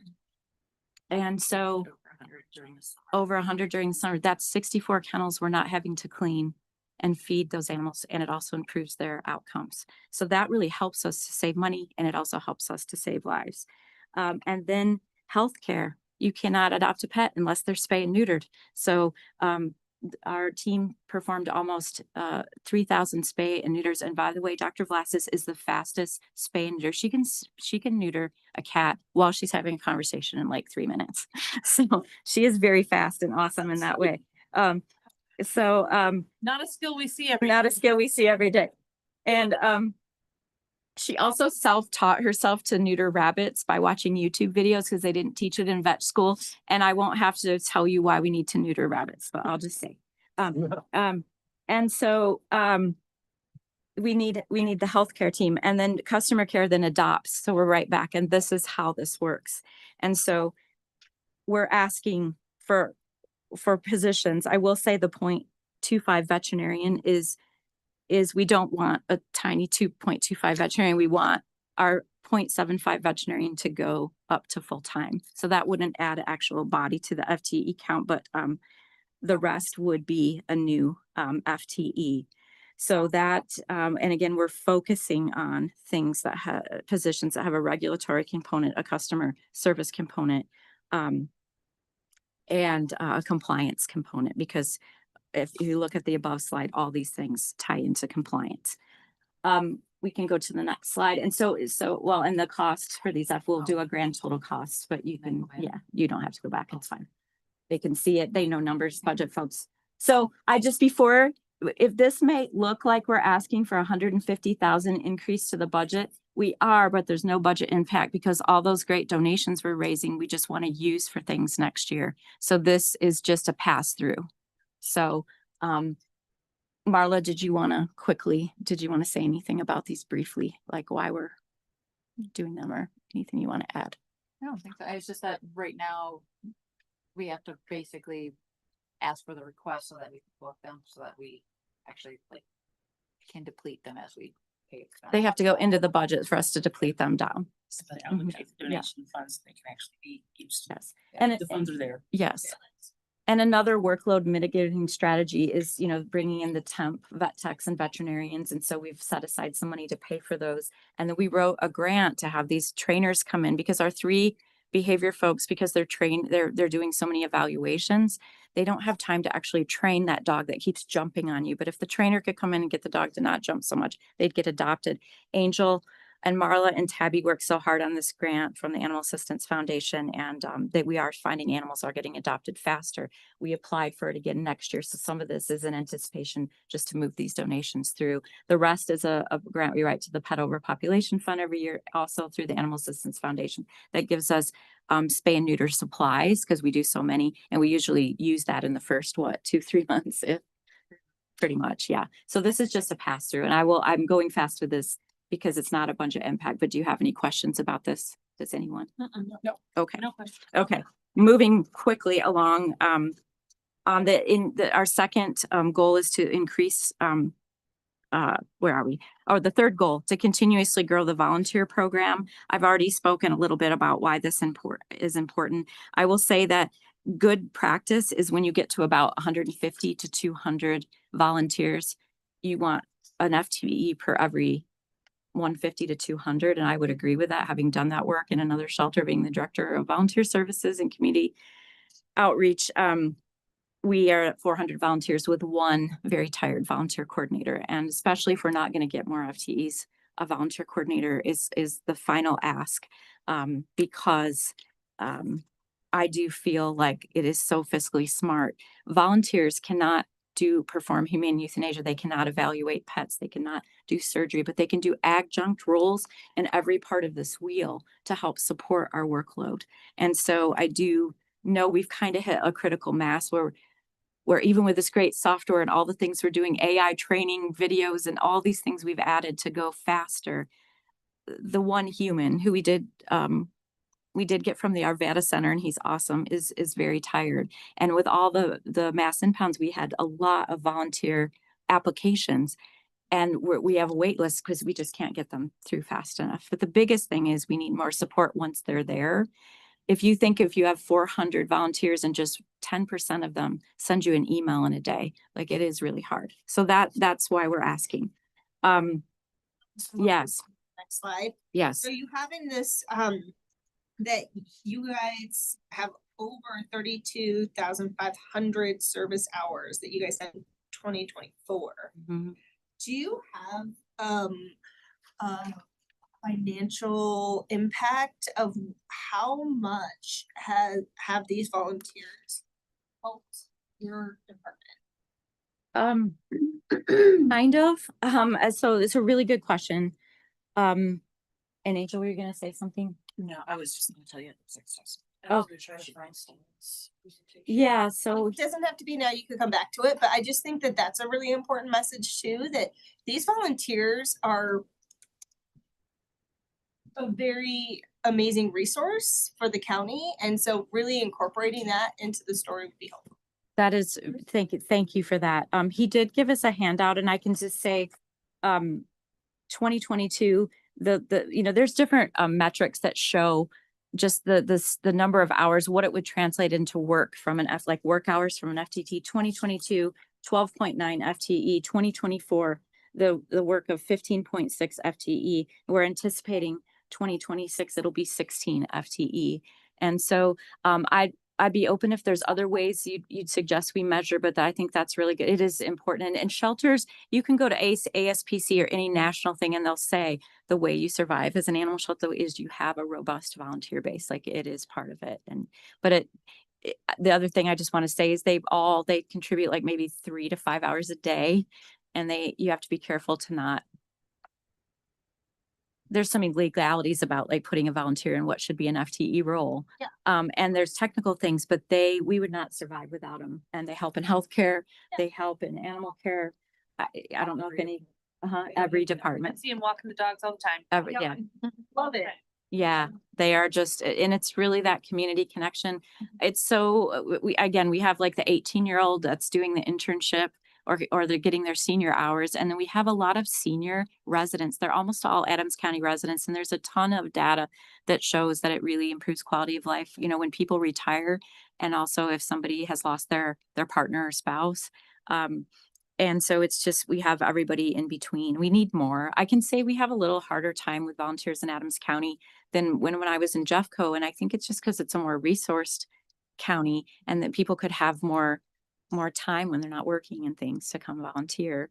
But we're making great strides. So the volunteer program, we've done online onboarding. We're just adding technologies, doing great stuff. Steph, I don't know if you saw, but we are at the 10-minute. Okay. Yeah. I think we're about there. Getting to the budget summary, I just want to say that 70 and 80,000, like those are donations. But our budget, you can see the numbers here increasing like 13%, but some of that is use of donations. And then if we go to the next slide, we have had a lot of attrition in some of our animal care roles because the work has been really tough. But we just filled the 2 animal care technician roles. They do have orientation next Wednesday. So we're just down the 1 veterinarian. It has been a tough summer because we've been down a full-time vet and 2 of our vet techs gave birth to tiny humans during this mass impound time. So we've been down 120 hours in healthcare. And all the work the courts need the vets to do for these cases has fallen on 2 vets. So it's been tough. So we can go to the last page. We're just very respectfully, because we've been given tons of support by this county, asking for 5.25 FTEs. You can see with and without a benefit what that cost, which will bring me to, if you go to the packet,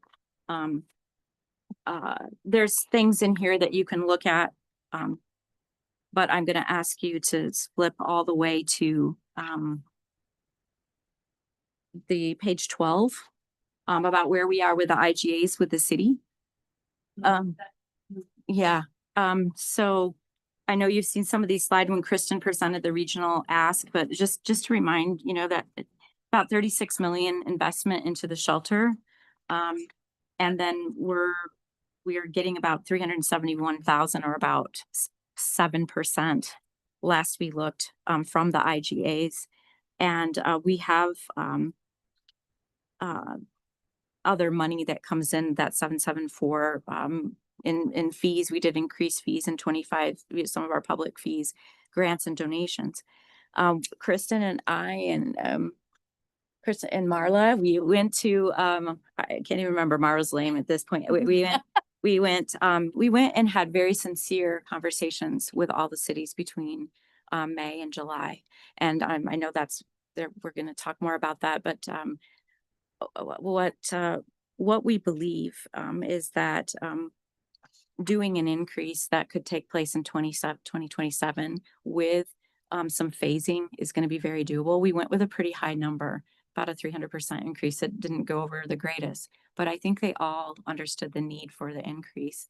And what we have on page 13 of this, what the highlight is that this is just an example, because if the new cost recovery model is adopted and accepted, then even if we were to do 20% on that new model that we'd be using off of our 24 budget numbers, we'd be going to close to $1 million. Now, of course, our 2026 budget will be a little higher, but we do feel like this is very doable. And Kristen, I don't know if it's appropriate for you to add anything else about this, but. Yeah, we have a study session scheduled for next Tuesday to give you updates on all of the regional discussions on the variety of projects. So the one that we did in July, we'll be doing regularly. So the next one's next week. Steph and I have put together consolidated summary feedback from those meetings that we had with partners. I think timing is everything, and some of those conversations were hitting at times when they're getting their sales tax receipts and things were looking stressful and challenging. And so we determined in consultation with Deanna and others that this wasn't the right time. And once we put all of our information together, and now we're engaging with our cities in this more organized manner with all of our other projects, I think we'll have the full year of 26 to have a longer series of conversations, and we're coordinated with some of the other projects that are ARPA funded, et cetera. So we think that provides us a good opportunity to continue on that path, continue to discuss mitigation measures like phasing and other things. And then we also, as Steph mentioned, had begun the number that was kind of a 36% cost recovery, and then sort of informally started to discuss what would it look like if we got to something like 20%, still a lot better than 7% of the costs. Yeah, and and Stephanie, you're not alone in that. We as the board are committed to those conversations, and we're trying to, we're trying to bring back that regionalism in everything across all of our shared services as the whole community of Adams County. So know that we also will be having conversations with our colleagues, the other electeds in the municipalities, and talking about that, because it's for the greater good. And we have to, and the animal shelter is not the only place where we need those kind of partnerships to really, to solidify and quantify the value. I mean, sometimes it comes down to a dollar amount where we have to say, this is how much it costs for us as a community. And so we're definitely happy to support you in all of that. Thank work. you. And I know, and Kristen's doing a great job. I know Yes. those, the conversations didn't go initially how, we all hoped, but that doesn't mean we stop. We just, Yes. we get to yes. We'll get to yes somewhere. Thank you. I appreciate that. And they weren't horrible. And they do understand the need, and they do really appreciate our services. And our partnerships, and these Mass Impounds is just like a shining example of how we partner to help these animals in need. So thank you for that. I really appreciate it. What I will tell you, what's left in your packet is just sort of a detailed why we're at, why each FTE is needed. The last thing that I'll just say, and I think for the commissioners that came on the tour, our newest commissioners, we shared this, but on page 9, the capacity for care formula, this is a national standardized formula, and we're still on average, Mass Impounds aside, running 100 to 600 hours a week. And this has been pretty much since we, for years and years. And so the Mass Impounds, what they did is just kind of laid bare how thin we already are. We don't have enough bench strength. Right. We can't get people to vacations. We can't manage. And I do worry I don't know. I'm going to just lay it on the line. It's not being dramatic for me to say I don't know if we can do another summer. We're on 4 summers. Yeah. But I want to take your question. We want to take your questions. So I know you're tired and they're done, but we're done. So I thank you for your time and attention late in the day after a long week. What can we answer for you? You brought a lot of information. Yeah. So I don't have a lot of questions. So much information about information. And our tour with you was not that long ago, so that's helpful. That's helpful too, which was a lot of fun. So that's helpful. So I have a very fresh picture in my mind, and that was before this summer before the big intake. Before the big It was- intakes. And I know you were already being a political wizard. Yeah. Yeah. Steve probably has CSU questions. No, but I was really happy to get the plug. I'm very, very happy. Thank you for that. No, you're doing a great job. It is a good presentation, and thank you for acknowledging the situation we're in with the budgeting and all these challenges we have. I like how you put it. Like, animals may not be more important than people, but animals are extremely important to people, and I will keep that in mind. And I do agree with you. There's a lot of benefits we get from making sure we take care of our furry friends. Everything from mental health to all sorts of things. So I appreciate what you do. So thank you. Thank you. I just think two things for me that really stood out. You brought a lot of information. We can anticipate how dire the situation was, but we're not on the ground with you doing that work. So I appreciate you being so candid and standing up for your team and feeling comfortable to make the ask. I know that that's not always comfortable. I know you were in the waiting room and you got this is a budget year of no.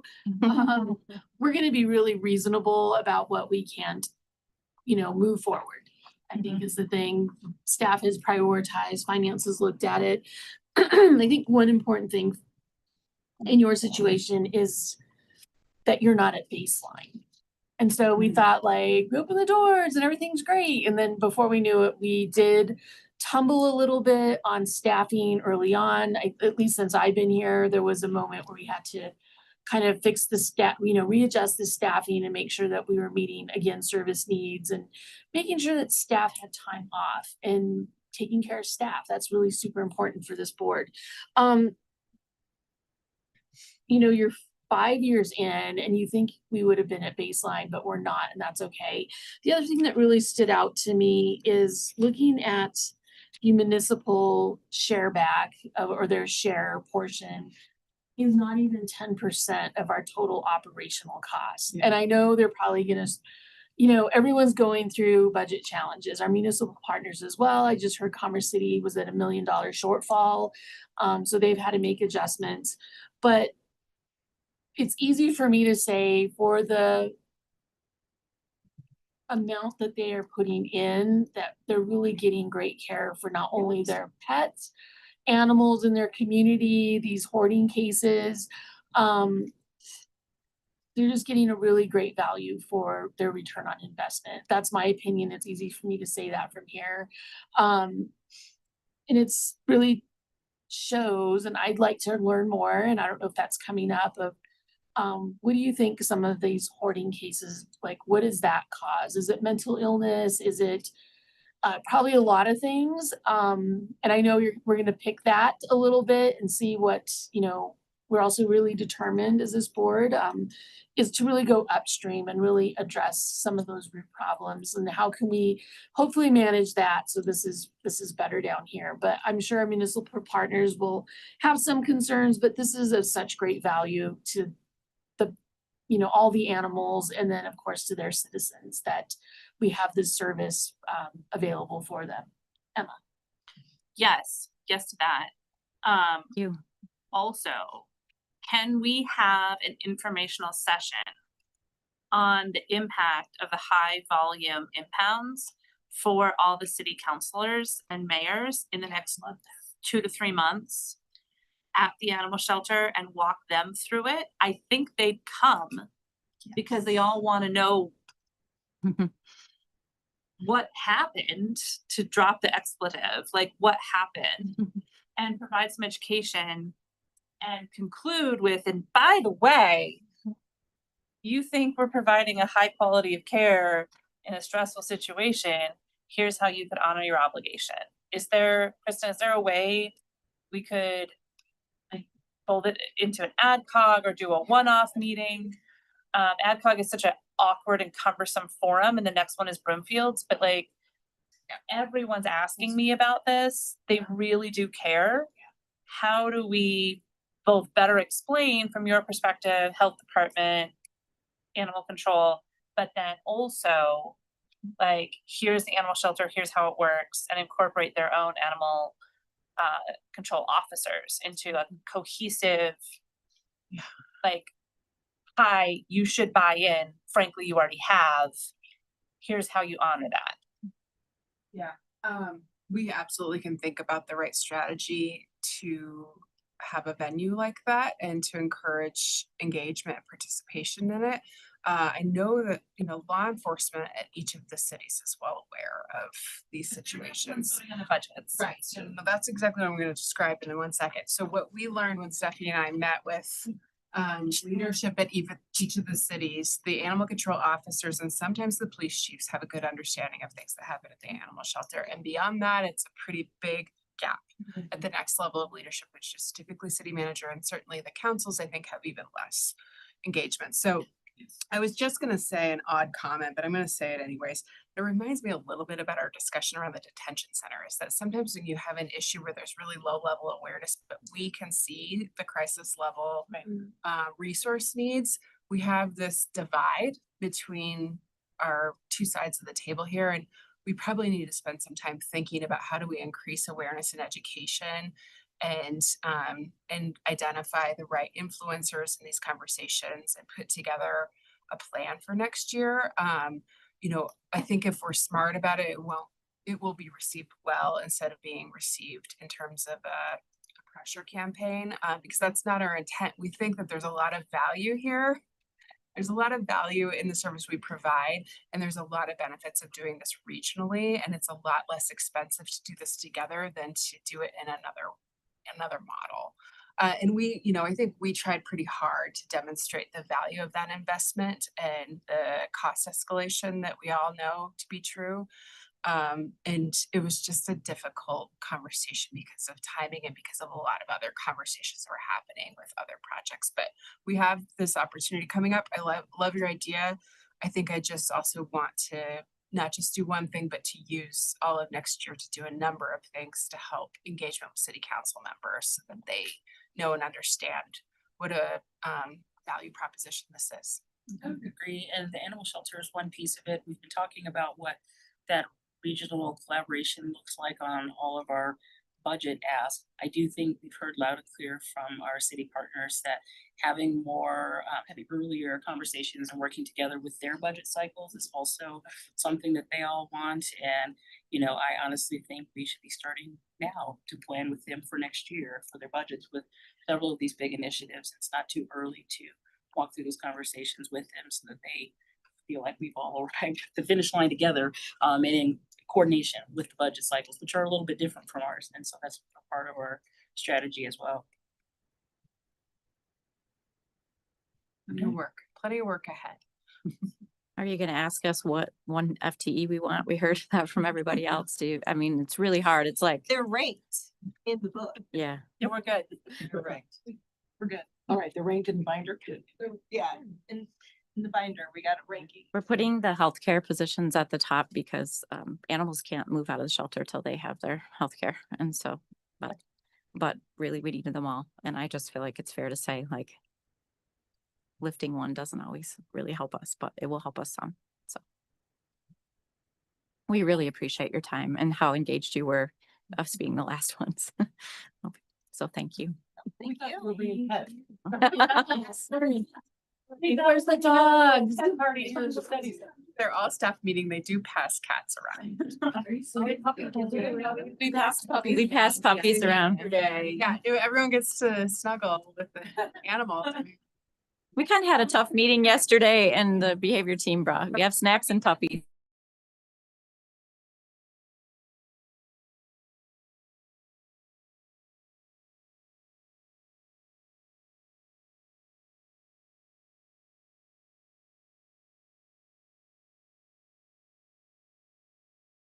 Time invested from staff and from your perspective, but our task that we gave everybody this year was to really revamp the budget process and with the goal of transparency, the big picture understanding, and really just making sure we're articulating the need across our organization. The next step is we have some more study sessions coming up. Next week, we're going to be talking about compensation. We'll have an update on the regional partnerships and sort of what that work is looking like. And then the next thing you'll see from me is a draft budget proposal that we need to present at public hearing on October 14th. We're taking into account all of the conversations we've had, priority rankings, all the things. So that'll be sort of starting point for you all. We've looked with the budget team at what our capacity is for these requests. And, you know, given the context of the prioritization, what that actually looks like plugging into a budget. And then we have several work sessions after that in October to refine that budget request. And so you'll have an opportunity to keep talking about it. There's a lot that we're still pinning down. So that is to come. It's going to be several more conversations between now and then, but I think we've made a good start. Very good Yeah, start. I'm really grateful for all these presentations and the meeting and the time that everybody has spent to make this happen in this way. I think this is really great. It's the transparency we want, and it's the conversation that we need to have. We have reality of where we are. Thank you. And the consistency of the presentations was good too. I know, love the slide deck. Yeah. Okay. We're Thank good? you all. Congratulations for being done. You're done. Nice job, team. Are we gonna stick around and have any other conversations? Can you guys hear me?